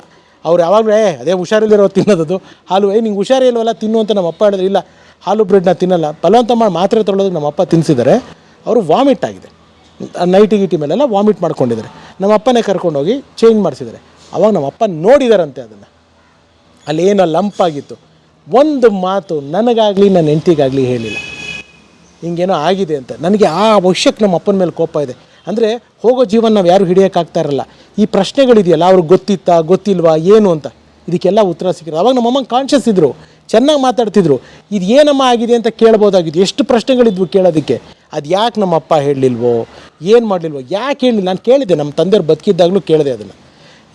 ಈ ಪ್ರಶ್ನೆಗಳೆಲ್ಲ ತುಂಬ ಏನು ಹೇಳ್ತಾರೆ, ಔಟ್ ಆಫ್ ದ ಬಾಕ್ಸ್ ತಲೆಯಿಂದ ಹೋಗುತ್ತೆ ಅಂತಾರಲ್ಲ, ಅದೇ. ಸಾರಿ, ನಾನು ಯಾವುದಾವುದೋ ವಿಷಯಗಳು ಎಲ್ಲೆಲ್ಲಿಗೋ ಹೇಳ್ಕೊಂಡು ನಾನು ಎಲ್ಲೆಲ್ಲೋ ಡಿವೈಡ್. ಅಂದರೆ ನನ್ನ ಲೈಫಲ್ಲಿ ಆಗಿದ್ದು ಹೊಡೆತಗಳಿಗೆ ನಾನು ಅದನ್ನು ಹೇಳ್ಕೊಳ್ಳೋ ಬಂದೆ. ಅಂದರೆ ಚೆಲುವೆ ನೋಡಲು ಫ್ಲಾಪ್ ಆದಾಗಲಿ, ಅಥವಾ ಫೇರ್ ಆ್ಯಂಡ್ ಲವ್ಲಿ ಫ್ಲಾಪ್ ಆದಾಗಲಿ, ಇಲ್ಲ ನಮಗಾಗಿ ನಿಂತೋದಾಗಲಿ ನನಗೆ ಭಯ ಅನ್ನೋದೇ ಇರಲಿಲ್ಲ. ನಮ್ಮಮ್ಮ ಇದ್ದಾರಯ್ಯ, ನಾನು ಇದನ್ನು ಬಿಡೋ ಅನ್ನೋರು ನಮ್ಮಮ್ಮ. ಜಗತ್ತಿಗೆ ಎತ್ಕೊಂಬರ್ತೀನಿ ಅಂತಿದ್ದೆ ನಾನು. ಬಟ್ ಮಿಸ್ಸಿಂಗ್ ಬಾಯ್ ಬಂದು ರಿಲೀಸ್ ಆಗೋ ಟೈಮಿಗೆ ಅಮ್ಮ ಇಲ್ಲ, ಅದು ಭಯ. ಅಯ್ಯೋ ಈ ಪಿಕ್ಚರ್ ಫ್ಲಾಪ್ ಆಗಿ ಹೋಗ್ಬಿಟ್ರೆ ನಾನೇನು, ಅಯ್ಯೋ ನನಗೆ ನೆಕ್ಸ್ಟ್ ಯಾರು ಅವಕಾಶ ಕೊಡದೇ ಇದ್ದರೆ ಏನು, ಅಯ್ಯೋ ನನ್ನ ಜೀವನ ಏನು. ಯಾಕೆಂದರೆ ನಾನು ಆಗಲೇ ಹೇಳಿದೆ, ತಾಯಿ ಹೋಗಿದ್ದ ತಿಂಗಳಲ್ಲೇ ಮನೆಗೆ ಏನು ಬೇಕು ಅಂತ ತಂದೆ ನನ್ನ ಮೇಲೆ ಜವಾಬ್ದಾರಿ. ನನಗೆ ಜವಾಬ್ದಾರಿ ಅನ್ನೋದು ಇರಲಿಲ್ವೋ, ನನ್ನ ತಾಯಿ ನನಗೆ ಹೊರಿಸ್ಲಿಲ್ವೋ, ನನಗೆ ಗೊತ್ತಿಲ್ವೋ, ಅದು ನನಗೆ ಗೊತ್ತಿಲ್ಲ. ಅದು ಇವೆಲ್ಲ ಸ್ಟಾರ್ಟ್ ಆಯಿತು. ಸರಿ, ಪಿಕ್ಚರು ಇದಾಯಿತು. ಆಮೇಲೆ ಪಾಪ ನಮ್ಮ ತಂದೆನೂ ಸಫರ್ ಮಾಡಿದ್ರು. ಅವರು ಕೂಡ ನಮ್ಮ ತಾಯಿ ಹೋಗಿ 2 ಇಯರ್ಸ್ ಅಷ್ಟೇ. ಅವರು ಕೂಡ ಸರ್ವೈಕಲ್ ಮೈಲೋಪತಿಯಾಗಿ ಫೈನಲಿ ಅವರು ತೀರೋಗ್ಬಿಟ್ರು. ಅಪ್ಪ ಅಮ್ಮ ಹೊರಟೋದ್ಮೇಲೆ ಪರಮವ್ರೆ, ಆಲ್ ಆಫ್ ಎ ಸಡನ್ ಲೈಫಲ್ಲಿ ನಿಮಗೆ ಗೊತ್ತಿಲ್ಲದೆ ಇರೋಂಗೆ ನನಗೆ ಇಷ್ಟು ವರ್ಷ 40-45 ವರ್ಷದಲ್ಲಿ ಯಾರೋ ಒಬ್ಬರು ದೊಡ್ಡವ್ರ ಆಶ್ರಯದಲ್ಲೇ ನಾನು ಬೆಳೆದಿದ್ದು, ನನ್ನ ತಂದೆ ಆಶ್ರಯದಲ್ಲೋ ತಾಯಿ ಆಶ್ರಯದಲ್ಲೋ. ಸಡನ್ನಾಗಿ ಅವ್ರು ಹೊರಟೋಗ್ಬಿಟ್ಟಾಗ ನಿಮ್ಮ ಲೈಫ್ ಏನು? ಮನೆಯಲ್ಲಿ ನಾನು ದೊಡ್ಡವನಾಗ್ಬಿಟ್ಟೆ. ಇವಾಗ ನನ್ನ ಹೆಂಡತಿಯ ಮಕ್ಕಳು ನನ್ನ ಮೇಲೆ ಡಿಪೆಂಡ್ ಆಗಿದ್ದಾರೆ. ಏನು ಮಾಡೋದು? ಎಲ್ಲರೂ ಒಬ್ಬನೇ ಮಗ, ಅವನಿಗೇನೋ ದುಡ್ಡಿದೆ, ಎಲ್ಲವೂ ಇದೆ. ಕೈಯಲ್ಲಿ ಯಾವುದೂ ದುಡ್ಡು ಲಿಕ್ವಿಡ್ ಇಟ್ಕೊಂಡು ಕೂತಿರಲಿಲ್ಲ ನಾವು. ಯಾವುದೋ ನಮ್ಮ ಅಪ್ಪ ಒಂದು ಸೈಟ್ ತೊಗೊಂಡಿದ್ರು, ಬಿ ಡಿ ಎ ಸೈಟು. ಆ B D A site B D ಅವ್ರಿಗೆ ಲ್ಯಾಂಡ್ ಲಾರ್ಡ್ಗೆ ಕೇಸ್ ಇದೆ. ನಮ್ಮ ತಾಯಿ ಮೈಸೂರಿನಲ್ಲಿ ಒಂದು ಮನೆ ಮಾಡಿದ್ದಾರೆ. Whatever. ಇದು ಒಂದು ಕಡೆ ಹೆಂಗೆ ಲೈಫು, ಏನು ಸಿನಿಮಾ ಇಲ್ಲ, ಕೆಲಸ ಇಲ್ಲ. ಬರ್ತಾರೆ ಪ್ರೊಡ್ಯೂಸರ್ಗಳನ್ನವರು, ಕೆಲವರು ಬರ್ತಾರೆ, ಯಾರು ಸೀನಿಯರ್ ಪ್ರೊಡ್ಯೂಸರ್ಸ್ ಅಲ್ಲ ಅಥವಾ ನೋನ್ ಪ್ರೊಡ್ಯೂಸರ್ಸ್ ಯಾರೂ ಅಲ್ಲ. ಈ ಚಟಕ್ಕೆ ಕೆಲವ್ರಿಗೆ ಹೊಸಬ್ರುಗಳು ಬರ್ತಾರೆ, ನನ್ನ ಮಕ್ಳುಗಳು. ಸಾರಿ ವರ್ಡ್ನ ಯೂಸ್ ಮಾಡೋದಕ್ಕೆ. ಸಿನಿಮಾ ಗಂಧಗಾಳಿ ಗೊತ್ತಿರಲ್ಲ ಅವ್ರುಗಳಿಗೆ. ಸುಮ್ಮನೆ ಪಾಪ 4 ಜನ ಡೈರೆಕ್ಟರ್ಗಳನ್ನ ಕರೆಸೋದು, ಕತೆ ಹೇಳ್ರಿ ಅನ್ನೋದು. ಪಾಪ ಆ ಡೈರೆಕ್ಟರ್ಗಳು, ನಾನು ಅದರಲ್ಲೊಬ್ಬ ಬಲಿನೇ, ನಾನೇನಾದರೂ ಹೊರತು ಅಂತ ಹೇಳ್ತಿಲ್ಲ. ನಮಗೇನೋ ಸಿಗುತ್ತೆ, ದೇವ್ರ ಪೂಜೆ ಮಾಡೋದು, ಕುಂಕು ಮಾಡೋದು, ಇವತ್ತು ಹಿಂಗೆ ಹೇಳ್ಬೇಕು ಕತೆ ಅಂತ ಹೇಳೋದು. ಫೋನೇ ತೆಗಿಯಲ್ಲ ನಿಮ್ಗೆ. ಆಮೇಲೆ ಅವ್ರು ಸುಮ್ಮನೆ ಟೈಮ್ ಪಾಸಿಗೆ ನಮ್ಮನ್ನು ಕರ್ಸ್ಕೊಳ್ಳೋದಲ್ಲಿ ಈ ಥರದ್ದೆಲ್ಲ ನಡೀತು. ಏನು ಮಾಡಬೇಕು ಗೊತ್ತಿಲ್ಲ ಪರಮವ್ರೆ. ಸೊ ಲೈಫ್ ನಡೆಸೋದಕ್ಕೆ ಸಣ್ಣ ಪುಟ್ಟ ಸಾಲಗಳು. ಅಪ್ಪನ ಬರ್ತಿದ್ದು ಪೆನ್ಷನ್ ನಿಂತೋಯ್ತು, ಅಮ್ಮನ ಬರ್ತಿದ್ದು ಪೆನ್ಷನ್ ನಿಂತೋಯ್ತು. ಏನು ಮಾಡ್ತೀರಾ ಲೈಫ್ಗೆ? ಆವಾಗ ನಾನು ಏನಕ್ಕೆ ಅಂತಂದರೆ, ಏನಕ್ಕೆ ಇಷ್ಟೆಲ್ಲ ಹೇಳಿದೆ ಅಂದರೆ, ನನಗೆ ಕೈ ಹಿಡಿದಿದ್ದು ಈ ಯೂಟ್ಯೂಬ್. ಇಂಥ ಟೈಮಲ್ಲಿ ಬಂದಿದೆ ಯೂಟ್ಯೂಬ್. ನನಗೆ ಗೊತ್ತಿಲ್ಲ ಏನು ಮಾಡಬೇಕು ಅಂತ. ಅವಾಗೆಲ್ಲ ಕೋವಿಡ್ ಸೀಸನ್ ಬೇರೆ. ನಿಮ್ಮ ಚಾನಲ್ನಲ್ಲಿ ಸಾಕಷ್ಟು ವೀಡಿಯೋಸ್ಗಳು ನೋಡ್ತಾ ಇದ್ವಿ. ಇದೇನೋ ಮಾಡ್ತಿದಾರಲ್ಲ. ನಾನು ಭಗವಾನ್ ಅವ್ರ ಸೀರೀಸ್ ನೋಡಿದೆ ನಿಮ್ದು. ಅವಾಗ ಇಷ್ಟು ಇನ್ಫಾರ್ಮೇಟಿವ್ ಆಗಿದೆ ವಿಡಿಯೋಗಳು ಅಂತ ಅಂದ್ಕೊಂಡೆ. ಚಿತ್ರರಂಗದ ನಮ್ಮ ಕೊಡುಗೆಯಲ್ಲಿ ನಾವು ಸೋಲ್ ಕಂಡಿದ್ದೇ ಇಲ್ಲ. ಎಲ್ಲ ಯಶಸ್ವಿ ಚಿತ್ರಗಳು. ತುಂಬಾ ಸೀರೀಸ್ಗಳು ಮಾಡ್ತಾ ಇದ್ರಿ ನೀವು ಆ ಟೈಮ್ನಲ್ಲಿ. ಅಂಡ್ ಸುಧಾ ನರಸಿಂಹರಾಜು ಅವ್ರದ್ದೊಂದು ಸೀರೀಸ್ ಮಾಡಿದ್ರಿ, ಅದನ್ನ ನೋಡಿದೆ. ನನ್ನ ಸಡನ್ ಆಗಿ ಜ್ಞಾಪಕ ಬರ್ತಿಲ್ಲ. ಈ ಥರದ್ದು ಏನಾದ್ರು ಮಾಡ್ಬೋದು. ನಿಮ್ಮ ಚಾನಲ್ನ ರೆಫರೆನ್ಸ್ ಕೊಟ್ಟು ತುಂಬಾ ಜನ ನನಗೆ ಹೇಳ್ತಾ ಇದ್ರು, ಕಲಾ ಮಾಧ್ಯಮದವ್ರು ನೋಡಿ ಎಷ್ಟು ಚೆನ್ನಾಗಿ ಮಾಡ್ತಾರೆ, ನೀವು ಯಾಕೆ ಆ ಥರ ವೀಡಿಯೋ ಮಾಡಬಾರ್ದು. ನನಗೆ ಬರಲ್ಲ. ನಿಮಗದೊಂದು ಗ್ರಿಪ್ ಇಟ್ಕೊಂಡಿದ್ರೆ ನೀವು ಮಾಡ್ತಾ ಇದ್ರೆ, ನನಗೆ ಬರಲ್ಲ. ನಾ ಚಾನಲಲ್ಲಿ ಇದ್ನೇನೋ, ನಾನು ಪ್ರೋಗ್ರಾಮ್ ಮಾಡಿದ್ನೇನೋ, ಬಟ್ ಈ ಯೂಟ್ಯೂಬ್ ಅನ್ನೋ ಫಾರ್ಮೆಟೇ ನನಗೆ ಗೊತ್ತಿಲ್ಲ. ಹೇಗೆ ಮಾಡಬೇಕು ಏನು ಅಂತ ಗೊತ್ತಿಲ್ಲ. ಹೀಗೆ ನಿಮ್ಮ ಥರನೇ ಒಬ್ಬರು ಸ್ನೇಹಿತರು, ನಮ್ಮ ಹೆಗ್ಗದ್ದೆ ಸ್ಟುಡಿಯೋ ಅವರು ಸಂದೀಪ್ ಅವ್ರನ್ನ ಸಂದರ್ಶನ ಮಾಡೋಕ್ಕೆ ಬಂದಾಗ ಮಾಡಿ ಅಂತ ಅವರು ಹೇಳಿದ್ರು. ಬೇಸಿಕ್ಕಾಗಿ ಅವರು ನನಗೆ ಒಂಚೂರು ಹೆಲ್ಪ್ ಮಾಡಿಕೊಟ್ರು. ಅದನ್ನು ನಾನು ನೆನೆಸ್ಕೋಬೇಕು. ಮಾಡಿದವ್ರನ್ನ ನಾನು ಮರಿಬಾರ್ದು. ಏನು ಮಾಡೋದು ಅದರಲ್ಲಿ ನನಗೆ ಗೊತ್ತಿಲ್ಲ. ಆವಾಗ ಚಾನಲ್ನಲ್ಲಿ ನಾನು ಕೆಲಸ ಮಾಡಿದಾಗ ಇದ್ದ ಕೆಲವು ಸಿ ಡಿಗಳಿತ್ತು. ಅದನ್ನು ತೆಗೆದು ಹಾಕಿದೆ. ನಂಗೆ ತಮ್ನೇಲ್ ಅಂದರೆ ಏನು ಅಂತ ಗೊತ್ತಿಲ್ಲ. ಅದು ಡಿಸ್ಕ್ರಿಪ್ಷನ್ ಏನು ಹಾಕಬೇಕು, ಸುಮ್ಮನೆ ಹಾಕೋದು, ತೆಗೆದೇನೋ ವೀಡಿಯೋ ಹಾಕೋದು. ನಿಮಗೆ ತುಂಬ ಕನೆಕ್ಟ್ ಆದೆ ನಾನು. ಅವಾಗ ಒಂದು 7 ಜನನೋ 8 ಜನನೋ ಇದ್ರು ಸಬ್ಸ್ಕ್ರೈಬರ್ಸು ನಾನು ಸ್ಟಾರ್ಟ್ ಮಾಡಿದಾಗ. ಐ ಸ್ಟಾರ್ಟೆಡ್ ಮೈ ಚಾನಲ್ ಇನ್ 2008 ಚೆಲುವಿನ ನೋಡಲು ರಿಲೀಸ್ ಟೈಮ್ನಲ್ಲಿ. ಬಟ್ ನಾನು ಯಾವತ್ತೂ ಆ್ಯಕ್ಟಿವ್ ಇರಲಿಲ್ಲ. ನಾನು ಇದು ಆ್ಯಕ್ಟಿವ್ ಆಗಬೇಕು ಅಂತ ಚೆಕ್ ಮಾಡಿದಾಗ 8 ಜನನೋ 7 ಜನನೋ ಇದ್ದರು. ಈ ಸಣ್ಣ ವೀಡಿಯೋಗಳು ಹಾಕೋ 10 ವ್ಯೂ ಆಯಿತು. ನೀವು ಹೆಂಗೆ ಸೇಮ್ ನಾವು ಅದೇ ಎಂಜಾಯ್ ಮಾಡಿದ್ದು. 100 ಜನ ಆದರು, 100 ಸಬ್ಸ್ಕ್ರೈಬರ್ಸ್ 50 ಜನ ಆದರು. ಈ ಥರ ಒಂದೊಂದು ಸ್ಟೇಜು ನಾವು ಎಂಜಾಯ್ ಮಾಡ್ಕೊಂಡೋದ್ವಿ. ಹಾಗೆ ಆಕಸ್ಮಿಕವಾಗಿ ಒಂದ್ಸತಿ ಹಿಂಗೆ ನಾನು ರಘುವೀರ್ ಅವ್ರದ್ದು ಸಂದರ್ಶನ ಇಂಟರ್ವ್ಯೂ ಮಾಡಿದ್ದೆ. ಅದರದ್ದು CD ಸಿಕ್ತು. ತರುಣ್ ಅವರು ಆ್ಯಂಕರ್ ಮಾಡಿದ್ರು. ಆ ಪ್ರೋಗ್ರಾಮ್ ಹಾಕಿದ್ಮೇಲೆ ಈ ಮಾನಿಟೈಸೇಷನ್ ಎಲಿಜಿಬಿಲಿಟಿ ಏನಿದೆ, ಈ 4000 watch hours, 1000 subscribers, what ever ಅದೆಲ್ಲ ಆಯಿತು. ಸೊ ಅಲ್ಲಿ ನನಗೆ ಎಕ್ಸಾಕ್ಟಾಗಿ ಗ್ರಿಪ್ ಸಿಕ್ಕಿದೆ. ಅಲ್ಲಿ ಓಕೆ, ಇಲ್ಲಿ ಈ ಥರ ಅಪರೂಪವಾಗಿರೋದು ಏನಾದರೂ ಹುಡುಕಿ ಹಾಕಿದ್ರೆ ಜನ ನೋಡ್ತಾರೆ. ಯಾಕೆಂದರೆ ನಿಮ್ಮದೆಲ್ಲ ಪಯನೀರ್ ಚಾನಲ್ಗಳು, ನಿಮ್ಮದೆಲ್ಲನೂ ಯಾವುದು ನಾನು ಎಕ್ಸಾಜರೇಷನ್ಗೆ ಹೇಳ್ತಿಲ್ಲ, ನಾನು ಬೈ ಹಾರ್ಟ್ಲಿ ಮಾತಾಡ್ತಾ ಇರೋದು. ನಿಮ್ಗಳ ಮುಂದೆ ನಾನು ಹೆಜ್ಜೆ ಇಡಬೇಕಲ್ಲ, ನೀವು ಹೋಗಿರೋ ದಾರಿಗಳಲ್ಲಿ ಅಂಬೆಗಾಲು ಇಡಬೇಕು ಅಂತ ನಾನು ಬಂದಿರೋದು. ನಾನು ಹೆಜ್ಜೆ ಇಡೋಕ್ಕೂ ಬಂದಿಲ್ಲ. ಇವಾಗ ನಿಮ್ಮ ಚಾನಲ್ ಇರ್ಬೋದು, ಯಾವುದೋ ಹೆಗ್ಗದ್ದೆ ಇರ್ಬೋದು, ಇನ್ನೊಂದು ಯಾವುದೋ ಚಿತ್ರಲೋಕ ಇರ್ಬೋದು, ನಾನು ಸಿನಿಮಾಗೆ ಸಂಬಂಧಪಟ್ಟಿದ್ದು ಮಾತ್ರ ಮಾತಾಡ್ತಾ ಇರೋದು. ಬೇರೆ ಬೇರೆ ತುಂಬ ಚಾನಲ್ಗಳಿವೆ. ಬಟ್ ನಾನು ಸಿನಿಮಾಗೆ ಸಂಬಂಧಪಟ್ಟಿದ್ದು ನೀವೆಲ್ಲ ತುಂಬ ದೊಡ್ಡ ಥರದಲ್ಲಿ ಬೆಳೆದಿದ್ದೀರಾ. ನಿಮ್ಗಳ ಜೊತೆ ನಾನು ಬೆಳಿಬೇಕು, ಪಕ್ಕದಲ್ಲಿ ನಿಂತ್ಕೊಬೇಕು ಅನ್ನೋದೆಲ್ಲ ಅಲ್ಲ. ನೀವು ನಡ್ಕೊಂಡು ಹೋಗಿರೋ ಜಾಗದಲ್ಲಿ ನಾವೇನೋ ಅಂಬೆಗಾಲು ಮಾಡೋಣ, ಏನೋ ಸಿಗುತ್ತೆ ಅಂದ್ಕೊಂಡು ನಾನು ಪ್ರಯತ್ನ ಪಟ್ಟೆ. ಬೈ ಗಾಡ್ ಗ್ರೇಸ್ ಎಲ್ಲ ನಿಮ್ಮಂಥವ್ರು ಗುಡ್ ವಿಶಸ್ಸು ನಮ್ಮ ಚಾನಲ್ನ, ನಿಮ್ಮ ಚಾನಲ್ ನೋಡೋ ಸಾಕಷ್ಟು ಜನ ಸಬ್ಸ್ಕ್ರೈಬರ್ಸು ನಮ್ಮ ಚಾನಲ್ ನೋಡ್ತಾ ಇದ್ದಾರೆ. ಹಾಗೆ ಬೇರೆ ಕನ್ನಡ ಮಾಧ್ಯಮಗಳು ನೋಡೋ ಚಾನಲ್ಗಳು ಸಬ್ಸ್ಕ್ರೈಬರ್ಸು ನೋಡ್ತಿದ್ದಾರೆ. ಎಲ್ಲರೂ ಅವರೆಲ್ಲರ ದಯೆಯಿಂದ ಇವತ್ತು ಒಂದು ಸಣ್ಣ ಮಟ್ಟದಲ್ಲಿ ಒಂದು ಸಕ್ಸಸ್ ಅಂತ ನಾನು ಅದೇ ಐ ವಾಸ್ ವೆರಿ ಎಮೋಷ್ನಲ್. ಅದು ಸಿಲ್ವರ್ ಬಟನ್ ಬಂದಾಗ ನನ್ನ ಲೈಫಲ್ಲಿ ಫಸ್ಟ್ ಟೈಮ್ ಒಂದು ಮೆಡಲ್ ಅಂತ ಬಂದಿದ್ದು. ಸ್ಕೂಲಲ್ಲೂ ಬ್ಯಾಡ್ ಸ್ಟೂಡೆಂಟ್ ನಾನು, ಯಾವುದು ಗಿಡಲ್ ಬಂದಿಲ್ಲ. ಸಿನಿಮಾದಲ್ಲಿ ಬಿಡಿ ನನ್ನ ಗುರ್ತೇ ಇಲ್ಲ ಯಾರಿಗೂ. ಅಂದರೆ ಎಲ್ಲ ನನ್ನ ಫೇಲ್ಯೂರ್ಸ್ಗಳಿಂದನೇ ಜಾಸ್ತಿ ಗುರುತಿಡಿತಾರೆ ಹೊರತು ನಾವು ಫೇಲ್ಯೂರಲ್ಲೂ ಏನೋ ಒಂದು ಒಳ್ಳೆ ಕೆಲಸ ಮಾಡಿದ್ದೀವಿ ಅಂತ ಗುರುತಿಡಿಯೋರು ಕಡಿಮೆ, ತುಂಬ ಕಡಿಮೆ. ಸೋತಿದ್ದಾನಯ್ಯ, ಸೋತೋದ್ರೆ ಸತ್ಯ ಹೋಗ್ಬಿಟ್ಟು ಅನ್ನೋ ಲೆಕ್ಕ ಅದು. ಇಂಡಸ್ಟ್ರಿನಲ್ಲಿ ಬರ್ತಾನೆ ಅವನ್ನೆಲ್ಲ ಅವಕಾಶ ಸಿಗ್ಬೋದು. ಆಮೇಲೆ ನನಗೆ ಆ ಕೊರಗೂ ಇಲ್ಲ ಪರಮವ್ರೆ, ಅಥವಾ ಸೋಲನ್ನು ಒಪ್ಕೊಳ್ಳೋದ್ರಲ್ಲಿ ನನಗೆ ಯಾವ ಮುಜುಗರನೂ ಇಲ್ಲ. ಅಯ್ಯಯ್ಯೋ ಸಿನಿಮಾ ಸಿಕ್ತಿಲ್ವಲ್ಲ ನನಗೆ ಅನ್ನೋ ಕೊರಗೂ ಇಲ್ಲ. ನಾನು ಆಗಲೇ ಹೇಳಿದಾಗೆ ಇವಾಗ ಏನು ಕೊಟ್ಟಿದ್ಯಲ್ಲಪ್ಪ ಇಷ್ಟನ್ನು ಉಳಿಸ್ಕೊಂಡು ಹೋಗೋಂಗೆ ಕೊಟ್ಬಿಡು. ಸಿಕ್ತಾ ಸಿನಿಮಾ ಸಂತೋಷ, ಖುಷಿಯಾಗಿ ಸಿನಿಮಾ ಮಾಡ್ತೀನಿ, ನಿಯತ್ತಾಗಿ ಸಿನಿಮಾ ಮಾಡ್ತೀನಿ. ಗಿಮಿಷನ್ನು ಹೊಡೆದೆ, ಹೆಣ್ಮಕ್ಳ ಹತ್ರ ಮಿಸ್ಬಿಹೇವ್ ಮಾಡಿದೆ, ಕಣ್ಣುಗೊತ್ಕೊಂಡು ಸಿನಿಮಾ ಮಾಡ್ತೀನಿ. ಸಿಗಲಿಲ್ವಾ ನಾನು ಹ್ಯಾಪಿಯಾಗಿದ್ದೀನಿ. ನನಗೆ ಯಾವುದು ಅದು ಆ ಫ್ರಸ್ಟ್ರೇಷನ್ ಇಲ್ಲ, ಅಯ್ಯೋ ನಾನು ಸಿನಿಮಾ ಮಾಡ್ತಿಲ್ಲ, ನಾನು ಆಗ್ತಿಲ್ಲ. ಸಿನಿಮಾ ಮಾಡಲೇಬೇಕು ಅನ್ನೋದಕ್ಕೋಸ್ಕರ ಯಾವ ಮಟ್ಟಕ್ಕಾದರೂ ಹಿಡಿಯೋಕ್ಕೆ ನಾನು ರೆಡಿ ಇಲ್ಲ. ನಾನು ಲೈಫಲ್ಲಿ ಕಲ್ತಿರೋ ಸಿದ್ಧಾಂತದ್ದು ತಲೆ ಹೊಡೆಯಲ್ಲ, ತಲೆ ಹಿಡಿಯಲ್ಲ. ನಾನು ಏನು ಮಾತಾಡ್ತೀನಿ ಇಲ್ಲಿಂದನೇ ಮಾತಾಡ್ತೀನಿ. ಆ ಥರ ಮಾಡಿ ಬದುಕಿ ಸಿನಿಮಾ ಮಾಡ್ಕೊಳ್ಳೋದಕ್ಕೆ ನನಗೆ ಬೇಕಲ್ಲ. ನನಗೂ ಇಬ್ಬರು ಹೆಣ್ಮಕ್ಳಿದ್ದಾರೆ. ನಾನು ಪೇಪರ್ನಲ್ಲೂ ಕೂಡ ನಾನು ಫೇರ್ ಆ್ಯಂಡ್ ಲವ್ಲಿ ಟೈಮ್ನಲ್ಲಿ ನಾನು ಸ್ಟೇಟ್ಮೆಂಟ್ ಕೊಟ್ಟಿದ್ದೆ, I am answerable to my family. ನಾನು ನನ್ನ ಕುಟುಂಬಕ್ಕೆ ಆನ್ಸರಬಲ್, ಪ್ರೇಕ್ಷಕರಿಗಲ್ಲ, ಪಬ್ಲಿಕ್ಗಲ್ಲ, ಮೀಡಿಯಾಗಲ್ಲ. ಯಾಕೆ ಅಂತಂದರೆ ನಾನು ಯಾವ್ದಾದ್ರು ಸಿನಿಮಾ ಮಾಡಿದಾಗ ನನ್ನ ಹೆಂಡತಿ, ನನ್ನ ಮಕ್ಕಳಿಗೆ ಅಥವಾ ನನ್ನ ತಾಯಿ ಕಣ್ಣು ಮುಚ್ಕೋಬಾರ್ದು ಆ ಸೀನ್ ನೋಡ್ಬಿಟ್ಟು. ಏನು ಇಂಥ ಸಿನಿಮಾ ಮಾಡಿದ್ದಾನೆ, ಇಂಥ ಸೀನ್ ಮಾಡಿದ್ದಾನೆ, ಎದೆ ಒಬ್ಬಿಸಿ ತೋರಿಸ್ಬೇಕು, ನೋಡು ನಿಮ್ಮ ಅಪ್ಪ ಎಂಥ ಸಿನಿಮಾ ಮಾಡಿದ್ದಾರೆ, ಅಥವಾ ನಮ್ಮ ತಾಯಿ ಅನ್ಕೋಬೇಕು ನನ್ನ ಮಗ ನೋಡಿ ಎಂಥ ಸಿನಿಮಾ ಮಾಡಿದ್ದಾನೆ ಅಂತ. ನಾನು ಅದಕ್ಕೆ ಫಸ್ಟ್ ನಾನು ಆನ್ಸರಬಲ್ ಇಲ್ಲಿ. ಸೊ ಇಲ್ಲಿ ಕೆಲವು ನನಗೆ ನಾನೇ ಒಂದು ಈ ಯೂಟ್ಯೂಬ್ ಮಾಡ್ಬೇಕಾದ್ರೆ ಒಂದು ಎಥಿಕ್ಸ್ ಹಾಕೊಂಡೆ, ಒಂದು ಈ ಥರದ್ದು ಮಾಡೋಣ, ಎಲ್ಲರೂ ಸ್ನೇಹಿತರುಗಳೇ ಸಿನಿಮಾದಲ್ಲಿ. ಸೊ ಆದಷ್ಟು ಸ್ನೇಹನ ನಂದು ಯಾವುದೋ ಈ ಪರ್ಪಸ್ಗೆ ಮಿಸ್ಯೂಸ್ ಮಾಡ್ಕೊಳ್ಳೋದು ಬೇಡ. ಯಾರೋ ಪಾಪ ಬ್ಯುಸಿ ಇರ್ತಾರೆ, ಅವ್ರ ಹತ್ರ ಹೋಗಿ ಇಂಟರ್ವ್ಯೂ ಕೊಡೋದು ಕೇಳೋದು ಬೇಡ, ಈ ಫ್ರೆಂಡ್ಶಿಪ್ಪನ್ನು ಬೇಡ. ಸೊ ಕಷ್ಟಪಡೋಣ, ಸ್ವಲ್ಪ ಬೇರೆ ಥರದಲ್ಲಿ ಹೋಗಿ ಕಷ್ಟಪಡೋಣ ಅಂತ ಪ್ರಯತ್ನ ಪಟ್ಟೆ. ಈ ನಿಟ್ಟಲ್ಲಿ ಇಲ್ಲಿವರೆಗೂ ದೇವರು ಒಂದು ಹಂತಕ್ಕೆ ನಮ್ಮನ್ನು ಕೈ ಹಿಡ್ಕೊಂಡು ಬಂದಿದ್ದಾನೆ. ತುಂಬ ಅಂದರೆ ಮುಂದಕ್ಕೆ ಬೇರೆ ಬೇರೆ ಇದೇ ಥರದ್ದೇನೋ ಮಾಡಬೇಕು ಅಂತ ಆಸೆ. ನನಗೆ ತುಂಬ ಗೊತ್ತಿಲ್ಲ, ನೀವು ನನಗೆ ಐಡಿಯಾ ಕೊಡಬೇಕು. ಅದಕ್ಕೆ ನನಗೆ ಗೊತ್ತಿಲ್ಲ. I am weak in this. ನಾನು ಓಪನ್ ಆಗಿ ಹೇಳ್ತೀನಿ, ನನ್ನ ಸ್ಟ್ರೆಂತ್ ಯಾವುದು, ವೀಕ್ನೆಸ್ ಯಾವುದು ನನಗೆ ಚೆನ್ನಾಗಿ ಗೊತ್ತು. ನನಗೆ ಒಂದು ವೈಯಕ್ತಿಕವಾಗಿ ಸಾಕಷ್ಟು ಜನ ಹುಡುಗರುಗಳಿಗೆ ಇವತ್ತು ಒಂದು ಸಣ್ಣ ಶಾರ್ಟ್ ಫಿಲ್ಮ್ಸ್ ಮಾಡಬೇಕು ಅಂತ ಆಸೆ ಇರುತ್ತೆ. ಪಾಪ ಅವ್ರಿಗೆ ಪ್ಲ್ಯಾಟ್ಫಾರ್ಮ್ ಇರಲ್ಲ ಆ್ಯಂಡ್ ಫೈನಾನ್ಷಿಯಲ್ ಸಪೋರ್ಟ್ಗಳು ಕಡಿಮೆ ಇರುತ್ತೆ. ಅಂಥವ್ರಿಗೆ ನನ್ನ ಕೈನಲ್ಲಿ ದೇವ್ರು ನನಗೆ ಎಷ್ಟು ಖರ್ಚು ಮಾಡೋಕ್ಕೆ ಯೋಗ್ಯತೆ ಕೊಡ್ತಾನೆ, ಒಂದು ಬಜೆಟ್ ಕೊಟ್ಟು ಒಂದು ಸಿನಿಮಾಗಳು ಶಾರ್ಟ್ ಫಿಲ್ಮ್ಸ್ಗಳು ಮಾಡಿಸ್ಬೇಕು ಅಂತ ಆಸೆ ಇದೆ.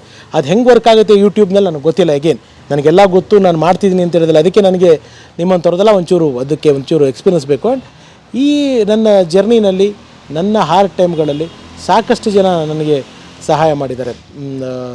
ದರ್ಶನ್ ಅವ್ರು, ನೀವು ಆವಾಗಲೇ ಹೇಳಿದ್ರಿ ಮಾತಾಡ್ತಾ ರೆಫರೆನ್ಸ್ ತೊಗೊಂಡಾಗ, ನಾನು ದರ್ಶನ್ ಅವರು ಒಂದು ಕಾಲದಲ್ಲಿ ತುಂಬ ಒಳ್ಳೆ ಸ್ನೇಹಿತರು, ವೆರಿ ಗುಡ್ ಫ್ರೆಂಡ್ಸ್. ನಾವೆಲ್ಲ ಶಿರ್ಡಿಗೆ ಹೋಗ್ಬೇಕಂದ್ರೆ ನನ್ನ ಫ್ಯಾಮಿಲಿ, ಅವ್ರ ಫ್ಯಾಮಿಲಿನೇ ಹೋಗ್ತಾ ಇದ್ದು, ಇನ್ನೊಬ್ರು ಯಾರು ಇರ್ತಾರಲ್ಲ ಎಕ್ಸ್ಟ್ರಾ ಅಲ್ಲಿ, ಅವರು, ಅವರ ಶ್ರೀಮತಿಯವರು, ನಾನು, ನನ್ನ ಶ್ರೀಮತಿ, ಒಬ್ಬರಿ ನನ್ನ ದೊಡ್ಡ ಮಗು, ನಾವು ಇಷ್ಟೇ ಜನ ಹೋಗ್ತಾ ಇದ್ದು. ಕೆಲವು ವೈಯಕ್ತಿಕ ಕಾರಣಗಳಿಂದಾಗಿ ನಾವು ಅವರು ಇವಾಗ ಮಾತಿನ ಸಂಪರ್ಕ ಅಥವಾ ಮತ್ತೊಂದರಲ್ಲಿಲ್ಲ. ಬಟ್ ಆದರೆ ಆತ ಮಾಡಿರೋ ಸಹಾಯ, ನಾನು ಕೆಲಸ ಬಿಟ್ಟಾಗ ಇವತ್ತು ಆ ಮನುಷ್ಯನ ನಾನು ನೆನೆಸ್ಕೊಳ್ಳೇಬೇಕು. ನಾನು ನಿಮ್ಗಾಗಲೇ ಹೇಳಿದೆ, ನಾನು ಯಾವುದು ಸಿನಿಮಾಗಳು ಮಾಡಿದ್ದೀನಿ, ಕಮಿಷನ್ಗಳು ತೊಗೊಂಡಿರಲಿಲ್ಲ, ಏನೂ ಮಾಡಿಲ್ಲ. ನಾನು ಚಾನಲಲ್ಲಿದ್ದಾಗ ಲಾಸ್ಟ್ ಡೀಲ್ ಮಾಡಿದಂಥ ಸಿನಿಮಾ ಅರ್ಜುನ್ ಅಂತ ಪಿಕ್ಚರ್, ದರ್ಶನ್ ಅವ್ರದ್ದು.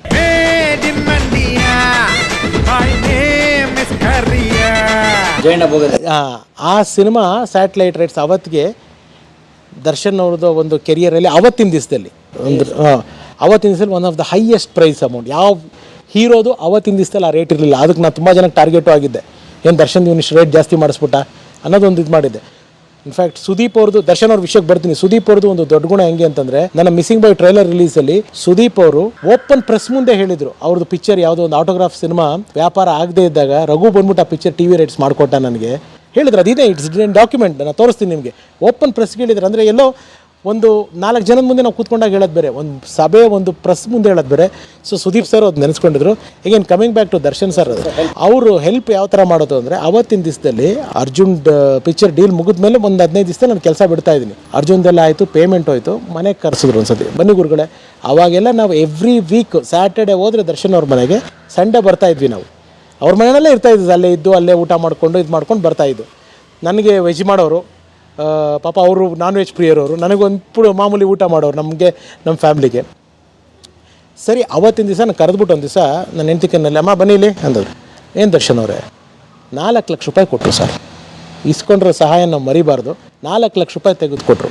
4 ಲಕ್ಷ ರೂಪಾಯಿ ಕೊಟ್ಬಿಟ್ಟು, ಇಟ್ಕೊಳ್ಳಿ ಇದನ್ನು. ಅಲ್ಲ ಏನಕ್ಕೆ? ಅಲ್ಲ, ಜಯಣ್ಣ ಅವ್ರ ಹತ್ರ ಹೇಳ್ಬಿಟ್ಟು ನಾನು ಕೊಡಿಸ್ತಾ ಇದ್ದೀನಿ ಇದನ್ನು. ನಿಮ್ಮ ಯಜಮಾನರು ಕೆಲಸ ಬಿಟ್ಬಿಟ್ಟು ಸಿನಿಮಾ ಮಾಡೋಕ್ಕೆ ಹೋಗ್ತಾ ಇದ್ದಾರೆ. ಸಿನಿಮಾಲಿ ದುಡ್ಡು ಬರ್ಬೋದು, ಬರದೇ ಇರ್ಬೋದು. ಬರದೇ ಇದ್ದರೆ ಅವ್ರು ತಿಂಗಳಿಗೆ ಏನು ಸಂಪಾದನೆ ಮಾಡ್ತಿದ್ರು ಅಷ್ಟು ತಿಂಗಳಿಗೆ ಈ ದುಡ್ಡನ್ನು ಎತ್ತಿಟ್ಕೊಂಡು ನಿಮ್ಮ ತಿಂಗಳಿಗೆ ಖರ್ಚು. ಯಾರು ಹೇಳ್ತಾರೆ sir? Hats off to him. ನಾನಂತೂ ಆ ಸಹಾಯಗಳನ್ನ ಮರ್ತಿಲ್ಲ. ನನಗೆ ನಮ್ಮ ಅಪ್ಪ ಅಮ್ಮ ಆದಮೇಲೆ ಫ್ಲೈಟ್ ಹತ್ತಿಸಿದೆ ದರ್ಶನ್. ಫ್ಲೈಟನ್ನು ಕರ್ಕೊಂಡೋಗಿದ್ದೆ ದರ್ಶನ್ ಅವರು. ದರ್ಶನ್ ಸರೇ ನನ್ನ ಫ್ಲೈಟ್ ಹತ್ಸಿ ಕರ್ಕೊಂಡೋಗಿದ್ದು. ಸೊ ನಾನು ಅದು ಯಾವುದೂ ಮರ್ತಿಲ್ಲ.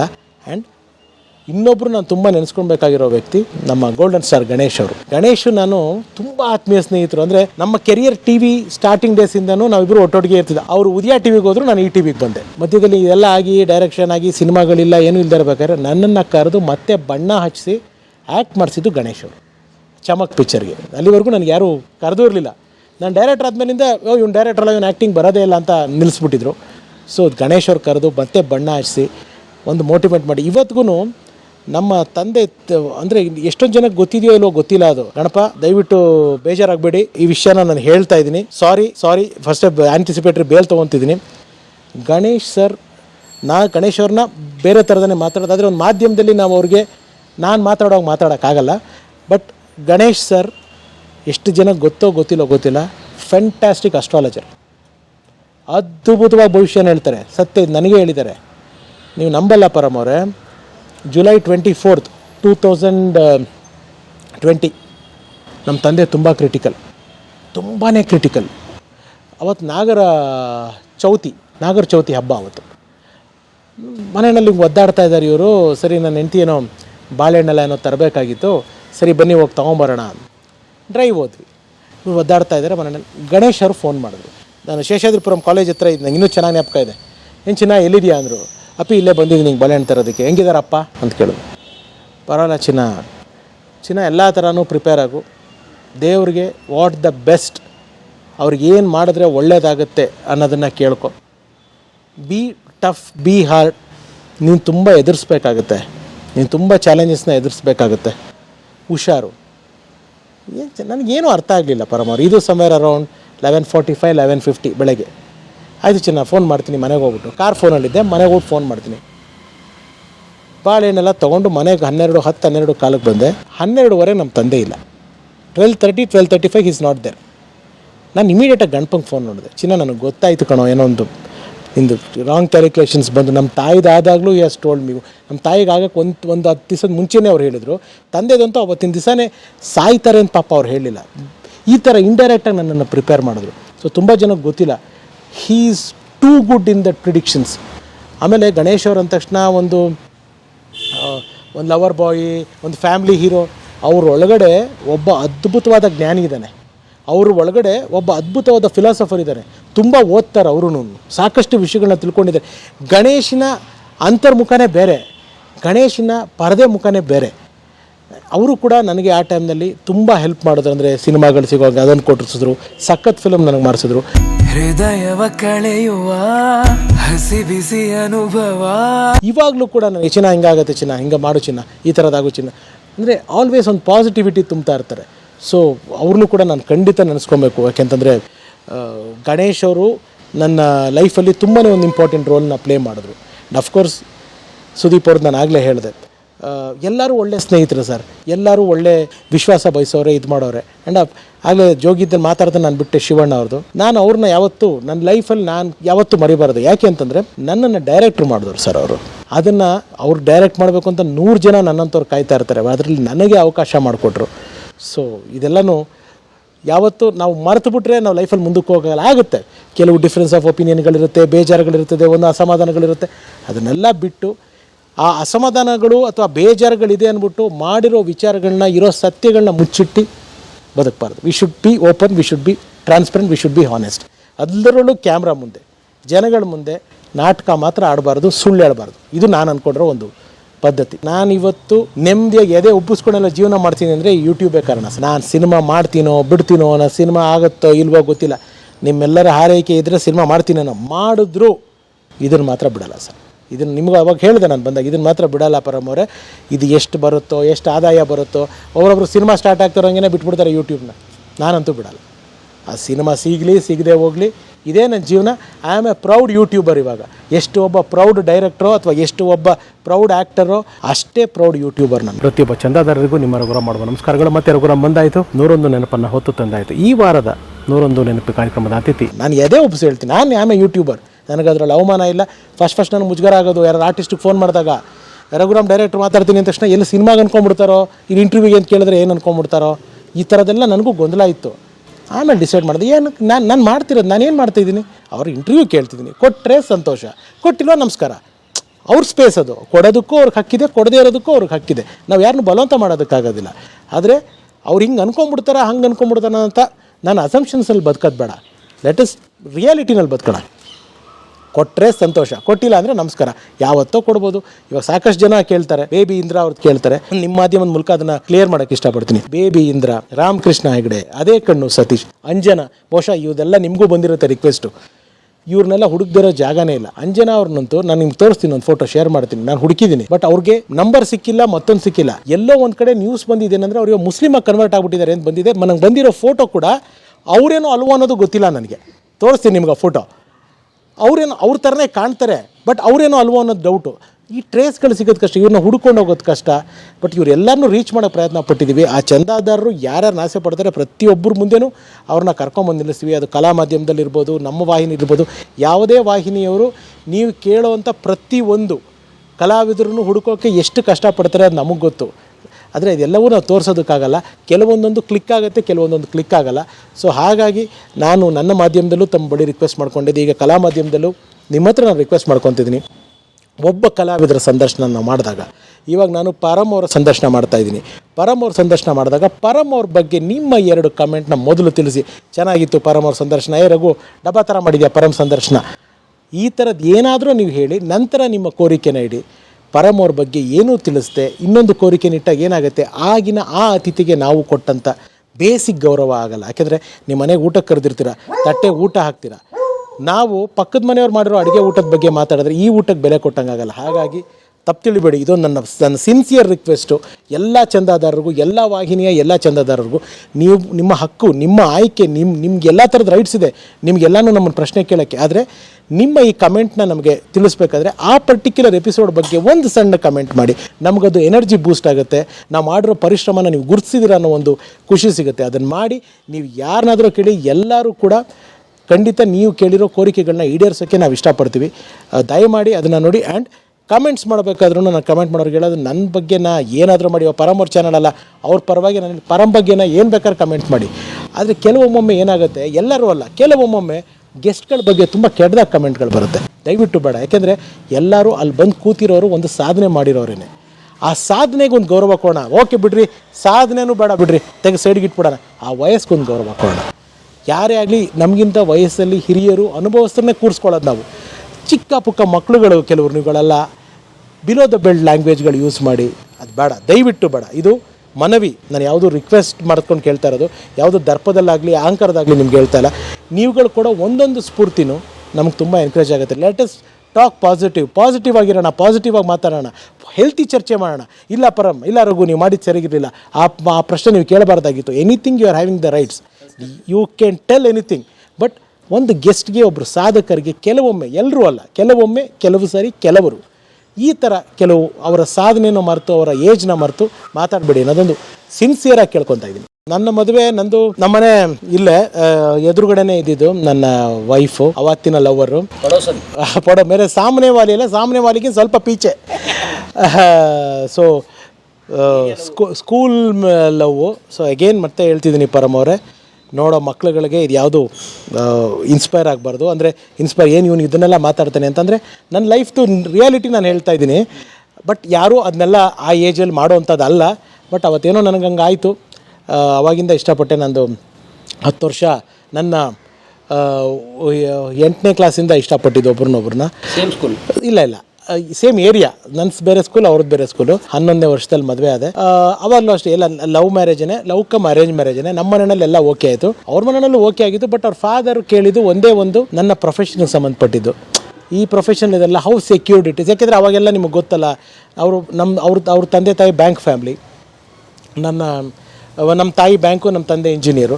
ಸೊ ಒಂದು ತಿಂಗ್ಳಿಗೆ ಸಂಬಳ ನಂಬ್ಕೊಂಡು ಒಂದು ಸುಭದ್ರವಾಗಿರುವಂಥ, ಒಂದು ಸೆಕ್ಯೂರ್ಡ್ ಆಗಿರುವಂಥ ಒಂದು ಫ್ಯಾಮ್ಲಿ. ಸಿನಿಮಾ ಇದು ಹೆಂಗೆ ಬರುತ್ತೋ ದುಡ್ಡು, ಇದು ಹೆಂಗೋ ಯಾರೇ. ಇವಾಗ ನಾನೊಂದು ಹೆಣ್ಮಗು ತಂದೆ, ನಾನು ಕೂಡ ಅದನ್ನು ಯೋಚನೆ ಮಾಡೋನೆ. ಅದನ್ನು ಅವ್ರು ಅವತ್ತಿನ ದಿವಸದಲ್ಲಿ ಯೋಚನೆ ಮಾಡಿದ್ರು. ಆಮೇಲೆ ಒಂದೇ ಮಾತು ಅವ್ರ ಮಗಳನ್ನ ಕೇಳಿದ್ರು, ಏನಮ್ಮ you will be happy with him ಅಂತ. ಎಸ್ ಪಾಪ, I will be happy. Okay ಅಮ್ಮ ಅಂದ್ಬಿಟ್ಟು ಮದುವೆ ಮಾಡಿಸ್ಕೊಟ್ರು. ಇಲ್ಲ ಏನು ಆ ಥರದ್ದೆಲ್ಲ ಏನೂ ಆಗಿಲ್ಲ. ತೆಲುಗು ಸಿನಿಮಾ ಇಲ್ಲ ಅವೆಲ್ಲ ನಮಗೆ ವೈಲೆನ್ಸ್, ನಮ್ಮ ಬರೀ ರೊಮ್ಯಾನ್ಸ್ ಅಷ್ಟೇ. ನೋ ವೈಲೆನ್ಸ್, ನೋ ವೈಲೆನ್ಸ್ ಇಲ್ಲ. ನಮ್ಮ ವೈಲೆನ್ಸ್ ಅಂದರೆ ಈ ಥರ ಕೆಲವು ಫೇಲ್ಯೂರ್ಗಳು, ಪ್ಯಾಥೋ ವರ್ಚನ್ ಅಷ್ಟೇ ಬಿಟ್ಟು ವೈಲೆನ್ಸ್ ಇಲ್ಲ. No violence, no no no no so ಅವ್ರ ಪಾಪ ನಮ್ಮ ಮಾವನು ಕೆನರಾ ಬ್ಯಾಂಕ್ ಎಂಪ್ಲಾಯ್ ಆಗಿದ್ರು. ನಮ್ಮ ಅತ್ತೆ ಅವರು ಕೂಡ ಈಗೊಂದು 4 years ಬ್ಯಾಕ್ ತೀರೋದ್ರು. ನನ್ನ ನಾದಿನಿ ಒಬ್ಳಿದ್ದಾಳೆ. ನಮ್ಗೆ ಇವಾಗ ಆ್ಯಸ್ ಇಟ್ ಈಸ್ ಅಂದರೆ ನನಗೆ ಯಾರು ನನಗೆ ಯಾರು ಸ್ವಂತ ಅಣ್ಣ ತಮ್ಮ ಅಂತ ಯಾರು ಇಲ್ಲದೆ ಇರೋದ್ರಿಂದ ನನ್ನ ಹೆಂಡತಿ ಕಡೆ ನನ್ನ ನಾದಿನಿ, ಅವ್ರ ಹಸ್ಬೆಂಡು, ಇವ್ರುಗಳೆಲ್ಲ ಒಂದು ಫ್ಯಾಮ್ಲಿ ಥರ. ದೇ ಆರ್ ನನ್ನ ಎಲ್ಲ ಹಾರ್ಡ್ ಟೈಮ್ಸಲ್ಲೂ ನನ್ನ ಜೊತೆಗಿದ್ದಾರೆ. ಆ್ಯಂಡ್ ಎಸ್, ಹ್ಯಾಪಿಯಾಗಿದ್ದೀವಿ. ನಮ್ಮ ಅತ್ತೆಯವರು ಇಲ್ಲ ಇವಾಗ, ನಮ್ಮ ತಂದೆ ತಾಯಿ ಇಲ್ಲ, ನಮ್ಮ ಮಾವ ಇದ್ದಾರೆ. ಅವರು ಒಂಥರ ನಿಶಬ್ದ ಸಿನಿಮಾ ವಿಷ್ಣು ಸರ್ ಇದ್ದಂಗೆ ಅವರೆಲ್ಲ ಒಂದು ನಾಯಿಗಳನ್ನ ಸಾಕೊಂಡಿದ್ದಾರೆ. ಅವ್ರ ಮನೆಯಲ್ಲಿ ಅವ್ರ ಪಾಪ ಒಬ್ಬರೇ ಇದ್ದಾರೆ. ಅವ್ರು ಇಲ್ಲಿ ಬಂದು ಹೇಳ್ತೀವಿ ನಮ್ಮ ಜೊತೆಗೆ ಬಂದಿರಿ ಅಂತ, ಅವ್ರು ಇರಲ್ಲ. ಅವರಲ್ಲೇ ಅವ್ರ ಮರಿಗಳ ಜೊತೆಗೆ ಅವ್ರ ತೋಟ ಗಾರ್ಡನಿಂಗ್ ಅಂತ ಮಾಡ್ಕೊಂಡು ಅವ್ರು ಇದ್ದಾರೆ. ಎಸ್, ಆರಾಮಾಗಿದ್ದೀವಿ. ಅದು ಬಿಟ್ಟರೆ ಇಬ್ಬರು ಮಕ್ಕಳು ನನಗೆ. ದೊಡ್ಡವಳು ನನ್ನಸು ಅಂತ, ಅವಳು ಇವಾಗ 2nd year ಎಕ್ಸಾಮ್ ಮುಗಿಸಿದ್ದಾಳೆ, BCom ಡಿಗ್ರಿ, ಇವಾಗ 3rd year ಹೋಗ್ತಾ ಇದ್ದಾಳೆ. ಚಿಕ್ಕವಳು ಇವಾಗ 5ನೇ ಕ್ಲಾಸು, ನಾದ ಅಂತ. ದೊಡ್ಡವಳು ಹಾಡ್ತಾಳೆ, ಅಂದರೆ ಸಂಗೀತ ಕಲಿತಾ ಇದ್ದಾಳೆ. ಮುಂದಕ್ಕೆ ಅವಳ ಎಜುಕೇಷನ್ ಎಲ್ಲ ಮುಗಿಸಿದ್ಮೇಲೆ, ಯಾಕೆಂತಂದರೆ ನಾನು ಅದೇ ಹೇಳೋದು, ಈ ಟೈಮಲ್ಲಿ ಡೈವರ್ಷನ್ಸ್ ತರಬಾರ್ದು ಮಕ್ಕಳಿಗೆ. ತುಂಬ ಜನ ಕೇಳ್ತಾರೆ ಸಿನಿಮಾಗೆ ನೀವು ತರ್ತೀವಿ. ನಾನು ನನ್ನ ಮಕ್ಕಳನ್ನ ಸಿನಿಮಾಗೆ ತರಲ್ಲ. ಹೆಣ್ಣು ಮಕ್ಕಳನ್ನಂತೂ ನಾನು ತರೋದೇ ಇಲ್ಲ. ಸಿನಿಮಾನಲ್ಲಿ ಅವಳು ಹಾಡ್ಸೋಕ್ಕೆ ಆಸೆ ಇದೆ, ಅದು ಬಹುಶಃ ಅವಾಗಾರ ಮಾಡ್ಬೋದೇನೋ. ಬಟ್ ತೆರೆ ಮುಂದೆ ಇವಾಗ ನಮ್ಮದು 100K ಸಬ್ಸ್ಕ್ರೈಬರ್ಸ್ ಆದಾಗ ಅವಳೇ ನನ್ನ ಆ್ಯಂಕರಿಂಗ್ ಮಾಡೋದು. ಕೆಲವರು ಆ್ಯಂಕರ್ ಮಾಡಿಸ್ತೀರಾ ಇದು ಅಂತೆಲ್ಲ ಕೇಳಿದ್ರು. ಇಲ್ಲ, ಅವ್ಳು ಬೇಡ, ಯಾಕೆಂದರೆ ಸಾಕೋದು, ಅದು ನಮಗೇನೆ ಮುಗಿಲಿ, ಅದು ಲೆಟ್ ಅಸ್ ನಾಟ್ ಕಂಟಿನ್ಯೂ. ಇವಾಗ ಈ ಏರಿಳಿತ, ಈ ಕಷ್ಟಗಳು ಅವರು ನಾಳೆ ಚೆನ್ನಾಗೇ ಆಗ್ಬೋದು. ಬಟ್ ಗೊತ್ತಿದ್ದು ಮಕ್ಳುಗಳು, ಇವತ್ತಿನ ಮಕ್ಳುಗಳು ಪರಮವ್ರೆ, ನಾವು ಆವಾಗಲೇ ಹೇಳ್ದಂಗೆ ನಮ್ಮ ಜನ್ರೇಷನಲ್ಲಿ ನಾವುಗಳು ಈ ಫ್ರಸ್ಟ್ರೇಷನ್ ಎಲ್ಲ ಗೊತ್ತಿಲ್ಲ ನಮಗೆ, ನಾವೆಲ್ಲ ತಡೀತೀವಿ. ಇವತ್ತು ಸಣ್ಣ ಪುಟ್ಟ ಫೇಲ್ಯೂರ್ಗಳನ್ನು ಈ ಮಕ್ಳುಗಳು ತಡೆಯಲ್ಲ. They are very weak, mentally ತುಂಬ ವೀಕ್ ಆಗಿರ್ತಾರೆ. ಆಮೇಲೆ ಸಣ್ಣ ಪುಟ್ಟ ರೆಕಗ್ನಿಷನ್ನ ಸ್ಟಾರ್ಡಮ್ ಅನ್ಕೊಂಡ್ಬಿಡ್ತಾರೆ ಇವತ್ತಿನ ಮಕ್ಕಳು. ಯಾರೋ ರೀಲ್ಸಲ್ಲಿ ಮಾಡೋರನ್ನ ರೆಕಗ್ನಿಷನ್, ಇವತ್ತು ನನ್ನನ್ನು ಯಾರೋ ಒಬ್ಬರು ಮಾಡ್ತಾರೆ, ಯಾವುದೋ ಜೋಗಿಲ್ ಮಾಡಿದ್ಯಲ್ವಾ ನೀನು, ಯಾವುದೋ ಯೂಟ್ಯೂಬ್ ಮಾಡ್ತೀಯಲ್ವಾ ಅಂತ ಕಂಡುಹಿಡಿತಾರೆ. I am not a star. ನಾನೊಬ್ಬ 10 ಜನದಲ್ಲಿ ಯಾರೋ ಒಬ್ಬರು ನನ್ನನ್ನು ಗುರ್ತಿಡಿತಾರೆ ಅಷ್ಟೇ. ಆ ಗುರ್ತನ್ನ ನಾನೊಬ್ಬ ಸ್ಟಾರ್ ಅನ್ಕೊಬಾರ್ದು. ಸ್ಟಾರ್ ಬೇರೆ. ಆ ಭ್ರಮೆ, ಇನ್ಫ್ಯಾಚುಯೇಷನು, ರಿಯಾಲಿಟಿಗೂ ಒಂದು ಬಾರ್ಡ್ರು ಯಾವತ್ತು ಇಟ್ಕೊಂಡ್ರೆ ಲೈಫು ಆರಾಮಾಗಿರುತ್ತೆ, ಸೂಪರಾಗಿರುತ್ತೆ.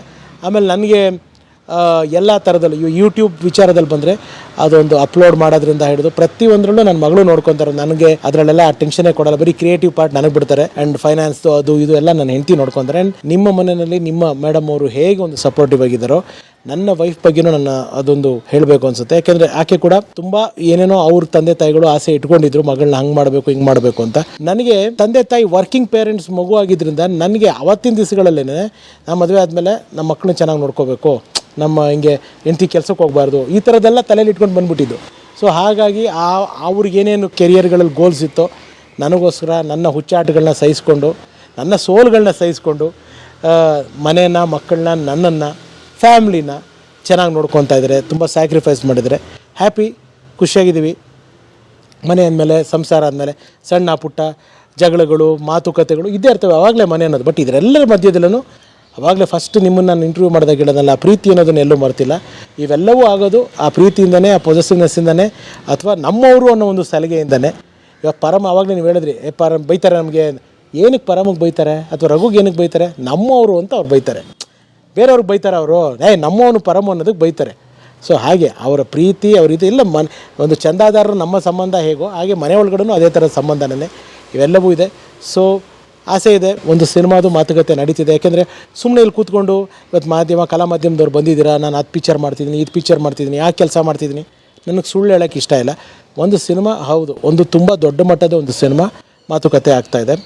ಆಗೋವರೆಗೂ ಗ್ಯಾರಂಟಿ ಇಲ್ಲ ಪರಮವ್ರೆ. ಆಗಿ ಸ್ಟಾರ್ಟ್ ಆದಮೇಲೆ ಇಂಥ ಪಿಕ್ಚರ್ ನಾನು ಮಾಡ್ತಿದ್ದೀನಿ ಅಂತ ಹೇಳ್ಬೋದು. ಆದರೆ ಇವತ್ತು ಸ್ಟಾರ್ಟ್ ಮಾಡ್ತೀನಿ ಅನ್ಕೊತೀನಿ, ನಾಳೆ ಅದು ಆಗದೇ ಇರ್ಬೋದು. ಬಟ್ ಒಂದಂತೂ ಕಲಾ ಮಾಧ್ಯಮದ ಮೂಲಕ ನಾನು ನನ್ನ ಚಾನಲಲ್ಲೂ ಹೇಳಿಲ್ಲ, ನಿಮ್ಮ ಮೂಲಕ ಹೇಳ್ತಾ ಇದ್ದೀನಿ, ಆ ಒಂದು ಕತೆ ಇಂಡಿಯಾ ಲೆವೆಲಲ್ಲಿ ಮಾತಾಗುವಂಥ ಒಂದು ಕತೆ.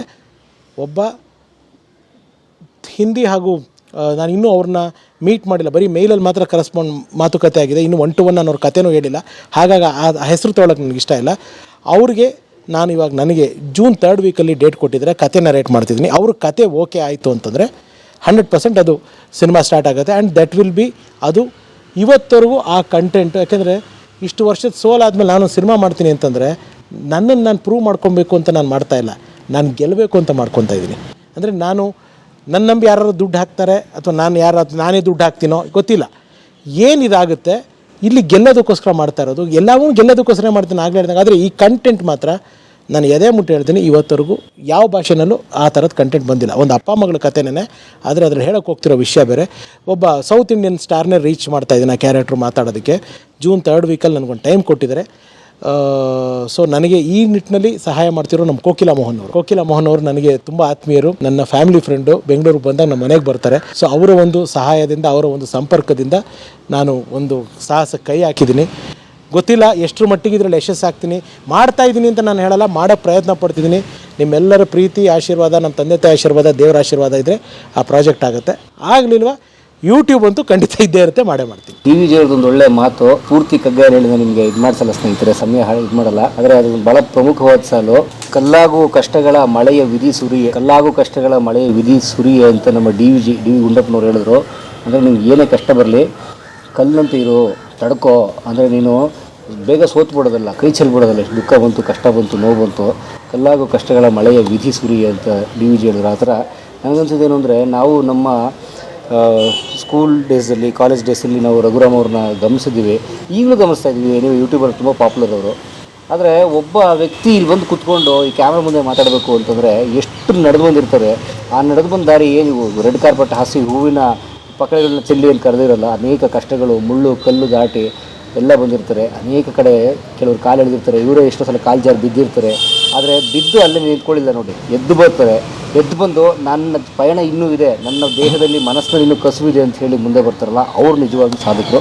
ಅಂಥ ತುಂಬ ದೊಡ್ಡ ಹೋರಾಟವನ್ನು ಮಾಡಿ ನಮ್ಮ ರಘು ಸರ್ ಇನ್ನೂ ಕೆಲಸ ಅವ್ರು ಮಾಡ್ತಿದಾರಲ್ಲ, ನಂಗೆ ನಿಜಕ್ಕೂ ನಾವು ಹ್ಯಾಟ್ಸ್ ಆಫ್ ಇಷ್ಟಪಡ್ತೀನಿ. Thank you sir. ಅವರ ಎಲ್ಲಿಯ ನಿರೂಪಣೆಯ ದಿನಗಳು, ಎಲ್ಲಿಯ ಸಿಟಿ ಕೇಬಲ್ ದಿನಗಳು, ಎಲ್ಲಿಯ ದೊಡ್ಡ ದೊಡ್ಡ ಚಾನಲ್ನ ಕೆಲಸಗಳು, ಜವಾಬ್ದಾರಿಗಳು, ಆಮೇಲೆ ಅವ್ರು ತೊಗೊಂಡ್ರೋ ರಿಸ್ಕ್ ನೋಡಿ, ಎಷ್ಟು ದೊಡ್ಡ ರಿಸ್ಕ್ಗಳು. ತುಂಬ ಕೈ ತುಂಬ ಆದಾಯ ಬರುವಂತಹ ಚಾನಲ್ನ ಬಹಳ ದೊಡ್ಡ ದೊಡ್ಡ ಹುದ್ದೆಗಳು. ಇವತ್ತು ಚಾನಲ್ಗಳೇ ಬಹುತೇಕ ಅವತ್ತರ ಶ್ಯೂರ್ ಶಾಟ್ ಅನ್ನಂಗೆ ಆಗಿದೆ ಚಾನಲ್ಗಳಲ್ಲಿ. ಯಾಕಂದ್ರೆ ನೀವು ಗಮನಿಸಿದ್ರೆ ದೊಡ್ಡ ದೊಡ್ಡ ಸ್ಟಾರ್ಗಳೇ ಬಂದುಬಿಡ್ತಾರೆ ಈಗ ಚಾನಲ್ ಟಿವಿಗಳಲ್ಲಿ.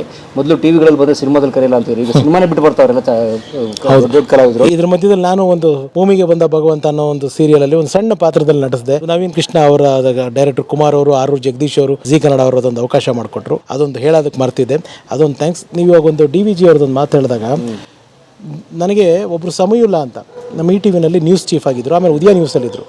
ಒಂದು ಮಾತು ಹೇಳಿದ್ರು ಪರಮವರೇ, ತುಂಬ ಚೆನ್ನಾಗಿತ್ತು ಆ ಮಾತು. ನಾನು ಹಿಂಗೆ ಒಂದು ಪಾಯಿಂಟ್ ಆಫ್ ಟೈಮಲ್ಲಿ ಹಿಂಗೆ ಏನೋ ಒಂದು ಕೆಲಸ ಮಾಡೋಕ್ಕೆ ಹೋಗಿ ಅದು ಸಕ್ಸಸ್ ಆಗದೆ ನಿಂತೋಗ್ಬಿಟ್ಟು, ಸಿನಿಮಾ ಅಲ್ಲ ಬೇರೆದು. ಆವಾಗ ಎಲ್ಲ ಕಾಮಿಡಿ ಮಾಡಿಬಿಟ್ರು ಜೊತೆಗಿರೋರು, ಬೇಕಾಗಿತ್ತಾ ಇವನಿಗೆ, ಅದು ಬೇಕಾಗಿತ್ತಾ, ಅಲ್ಲಿ ಹೋಗ್ಬೇಕಾಗಿತ್ತಾ ಅಂತ. ಆವಾಗ ಯಾಕೆ ಅವನೊಂದು ಕಾಮಿಡಿ ಮಾಡ್ತಿದ್ದೀರಾ ಅಂತ ಅವ್ರು ಕೇಳಿದ್ರು. ಸರ್ ಮತ್ತೆ ನೋಡಿ ಸರ್, ಕೆಲಸ ಬಿಟ್ಬಿಟ್ಟು ಅಲ್ಲಿ ಹೋದ ಹಂಗೆ ಮಾಡ್ಕೊಂಡ ಅವನು. ಆವಾಗ ಅವ್ರು ಹೇಳಿದ್ರು, ಒಬ್ಬ ಓಡ್ತಾ ಇದ್ದಾನೆ, ಬಿದ್ದೋಗ್ಬಿಟ್ಟ. ಅವ್ನು ಬಿದ್ದೋಗ್ಬಿಟ್ಟಾಗ ನೀವೇನು ಮಾಡ್ತಾಯಿದ್ದೀರಾ ಕೂತ್ಕೊಂಡು? ಬಿದ್ದುಬಿಟ್ಟ. ಅವನು ಎದ್ದೇಳ್ತಾನೆ, ಅವ್ನು ಪುನಃ ಓಡೋಕ್ಕೆ ಪ್ರಯತ್ನ ಪಡ್ತಾನೆ, ಓಡ್ತಾನೆ. ನೀವೇನು ಮಾಡ್ತಾಯಿದ್ದೀರಾ? ಬರೀ ಕೂತು ಮಾತಾಡ್ತಾಯಿದ್ದೀರಾ, ಅಟ್ಲೀಸ್ಟ್ ಓಡೋಕ್ಕೆ ಟ್ರೈ ಮಾಡಿ ಅಂತ ಹೇಳಿದ್ರು. ಆ ಮಾತು ನಂಗೆ ತುಂಬ ಇನ್ಸ್ಪೈರ್ ಆಯಿತು ಲೈಫಲ್ಲಿ. ಅಂದರೆ ಅಂತಾರೆ ಅವ್ರು ಏನಕ್ಕೆ ಅಂತಾರೆ, ಅವ್ರು ಏನು ಮಾಡ್ತಿಲ್ಲ ಅದಕ್ಕೆ ಅಂತಾರೆ, ಬಟ್ ನಾವೇನೋ ಮಾಡಿರೋದಕ್ಕೆ ಅವ್ರು ಅಂತಿದಾರಲ್ಲ, ನಾವು ಮಾಡಿರೋದಕ್ಕೆ ಅನಿಸ್ಕೋತಾ ಇದ್ದೀವಿ. So happy. ಇದೊಂದು ಮಾತು ನಾನು ಹೇಳಬೇಕು ಅಂತ ಇತ್ತು, ಅದಕ್ಕೆ ಹೇಳಿದೆ. ಏನಂದರೆ ನಮ್ಗೆ ಅಂತಿರೋರು ನಮ್ಮ ಹಿಂದೆನೇ ಇರ್ತಾರೆ, ಅಷ್ಟೇ. ಅಂತಿರೋರು ಮುಂದೆ ಬಂದು ಅವ್ರು ಅಲ್ಲೇ ಕೂತಿರ್ತಾರೆ ಸರ್. ಅಲ್ಲಿ ನಾವು ಅಟ್ಲೀಸ್ಟ್ ಓಡಕ್ಕೆ ಟ್ರೈ ಮಾಡಿ ಬಿದ್ದಿದ್ದೀವಿ, ಅವ್ರು ಏನು ಮಾಡಿದ್ರೆ ಬರೀ ಅಂತಾನೆ ಕೂತಿರ್ತಾರೆ. ನಾನು ಬಿದ್ರು ಅಂತಾರೆ, ನೀವು ಬಿದ್ರು ಅಂತ. ಅಲ್ಲ, ಅವ್ರು ಆಕ್ಚುಲಿ ಯಾರನ್ನ ಬೆಳ್ಳಿ ಅನ್ನನ ಅಂತ ಕಾಯ್ತಿರ್ತಾರೆ ಅಷ್ಟೇ. ಹಾಗಾಗಿ ಅನ್ನುವ ವರ್ಗವನ್ನು ಪಕ್ಕಕ್ಕಿಟ್ಟು ನಮ್ಮನ್ನು ಬೆಂಬಲಿಸುವ, ಬೆಂತಟ್ಟುವ, ಜೊತೆಗೆ ಕೈ ಹಿಡಿದು ಮುಂದೆ ಸಾಗಿಸುವಂತಹ ಜನ ಬೆಂಬಲ ತೊಗೊಂಡು ಮುಂದೆ ಹೋಗೋಣ. ರಘುರಾಮ್ ಸರ್, ನನಗನ್ಸುತ್ತೆ ಇದು ಈಗ ಆಕ್ಚುಲಿ ನಿಮ್ಮ ರಿಯಲ್ ಕರಿಯರ್ ಸ್ಟಾರ್ಟಿಂಗು, ರಿಯಲ್ ಯಶಸ್ಸಿನ ಓಟ ಈಗ ಪ್ರಾರಂಭ ಆಗುತ್ತೆ ಅನ್ಸುತ್ತೆ. ಯಾಕಂದ್ರೆ ಕನ್ನಡಿಗರು ಆಲ್ರೆಡಿ ಅವ್ರು ಕೈ ಹಿಡಿದಾರೆ. 1 ಲಕ್ಷ ಜನ ಅವ್ರು ಕೈ ಹಿಡಿದಾರೆ ಸ್ನೇಹಿತರೆ. 5,000 ಅಲ್ಲ, 10,000 ಜನ ಅಲ್ಲ. ನನಗನ್ಸುತ್ತೆ 1 ಲಕ್ಷ ಜನ ಕನ್ನಡ ಸಿನಿಮಾನ 200 ರೂಪಾಯಿ 300 ರೂಪಾಯಿ ಟಿಕೆಟ್ ಕೊಟ್ಟು ತೊಗೊಂಡ್ರೆ ಬಹುಶಃ ಅದು ಒಳ್ಳೆ ಹಿಟ್ ಸಿನಿಮಾ ಆಗ್ಬಿಡುತ್ತೆ. ಇವತ್ತು ಚುನಾವಣೆ ಗಮನಿಸಿದ್ರಿ, ಇವತ್ತು ಚುನಾವಣೆ ದಿನ ನಾವು ರಿಸಲ್ಟ್ ದಿನ ವಿಡಿಯೋ ಶೂಟ್ ಮಾಡ್ತಾ ಇದ್ದೀವಿ. ಇವತ್ತು 1 ಲಕ್ಷ ಓಟ್ ತೊಗೊಂಡು ಗೆದ್ದವನೇ ಬಹುಮತ ಇಡೀ ಕರ್ನಾಟಕದಲ್ಲಿ ಅಂತ ಅನೌನ್ಸ್ ಮಾಡ್ತಾ ಇದ್ದಾರೆ. ದಟ್ ಮೀನ್ಸ್ ಒಬ್ಬ MLAಗೆ ಬಹುಮತ ತಗೊಂಡು ಗೆದ್ದಿರುವ MLAಗೆ ಬಿದ್ದಿರುವಷ್ಟು ಸಬ್ಸ್ಕ್ರೈಬರ್ಸು ಇದ್ದಾರೆ ಸರ್ಗೆ. ಇದು ಇವ್ರ ದೊಡ್ಡತನ. 10 ಲಕ್ಷ 12 ಲಕ್ಷ ಚಿಲ್ಲರೆ ಇರುವಂಥ ಚಂದಾದಾರನ ಹೊಂದಿರೋ ಕಲಾ ಮಾಧ್ಯಮ ಅಂತ ಒಂದು ದೊಡ್ಡ ಯೂಟ್ಯೂಬ್ ಚಾನಲ್ನವರು ನಮ್ಮಂಥ ಒಂದು ಪುಟಾಣಿ ಯೂಟ್ಯೂಬ್ ಚಾನಲ್ನ ಇಷ್ಟು ಪ್ರೀತಿಯಿಂದ, ಗೌರವಿಸಿದ, ಒಂದು ಹೆಮ್ಮೆಯಿಂದ ಮಾತಾಡ್ತಾರೆ.